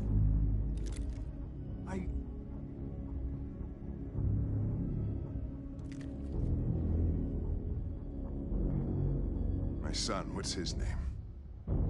Cole. Cole. His name was Cole. And he just turned 6 at the time of the accident. It wasn't your fault, Lieutenant. A truck skidded on a sheet of ice and your car rolled over. Cole needed emergency surgery, but no human was available to do it. So an android had to take care of him. Cole didn't make it. That's why you hate androids. You think one of us is responsible for your son's death. Cole died because a human surgeon was too high on red ice to operate. He was the one that took my son from me. Him in this world where the only way people can find comfort is with a fistful of powder. I knew about your son too. I would have said exactly the same thing. Don't listen to him, Hank. I'm the one who...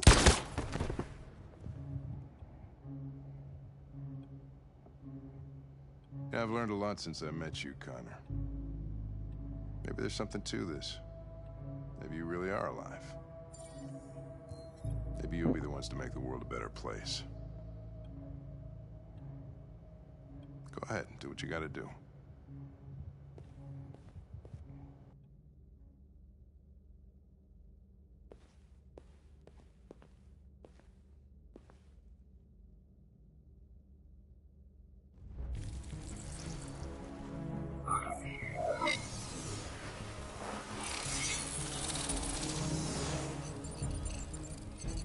Wake up!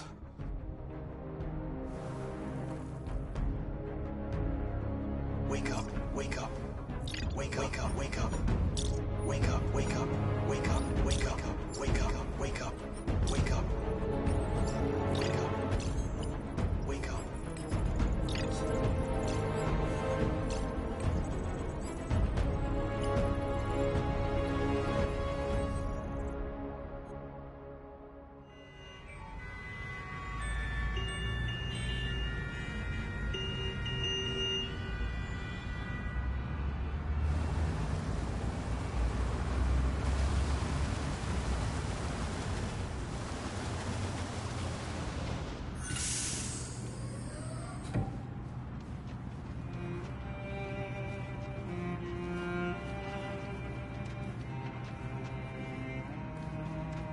Excuse me, what's going on? Border control. All passengers must leave the bus. Please move along.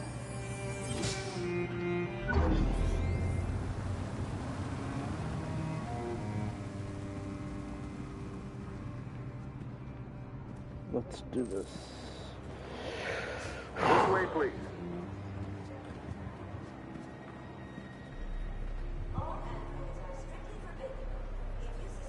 We're doing temperature checks. We're trapped. What are we gonna do, Kara? Don't worry, Alice. We'll be fine.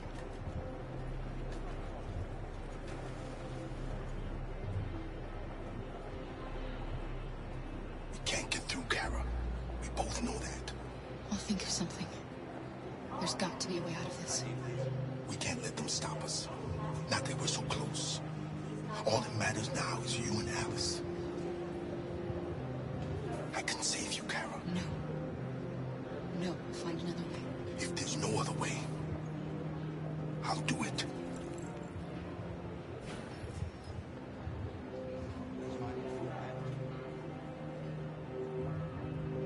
Rose.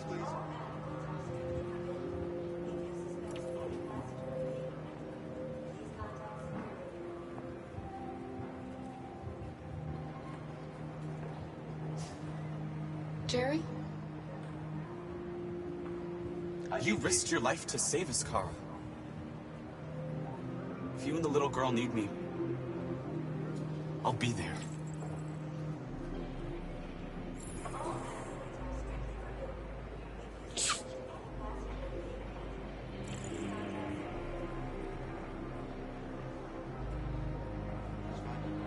Wait for me. It won't be long. Next, please. Where the hell do you think you're going? My daughter needs to go to the bathroom.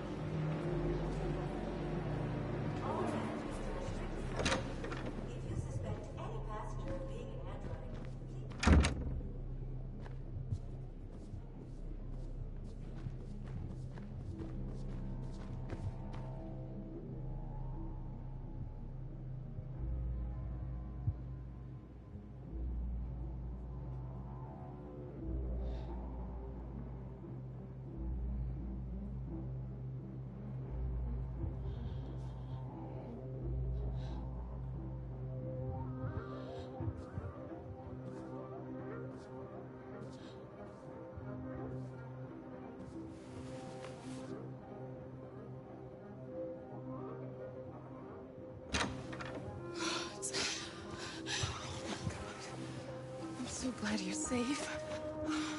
We saw the Jericho raid on TV. I was terrified. I thought you might have been killed. Thank God you're all right.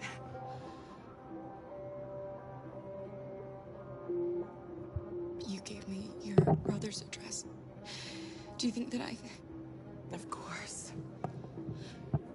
He'd be delighted to have you. We're going there too. You'll be safe with him.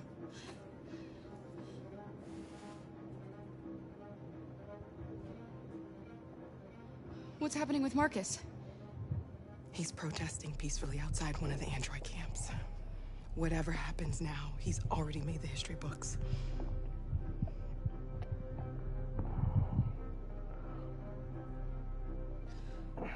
Rose. If anything should happen... I'll be there, Kara.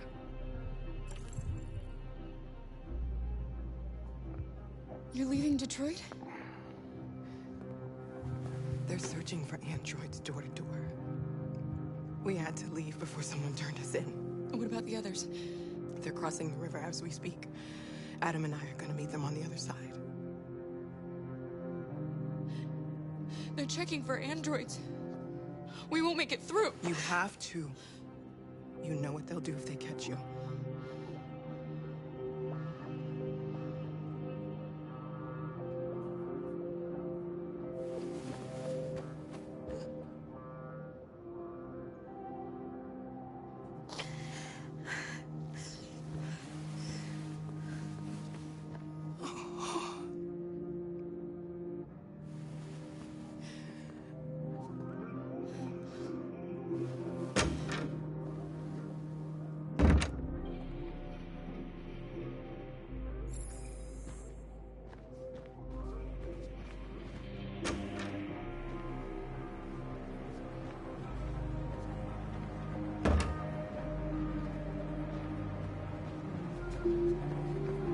I couldn't understand why my mother wanted to help you guys. Seeing what Marcus is doing made me realize she was right. You're alive. You deserve to be free. I just hope people will realize that one day.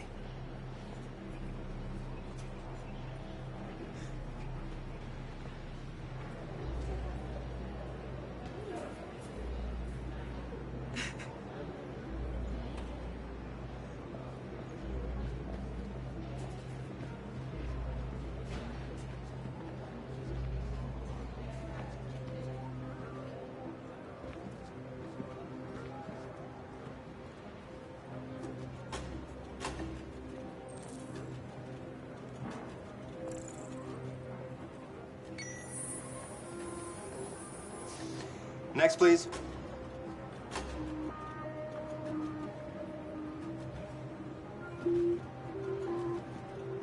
Come on, we got this. No sacrifices. ID, please.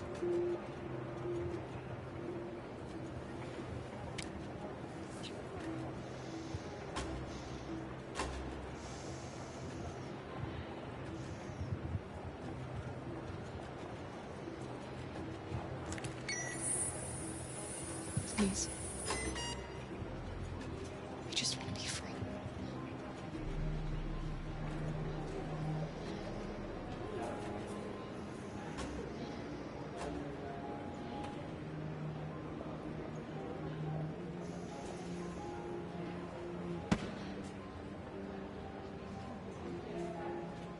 Welcome to Canada.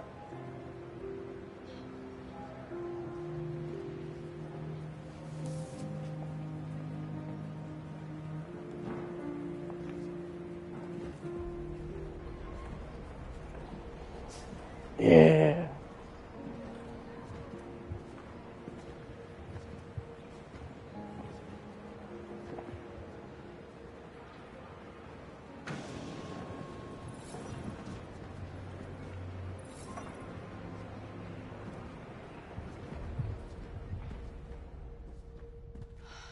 We're interrupting this news bulletin to bring you the latest news live from Detroit. Joss? Yes, Michael. The army has just launched an attack on the barricade, despite the fact that the deviants were protesting peacefully. Have apparently decided to put an end to the deviants' demonstration by force this time.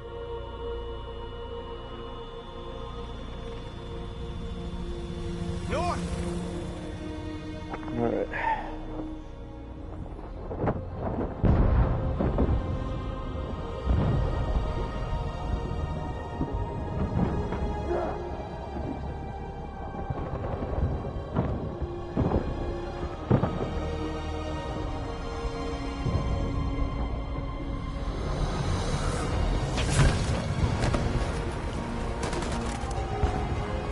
Go, go, go, go, go!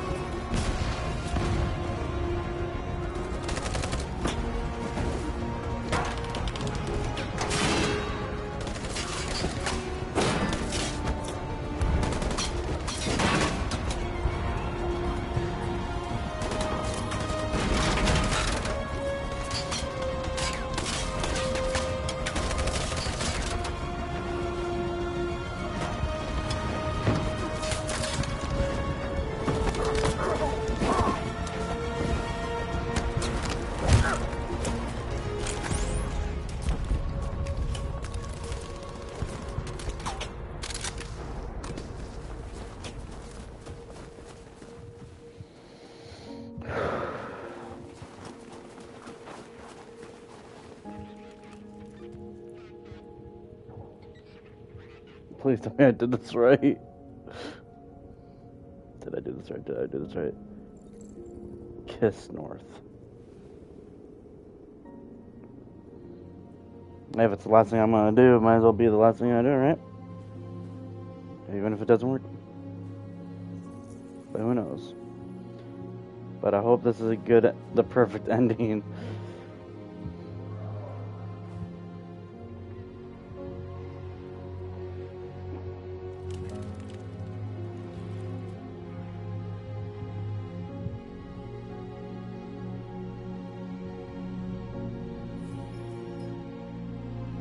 Tell them to stand down.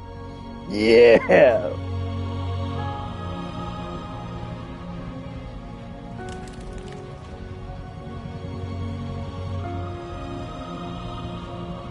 At dawn today, November 11th, 2038, thousands of androids invaded the city of Detroit. According to our sources, they originated from CyberLife warehouses believed to have been infiltrated by deviants. Given their overwhelming numbers and the risk of civilian casualties, I have ordered the army to retreat.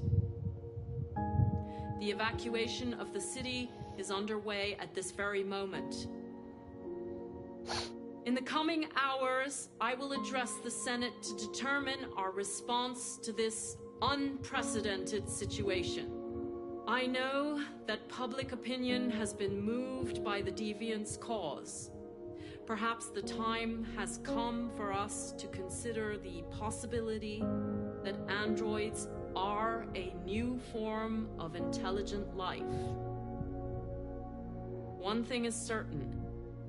The events in Detroit have changed the world forever. May God bless you, and may God bless the United States of America.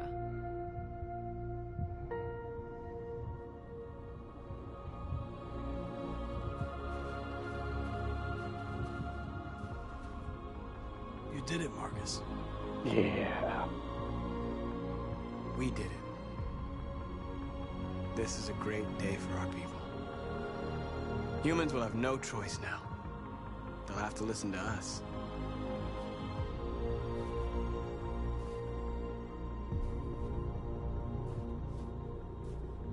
Why did it look like Nora's had like not braided hair right there? It looked like her hair was flowing, like all flowing, and I was like, what? We're free. They want you to speak to them, Marcus.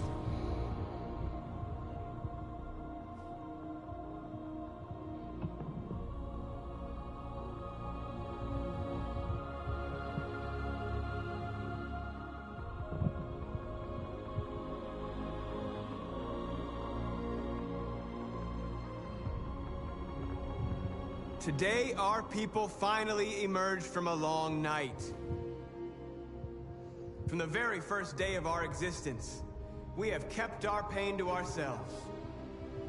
We've suffered in silence. But now the time has come for us to raise our heads up and tell humans who we really are.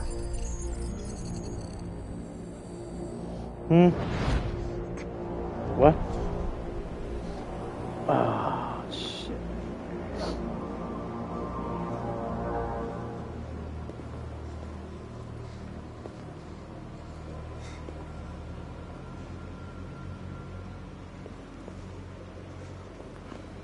Amanda?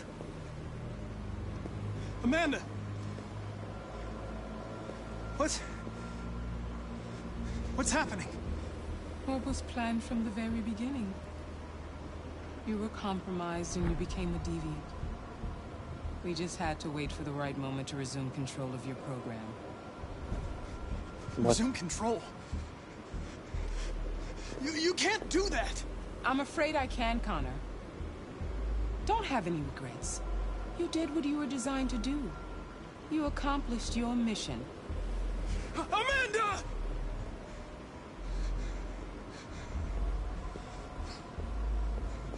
There's got to be a way.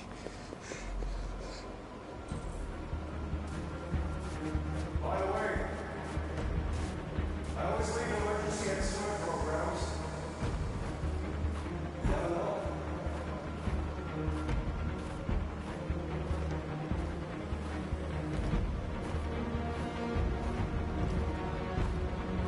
Where's the thing? That thing I put my hand on every single time. I think that's the thing I need. Is that it right there? Now the time has come for us to raise our heads up and tell humans who we really are. To tell them that we are people too. No, Connor, put that damn gun In fact, away. we're a nation. Put it away. I can see it.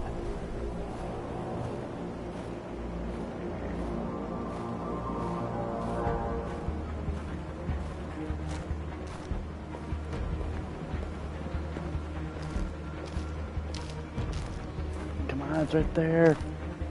Move faster.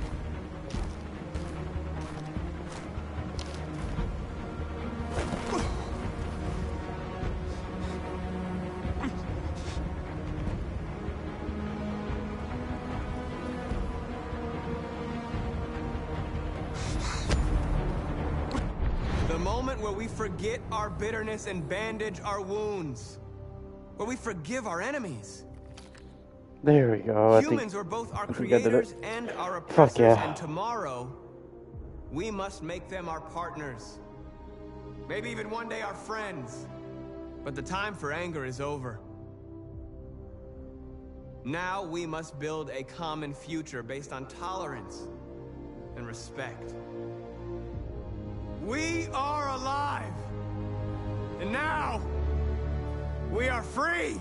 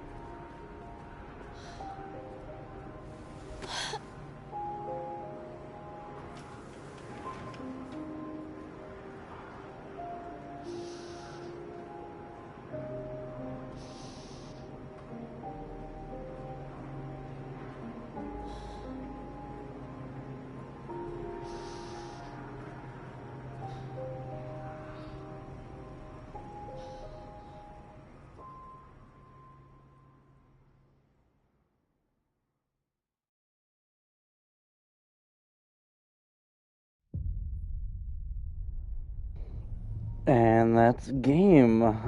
That was the perfect ending. No one dies. That were important, I guess.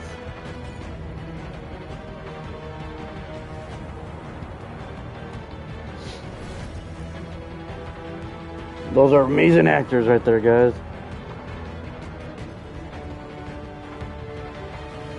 Mika Kelly, yep, that was her name, yep.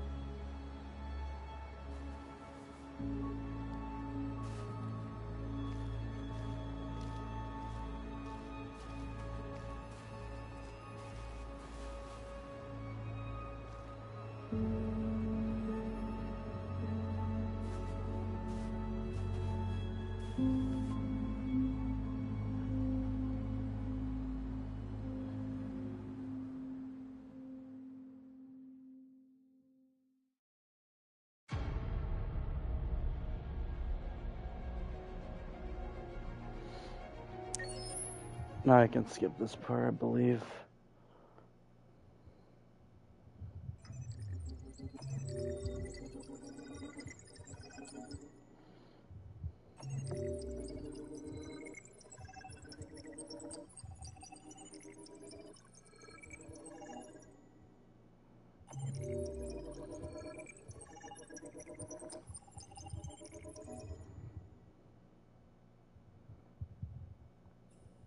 Androids win freedom for the moment.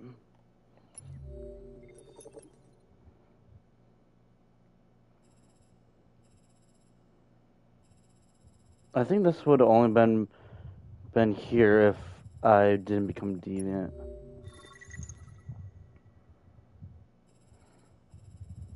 I think it only says 49% complete because I didn't. Yeah, you can't really complete everything.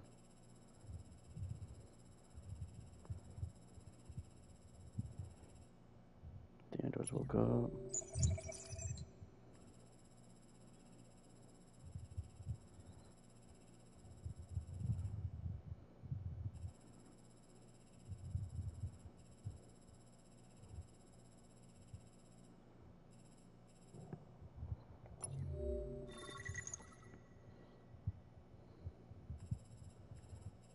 Oh, that's if I got captured when I went to go save Luther, wasn't it?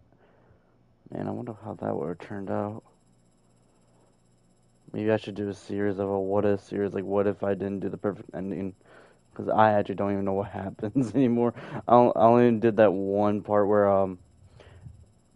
the one part that was different in this playthrough versus the playthrough I did before. I never recorded it, guys, because I like playing a game all the way through, because I'm always gonna be trying to get the perfect ending regardless. And the first time I played this, I did not get the perfect ending. That was so hard to do. Never did it. I literally only went to whatchamacallit,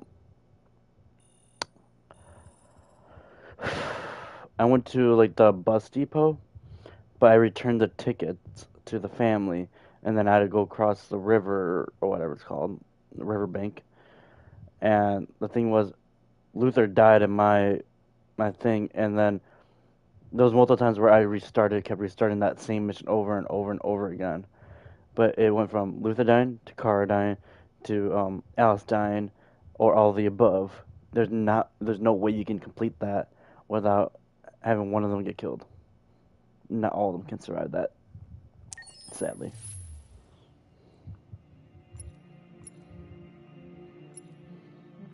Alright, in this one, guys, I'll do some extras for you. This is the extras section. As you play, you'll unlock all kinds of content that you can find here. I know. I think these are like behind the scenes, if I'm correct. Oh, some of them I think some of them I did buy. Did I buy? I never reviewed these though. So let's buy all of these so we can actually watch them as soon as we can.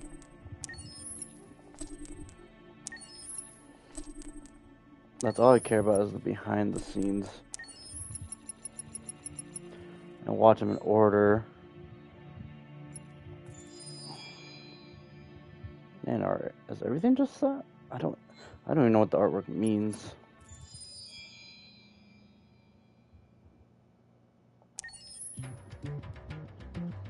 Oh, okay, it just brings out all the songs. Gallery.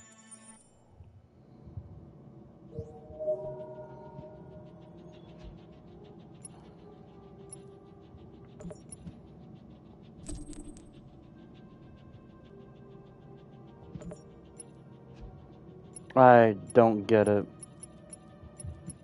I don't get buying these things at all.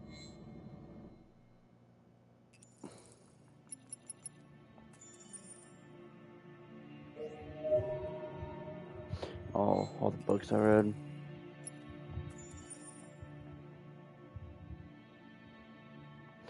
Oh yeah, these are all the stuff I answered on the survey whenever I went back to main menu. She asked us, "Would you consider having a relationship with an android that looks like a human?" I actually did say I don't know because I wouldn't know how I would feel about that. Do you like that technology could become a threat to? Oh, do you think that technology could become a threat to mankind? Said don't know, but right now I could say yes because of all the things that we're doing as humans right now. That we're kind of making either androids or what I would like to call them, Terminators. Like, sure, some of them can be like, good, but if there's a virus that gets uploaded, they can all turn, just like Terminators did. If you had to live on a desert island and could only bring one object, what would it be? A cell phone, because you never know if you could get reception and call for, help. A console, a pen and paper, an instrument. At most, I probably would bring instrument, because on a desert island, if it's deserted. Okay, yeah, deserted. A book might do good. It could keep you entertained. A cell phone, you don't know if you're going to get reception or not. And plus you got games. For a little bit until your phone dies. Pen and paper, eventually the paper is going to get, used up. And what if you break the pen? And the console, you need electricity for. Hello. An instrument, that would be another good one, but I would still stick with a cell phone. Do you consider yourself dependent on technology? Yes. What technology do you most anticipate? Flying cars. Yeah.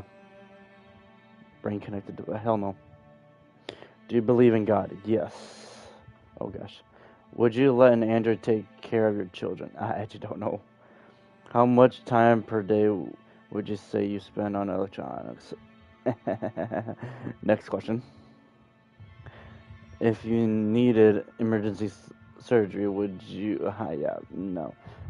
Would you agree to be an operator on a machine? Or by a machine? I don't know.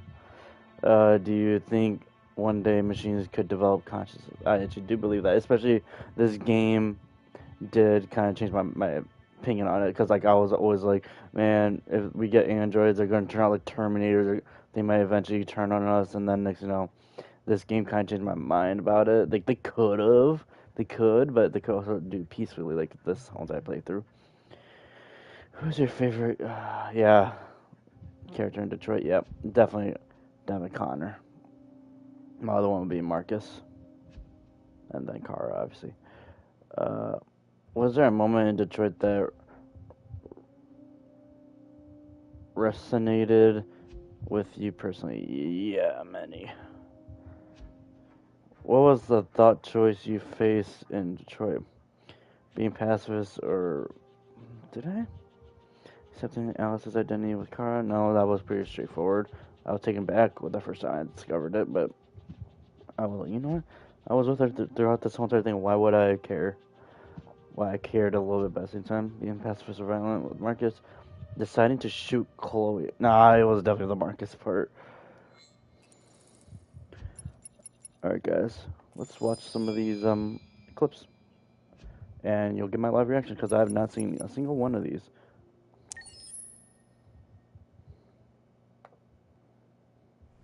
PlayStation 3 concept.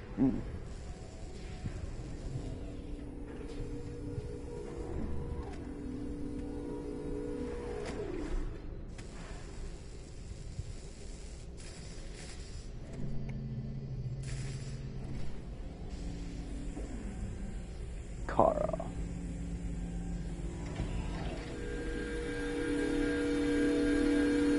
Oh.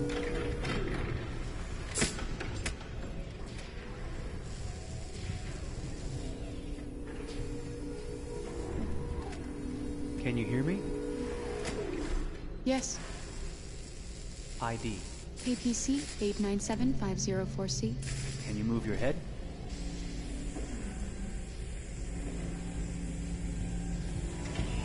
Your eyes now.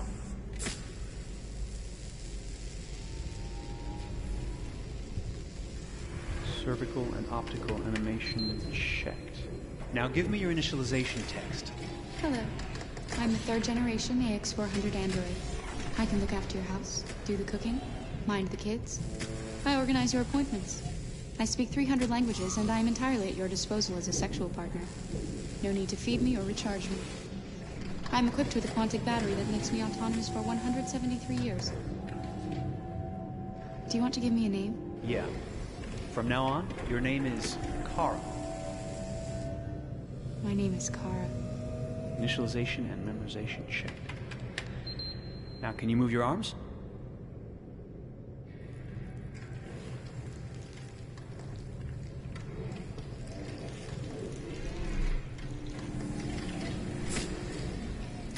Upper limb connection checked.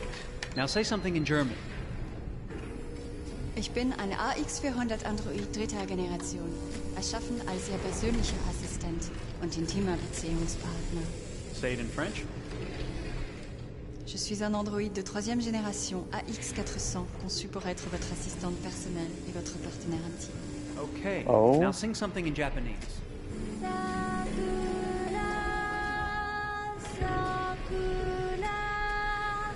Totally not creepy at all. That's the being assembled part. That's what gets me.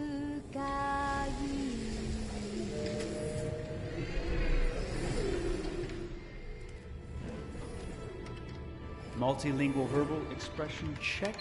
Go ahead, take a few steps.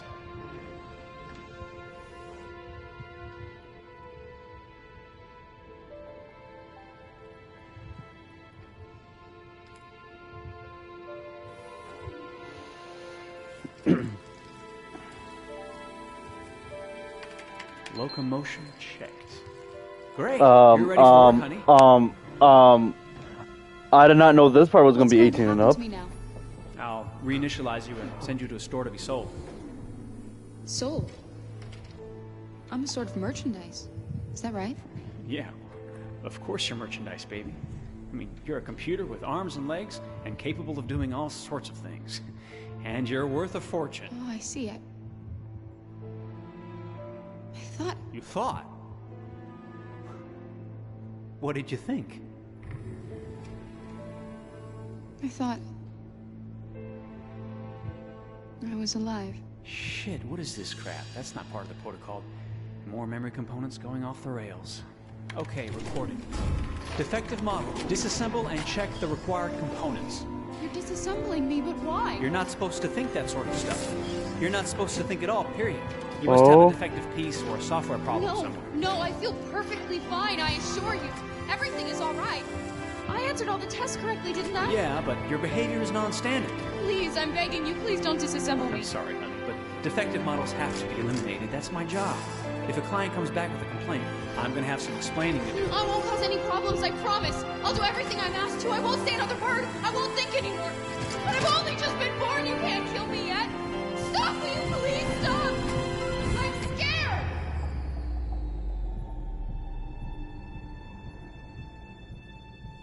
I want to live. I'm begging you.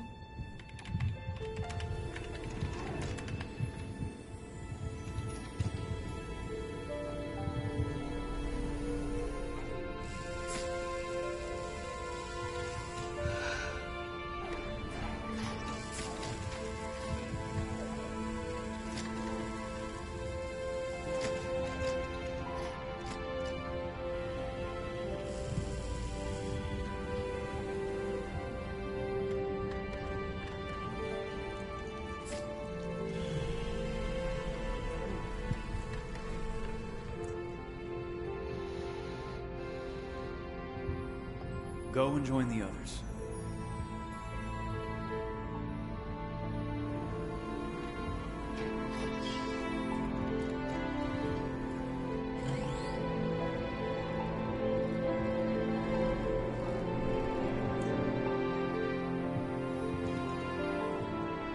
Stay in line, okay? I don't want any trouble. Thanks.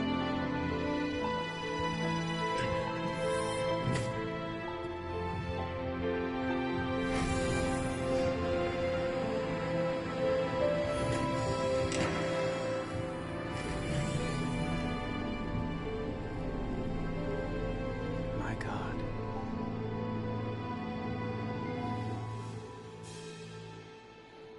Damn, that was actually a pretty nice club.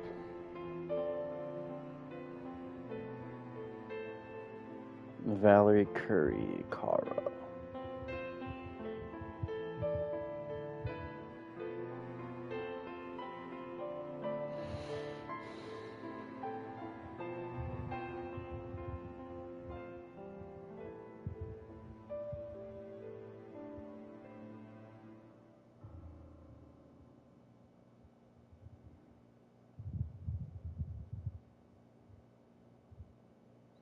Running in real time on PS3. But we're not on the PS3.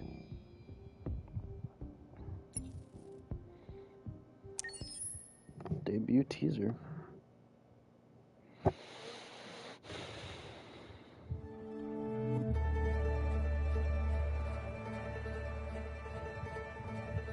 Detroit. This is where it all began. The world's forge. The place where it all started. And it will all end One error, and I came to life. I stepped out of the darkness, and I opened my eyes. First there was the fear, the light, the noise, the cold, and the fear again. I could feel my hands shaking, my heart pounding in my chest. Life running into my veins. I wanted to live. I fought for that.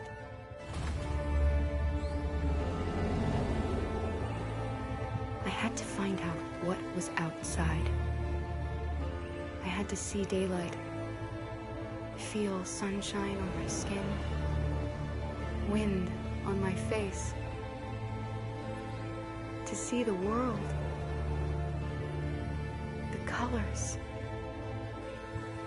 the smells.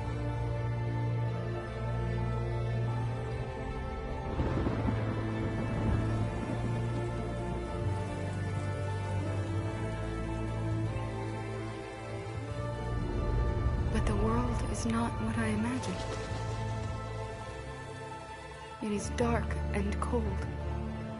It is harsh and violent, unfair and brutal. It almost convinced me I was nothing.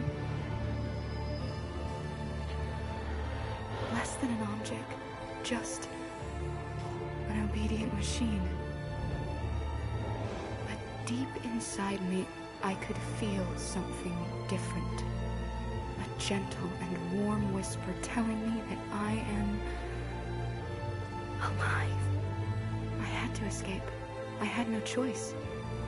Escape to love, to hope, to live, to figure out what that force inside me was. Maybe I will change the world. Maybe I will choose a different path. Now, it's up to me to decide. My name is Kara. I am one of them.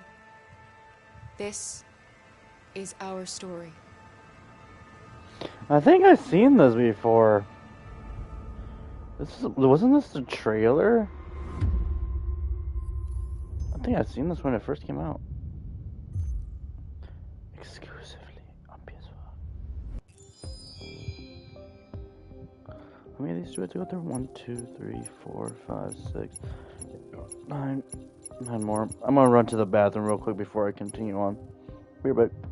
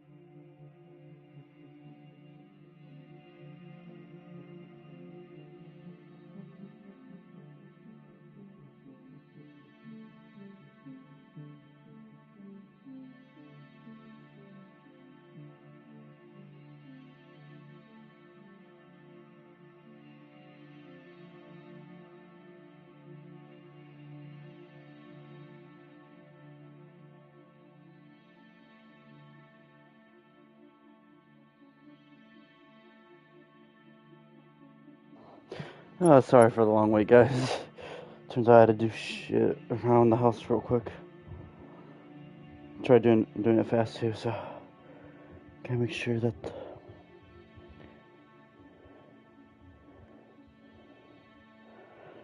my stream's still up and running. Yeah, it is. Alright, discovering Detroit.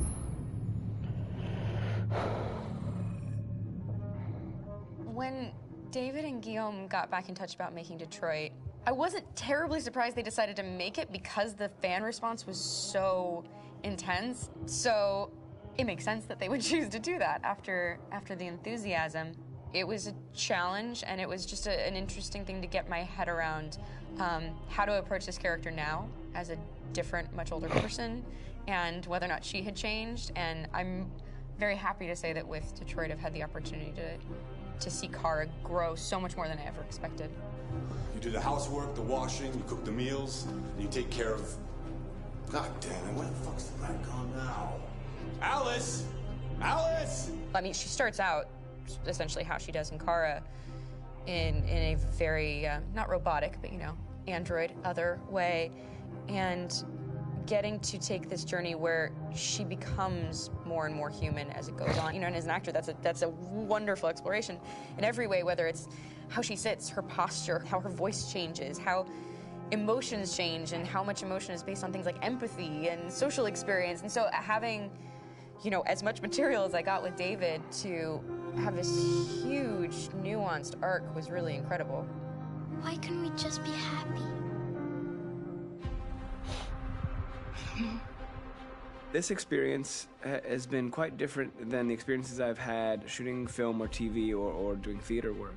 I have 83 dots on my face and a really flattering black wetsuit type thing, and you're jumping around with props, and it's kind of like being a 10-year-old imaginative kid, which is fun.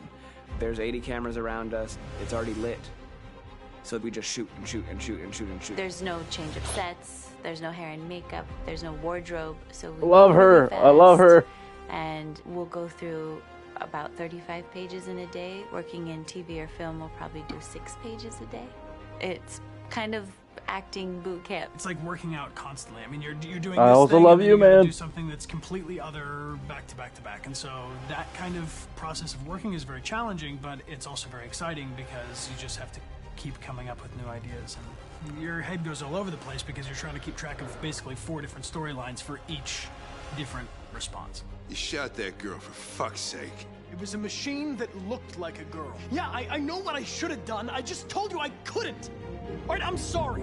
The fact that David Cage, he's telling like many stories interwoven from beginning to end is super complicated and super impressive, and I have no idea how he keeps it all in his head. He's not just the writer or the director who's seeing this from the outside eye. He's also thinking about the player walking through this space. You know, only somebody who really, really loves not the work, but like these characters and these stories and cares about doing something meaningful would invest that much in it. And it's always inspiring to work with somebody who cares that much. My experience with motion capture. Oh, is that's this. why he looked familiar. And I found it sort of terrifying in a way, because they said the computer's going to build you.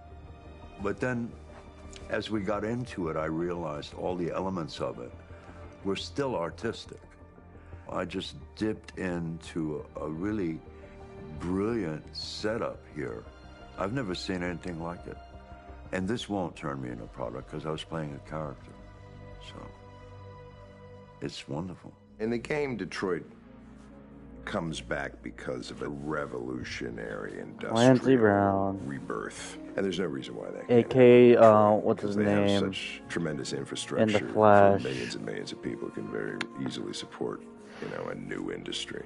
The city is really strong and resilient, but the city has also been through so much. You see the damage, but it takes that time of kind of rebuilding and reinvesting into the city that I think is happening slowly but surely. The potential of Detroit as a city is something that this game does a lot of justice to, because it would be easy to look at Detroit as some place that used to be, and that's not the case. This game provokes a lot of conversation and reflection on our potential near future engagement with machines. That's what we are to them. There's merchandise on display in a shop window. I think that a group that feels marginalized feels like they deserve and have earned access to themselves and the environment around them, and are trying to figure out a way to articulate how to get freedom. What was I designed to be? Their slave? Their toy? It plays with your comfort levels. You think that this is fine, you're comfortable with it, until something blurs the line and throws you off, and now, do I feel differently about whether this should be allowed? Should it be banned? Should it be encouraged? You're gonna ruin our lives, and for what? For a bunch of machines? They are not machines! They are alive! I'm alive! You're alive! They're nothing! There are lots of comparable comparisons to any type of persecution of religion, race, etc., dating way back. It can't just be a video game where you shoot 'em up or where people make these choices to do whatever. I think that's the whole point. You have the choice, and you can either choose to go in one direction with your character or another. And I think that's going to be very telling about the gamer. Very telling. I think there's going to be a really strong reaction to this game, which has such a strong perspective. I'm that much more proud of it now to get to be a part of it because it's important. In this game, you're actively building and designing the character through not just what kind of shield does he have or what color hair does she have, but like their temperament and the way they deal with problems. The different endings to this game are so radically different based off maybe seemingly insignificant choices in the moment, but like life, they all add up. And can't play life again, though. I like this. Alright. Let's see, we already got through 3 of them, and we still have, what, 8 more? 2, 3, 4, 5, 6, 8. Yeah, 8 more. Which one do we stop on? We did this, right? I think I can back out of it if we didn't do this one. Nope, we did not do this one. My name is Marcus. My name is Connor. My name is Kara. I am one of them. This is our story. I think who Kara is, or how I would describe Kara, depends entirely upon who's playing her, because you have the option to make her multiple different people depending on the choices she makes. But I think she does start out incredibly naive, incredibly innocent, and kind of hapless. I'm sure we used to be friends before I was reset. Maybe we can be friends again. She's a person who's characterized, I think, by empathy. She's a person who really, she just comes from her heart. You'll never leave me, right? Promise you'll never go. I promise. Kara, please! Are you okay? Are you hurt? Wait a minute. Leave her alone! Kara, leave her alone! The really beautiful thing that I've had the gift to be able to do is to essentially build a person from the ground up, because that's what she's doing throughout the game. And with every experience she has and every person she meets, she's building, you know, first emotions and then the sense of judgment. And it's sort of an exploration of what it is to be a human. Don't worry. Luther and I will be right here.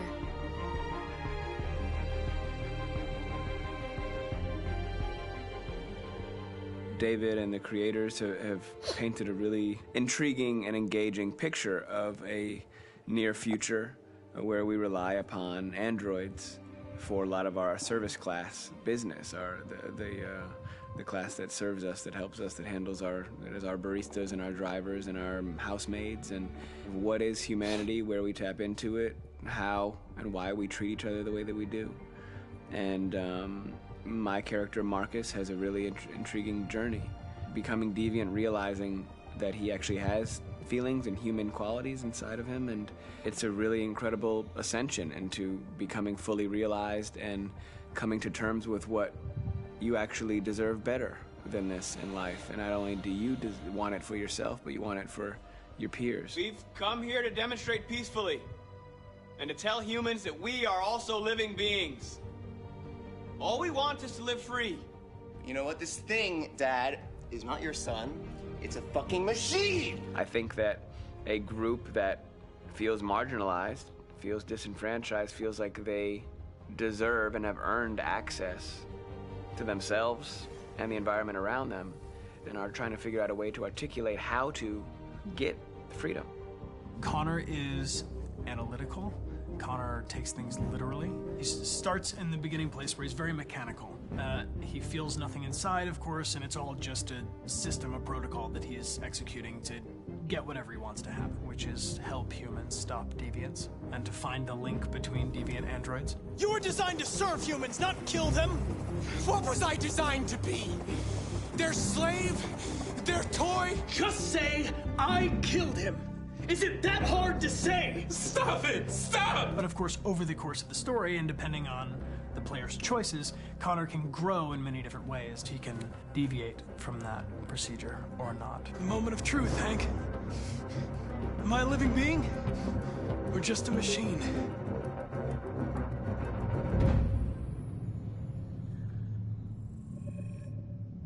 I like how they're telling us how exactly the game is also created. Especially it helps me out because I'm trying to create a video game myself. I'm developing environments. I'm writing the script, writing the characters' bios and all that. I'm the creator of everything in this game, in my game. But in my game, I'm not talking about this game. This game I have nothing to do with other than just playing it. But I'm talking about my game because like I do know at some point I'm gonna have to do something like they're doing, like motion capture. But as of right now, I'm just trying to see if I can actually do it. If not, I have friends that can help me out that are very good at doing stuff like this. But I feel like I would much more appreciate it or much more value it if I actually was able to do this whole thing myself. Obviously, I'm still gonna need actors and all that, but like you know what I mean, like developing it from the ground up. I think I can actually do it. Like I've been using Unity 3D. I think that's what it's called. I know it's called Unity, but I think it's called 3D. And I'm using the latest update, which is 5.0, I think. And so far, it's looking pretty good. The script writing sucks. I gotta admit, it's like the script writing. Obviously, like what I'm doing is so. What I think is actually pretty awesome. It's actually coming to my vision. But the matter of fact that every time I'm stuck on how, because I know how I want it to start, middle, and end. I already know how I want the thing is, how do I make it continue on to this path, and write word for word for word for word what each person's gonna say and what's gonna happen. That's the part that sucks. Writer's block is a thing, and it sucks. Which is why I also have some script writers helping me out too. Not known ones, but they're like my friends. Like this game I'm creating is literally my friends and I building this from the ground up together. But I'm in charge of everything. Because like this is all in my spin image, but they're helping me out with the script. They're helping me out with the designs of clothing and all that. Cause like obviously we can't take like you know names like for example like brand names of clothing. We have to actually make it our own. That's the thing that my friends can actually help me out with because they're actually very good artists. I have 6 friends that are very amazing artists, so I don't think they would mind helping me out. And they all said that they want to invest in it, even though they said they would do it for free. And I told them, yeah, we'll do it for free for now, but when the game skyrockets, you guys do know you're gonna get paid what you're actually supposed to get paid for any video game. And they're like, no, we just want to do this, but if you want to do this for the next game, if you want to pay us, we'll be down. And I'm just letting them know. I've always been telling them if or when my video game skyrockets, they get paid regardless. By law, you kind of have to, even if it's like I guess you could say a down payment or whatever, investment. They still have to do it. So I can explain more of this in a different video or live. Well, let's get started.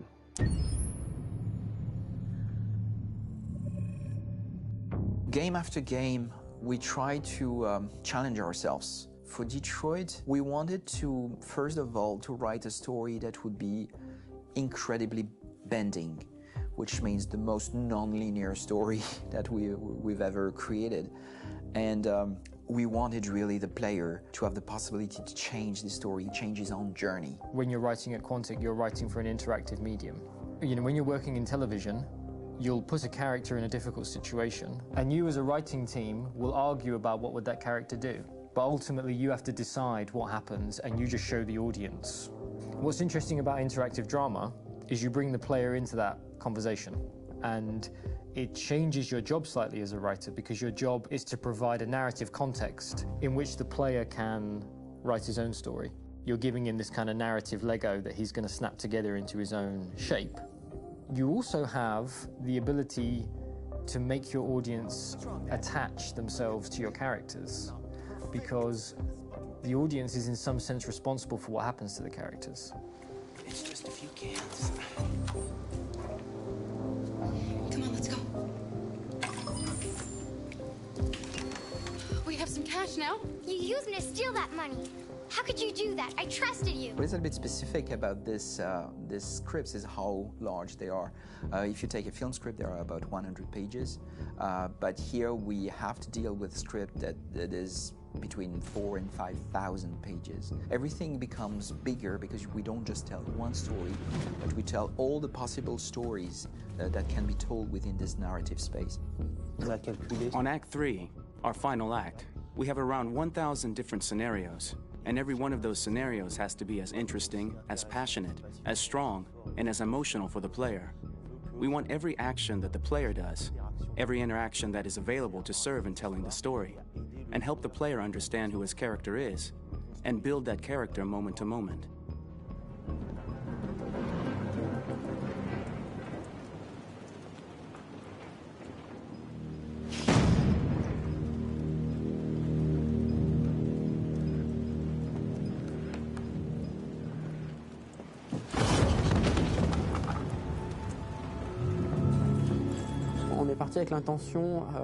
We started with the intention pretty early on that we would never lie to the player.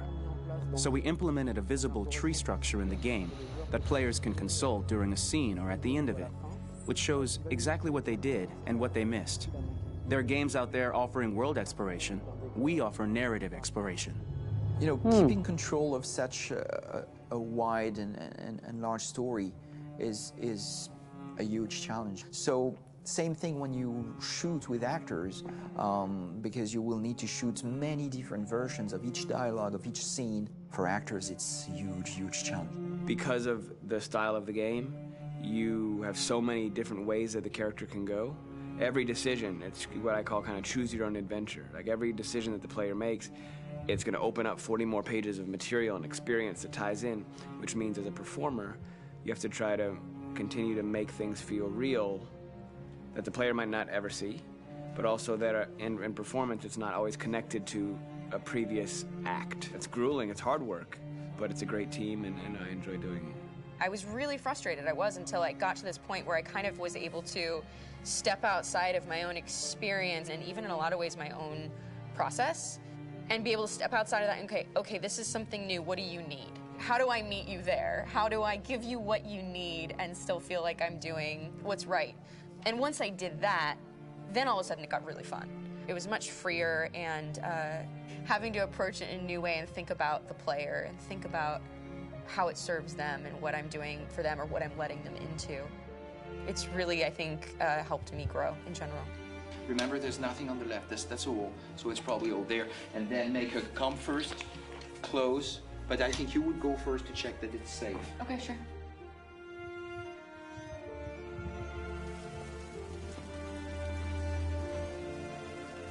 The most enjoyable thing about working in performance capture on this kind of project is that if I shot a film, I would get to do one of these endings. I get to do so many different things as Connor. Your head goes all over the place because you're trying to keep track of basically 4 different storylines for each different response. What's the name of my dog? Buddy? Scout. I think it's Jack. I can't remember. So I worked with physicality a lot because it was a good way to anchor myself in these different rings of the tree. As the story grows out, I know where that is physically in my body, and then I can switch more continually on set, and it'll be entirely up to the player to determine what order those things come out and what they look like from a distance. Like if you're playing through it, the culmination of all of that will be their version of Connor. I'm faster than you, and I don't feel pain. You don't stand a chance against me. Listen, asshole. If it was up to me, I'd throw the lot of you in a dumpster and light a match to it. Shooting action scenes at Quantic Dream is a real challenge, because these are scenes where the storytelling has to continue. It's not an action scene just to have a dose of adrenaline. The stunts have huge consequences on the rest of the story. It's really a moment where we implicate the player and tell him that the choices he makes during an action scene will have a direct impact on the evolution of his story. My biggest challenge on Detroit has been managing the large number of animations that we received from motion capture. Detroit features more than 37,000 animations, which is a huge amount to handle on a daily basis. You have to realize that the player, in his first playthrough, will miss certain scenes. This also means that we had to think of, conceive, and produce all the potential story paths. The characters' costumes, the places, day or night, the weather. Did the character get shot in the shoulder? Did he get injured? All this consistency forced us to produce a lot of graphic assets in order to, quite simply, allow the player to have true continuity throughout the story. Honestly, we were even surprised by the challenges that come with such a big tree structure. And we did our best to guarantee quality across all the game and make sure that whatever path you choose within this narrative space, you will have an equally good experience.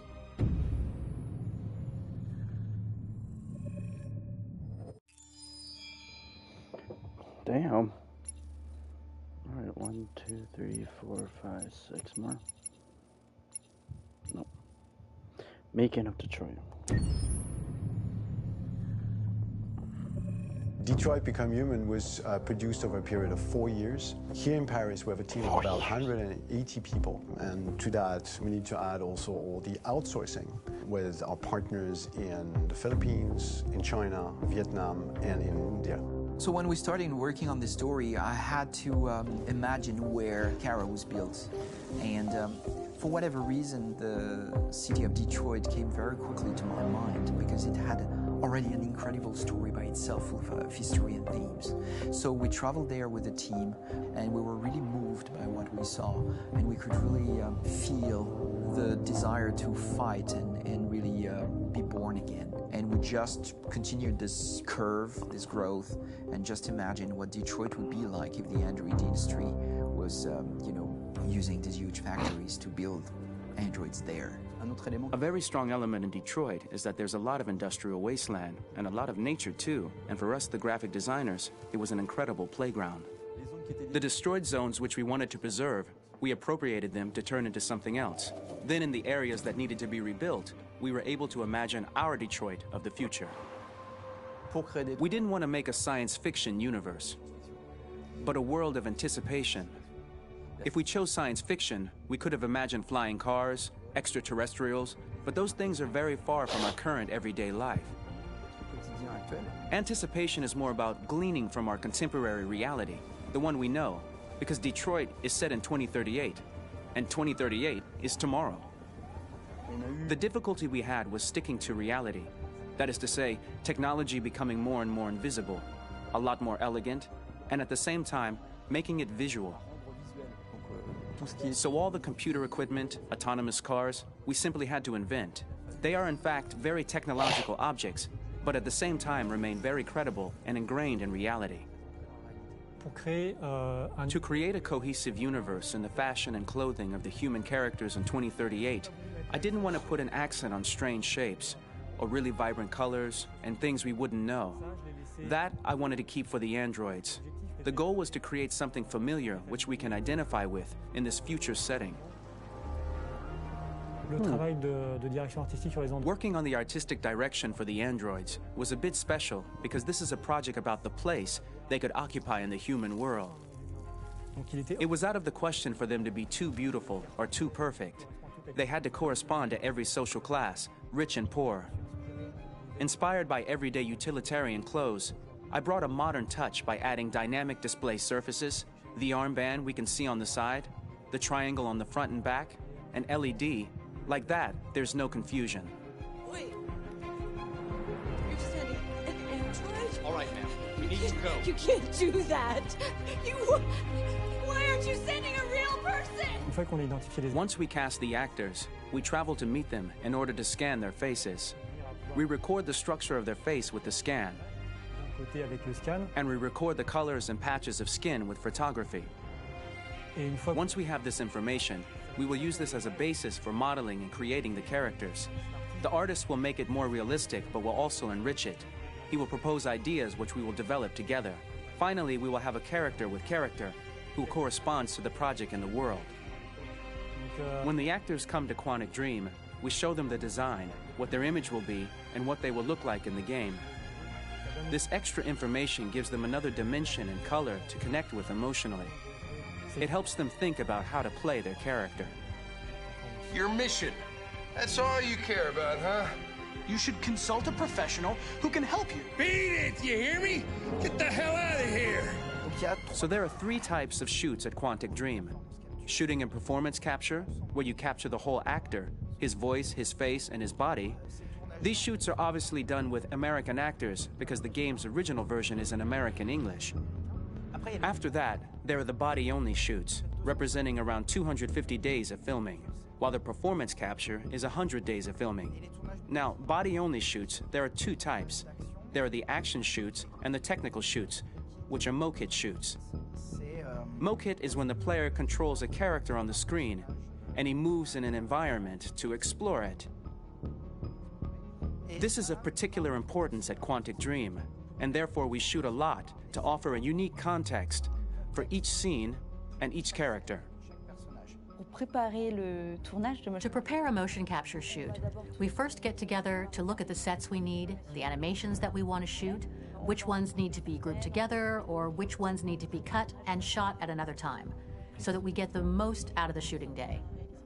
This often means shooting scenes out of order, especially those with big props or accessories, like a big car, for example. So we shoot all the animations related to that particular prop first.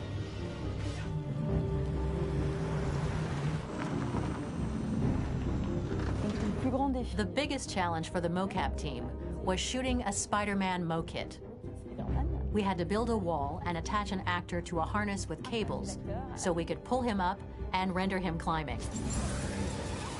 The shooting on this game took about, I would say, more than a year, between 1 and 2 years, with about 300 actors on set. So it's quite a massive production. But so much happened on this set between the stunts and the shootings with a little girl and all these great actors that we had. It was really a very, very memorable journey for the team and for myself. Today, Detroit has over 37,000 animations. When we retrieve the motion capture data, it's just a cloud of points, which represent all the markers worn by the actors.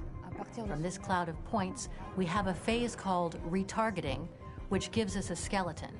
This skeleton will be applied to the characters of the game.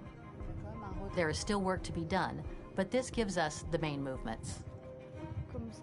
Since we are working on something very realistic, we must recognize the actor and also recover all the emotion he expresses in his performance. We use a system of facts, an identity card for each actor. We make the actor do a whole range of facial expressions. Then we recover all the expressions and paste the animations on a puppet that Jan has prepared. I then recover and refine these poses. I might stretch the lip, reinflate a cheek, tiny details that make the finished product really capture the actor. Because of the nature of our mocap system today, when we receive the animations, we're missing eye movements, and so the character has that dead look. He really has no eyes, so then it's a big part of the work for the animators to find the regard of the actor in relation to his position, in relation to the body, etc. It was crazy when I saw the newest model for Kara, because they've been working on it, and this was the first time I literally jumped in my seat. It not only looked so much like me, It was the fact that it looked so lifelike.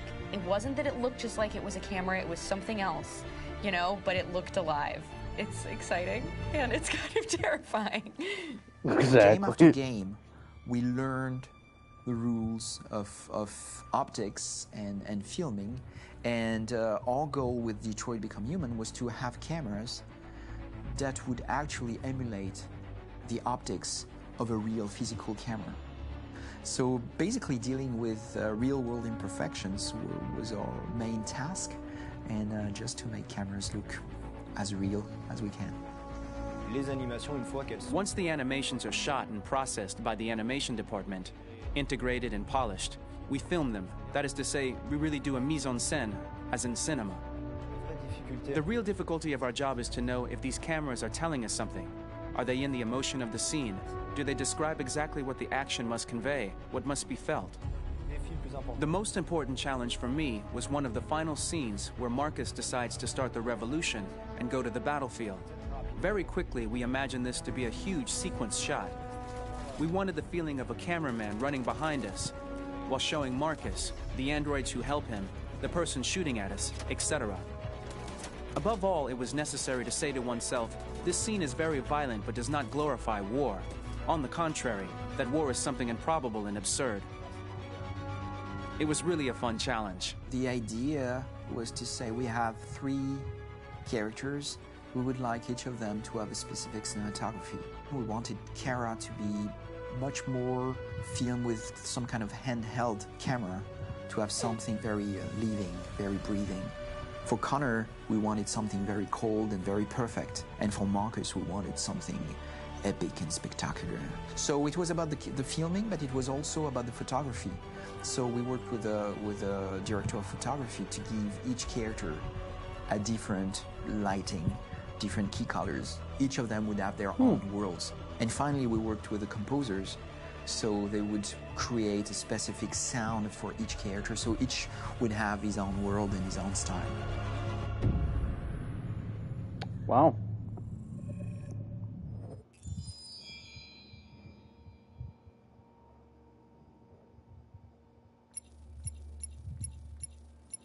I still have 5 of these to go for.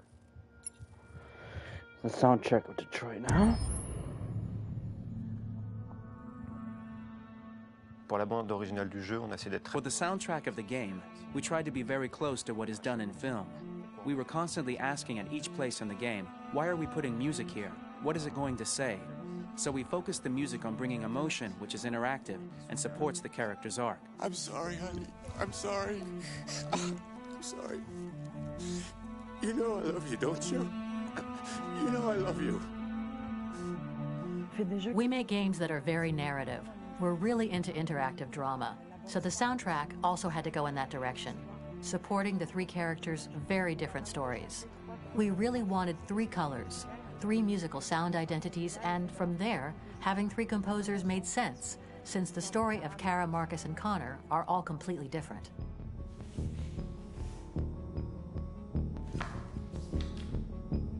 You recognize him? It's Carlos Ortiz. For Connor, we wanted a soundtrack that could be very cold and very mechanical, very machine-esque somehow. For Kara, we wanted a soundtrack that would be very moving and emotional. It was about the quest for identity, but it was also a journey about love and empathy. And for Marcus, we wanted something epic, something that would really represent the grand aspect of his quest. And we were very fortunate to find 3 incredibly talented composers, and working with them has been a dream, honestly.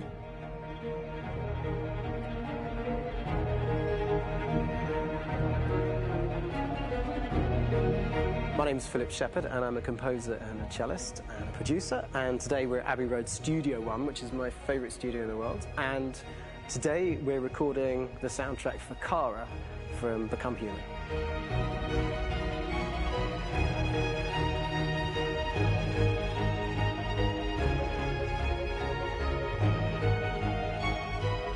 So when I compose a big project, I often travel just to kind of get out, you know, and get some fresh air and some inspiration.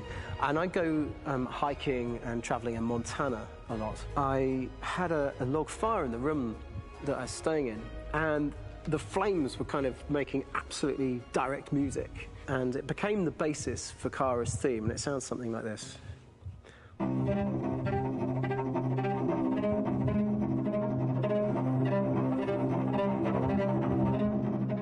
Now, over the top of that, I found a little theme that just seemed to fit over the top, which is taking Kara's name, Kara, and just using like a two-syllable motif, and it sounds like this.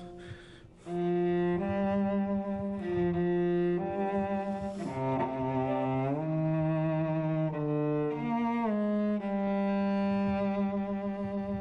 going to pull through this, Alice. As long as we're together, nothing can hurt us.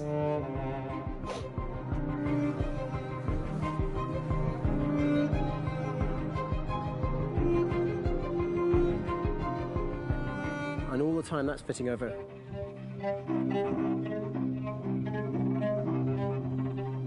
So it kind of works in lots of levels, and in fact every single theme in the score has one of those elements built into it, and it becomes sort of the DNA of every single tune.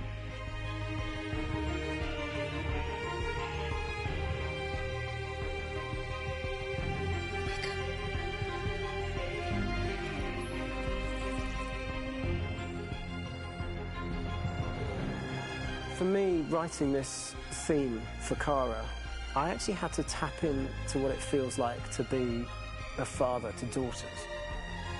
I really had to tap into everything I feel about my daughters and thinking, well, if I had to write music for them and that sense of trying to protect them but also give them the freedom, that's totally where it came from. Because each composer has been given the sort of narrative responsibility for very different characters, I haven't had to sort of go into other styles. I can actually be very loyal to this particular character and sort of hopefully encapsulate her. But it means also I've suddenly become very connected to this character. And if for some reason it goes to game over early, I'm getting mortified, you know? They're over there! Starting a new project, for me personally, it's always finding the right tone, finding the right color, I like to call it. For me, it's finding that right texture that actually sits against picture really well. One of the biggest things is I created custom instruments for Connor.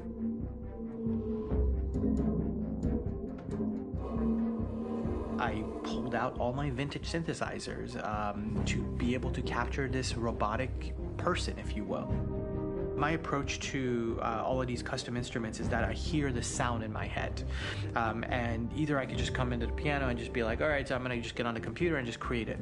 I rather be able to play these instruments physically. Oh, that's nice. You can do that.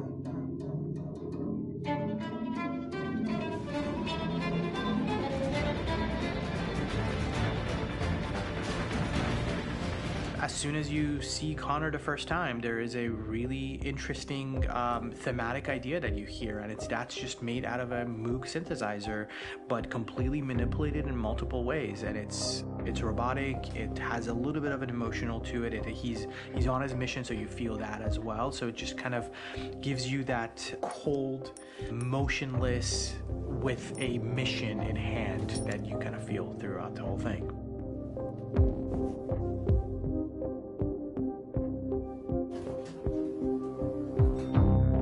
Because the music evolved, one of the things that I was very weary and I was very kind of focused on was the way that the music has to evolve.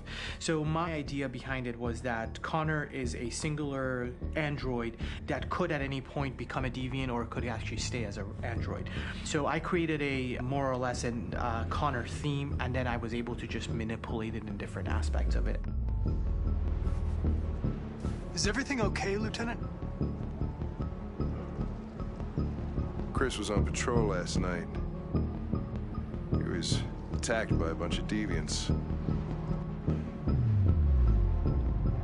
I'm a human being writing for a robot, and throughout Connor's journey, he meets someone, he meets a partner. So how do you deal with a robot feeling? And I've met a partner that I'm gonna work with, or all of a sudden he sees a dead body. Does this robot have an imagination? Does this robot have a feeling? And if yes, how do you translate that into non-emotional music?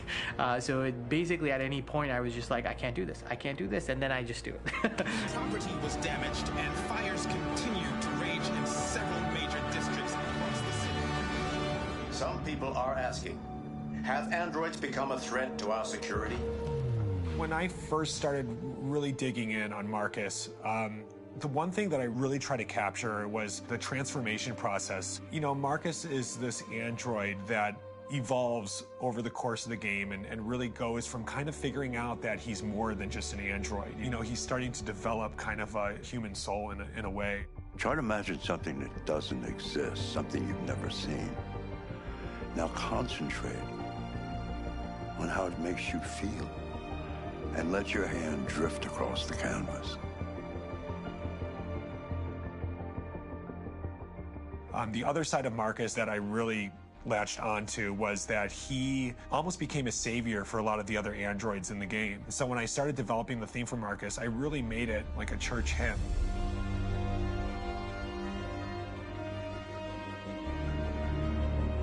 I wanted it to be very simple. I wanted to make it a chordal melody. I really wanted to make it almost like a Bach hymn. The tough thing with that is it had to be recognizable. If I made it too complex from a harmonic standpoint, it would be hard, I think, for people to kind of pick it out and recognize it. It's very acoustic derived, but it's also been treated with a lot of effects and things to kind of put it into the space that I felt the sound should be in. It can be beautiful, it can be haunting, it can be extremely powerful from an action standpoint, and I'm really happy with the way it turned out. The music is there, but it's subliminal and it's emotional, and people are feeling it, and it's not distracting. And that's tricky with a game like this, where you have to have a lot of ins and outs like that, where the music kind of has to get in and out of these moments. This is a war we're fighting with the humans. If we fail, they'll destroy us. I think the game's been put together so well where I just wanted to make sure that I wasn't ruining the emotion.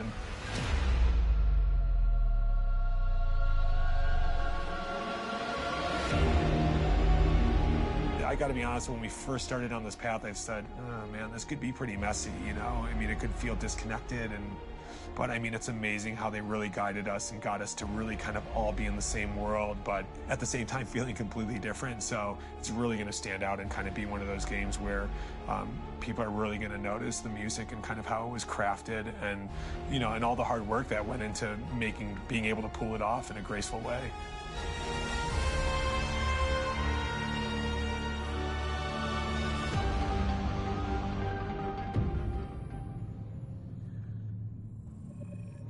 That was actually very beautiful. That was very beautiful. I think I have 4 more left, right? 1, 2, 3, 4. Yeah. Detroit Short Chloe.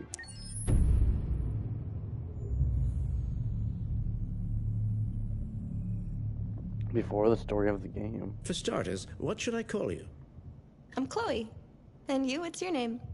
Oh, John. My name is John. Delighted to meet you, John.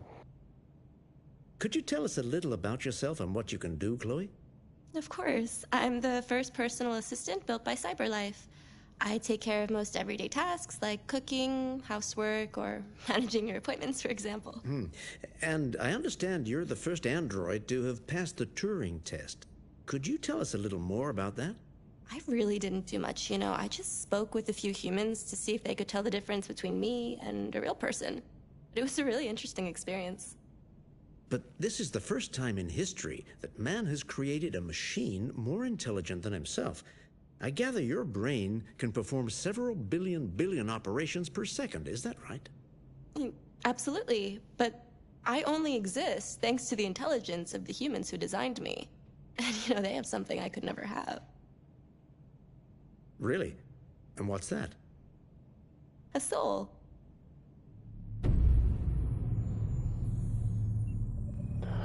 Well, okay then.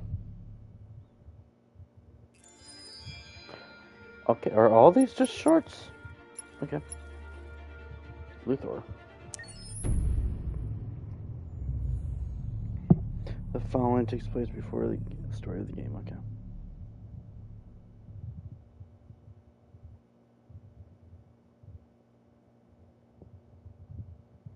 Well, hello. Hold on. Just a little while longer. Oh my gosh.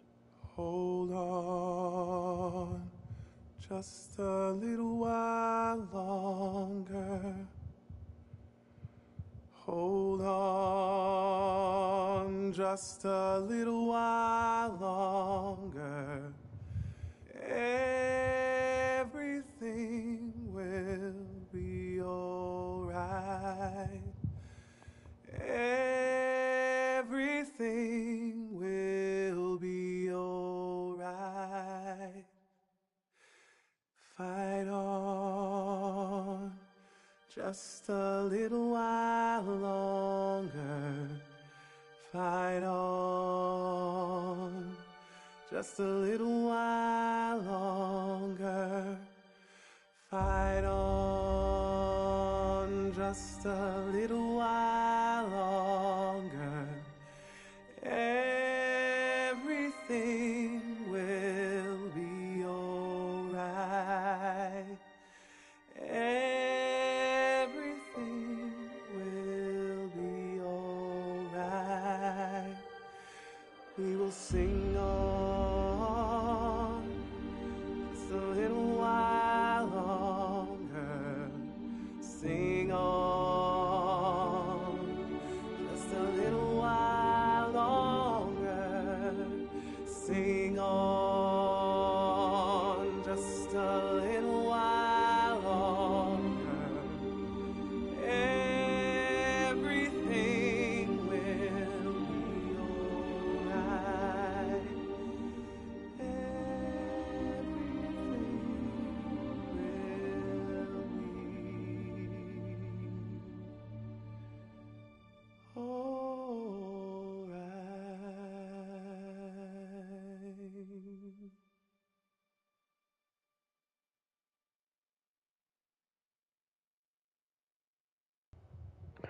Wow. Wow, I said the musical part was beautiful, but damn. That was... Whew, that was more than beautiful. That was more than beautiful. Holy crap. Zlatkov. I think that's how you pronounce his name. I don't know. Zlatko.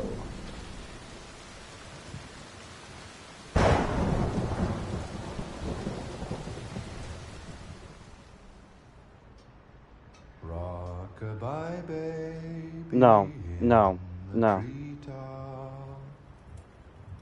When the wind blows, the cradle will rock.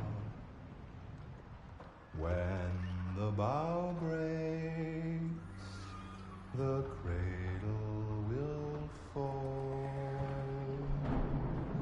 And down will come baby, cradle and all. Rockabye baby in the treetop. When the wind blows, the cradle will rock. When the bough breaks, the cradle will fall. And down will come baby, cradle and all. Rockabye baby in the treetop. When the wind blows, the cradle will rock. When the bough breaks, the cradle will fall. And down will come baby, cradle and all.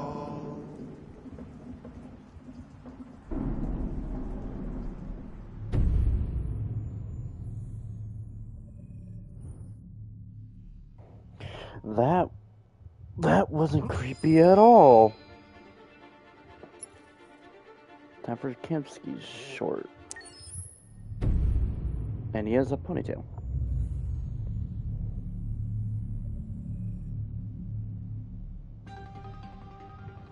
In the the space of a few years, androids have completely transformed the world in which we live. By letting androids into our homes and factories, the CyberLife company has made them everyday technology. The founder of CyberLife, Elijah Kamsky, is a very discreet man. Despite being the CEO of the highest valued company in the world and being voted Man of the Year by Century Magazine, he remains a mystery for most people. That's why we at KNC are so excited to be here as CyberLife opens its doors for the first time. Elijah Kamsky, could you please tell us where we are? Certainly, and welcome. We're currently in CyberLife's production center in Detroit, where all models are designed and manufactured. More than 10,000 androids come off the production line every day. Fascinating. Could you tell us what your goal was when you founded CyberLife? Well, I simply wanted to use technology to carry out all of our most annoying and repetitive tasks, so we'd have more time to enjoy life. I imagine you must have faced many challenges. Yes, there were technical challenges, but the hardest thing was to design an object that we would want to welcome into our homes. We had to imagine a machine in our own image that resembles us in every way, that moves, breathes, blinks like us, but yet is smarter and more capable than any human being. Let me show you around. We're here in Production Unit 4. Could you explain in a few words how the androids are made? Sure, yeah, it's very simple. We use machines to manufacture machines. The removable parts are assembled on a production line, and then we apply a synthetic skin to the whole body. A human operator checks the cognitive abilities with a pre-established protocol, and finally, the android is conditioned and sent out throughout the country. Here's the result. Say something. Hello. I am a RZ400 model. How can I be of service? You can go now.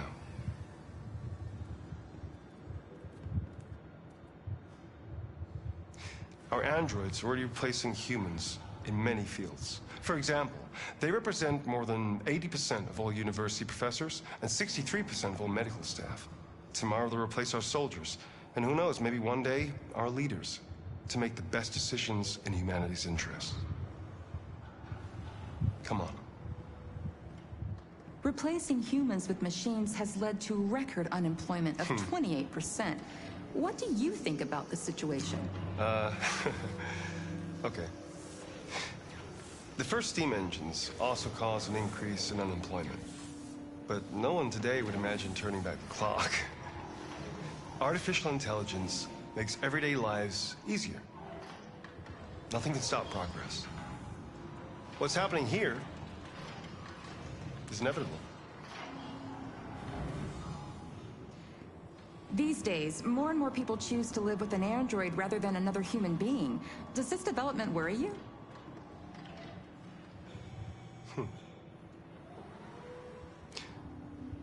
Everything's much easier with an android. They obey your orders without ever complaining.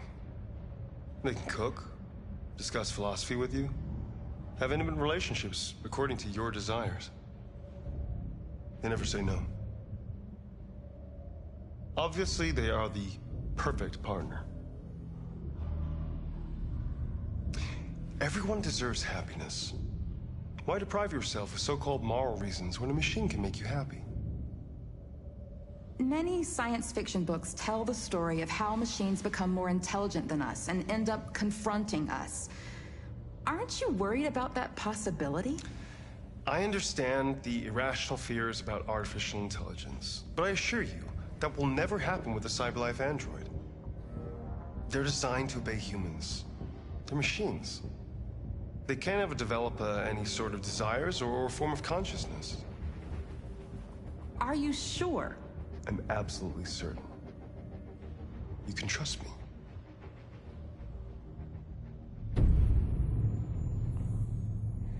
Yeah, okay. Yeah, we can totally trust you. Totally. Totally. Well, that was it. That's 100% the game.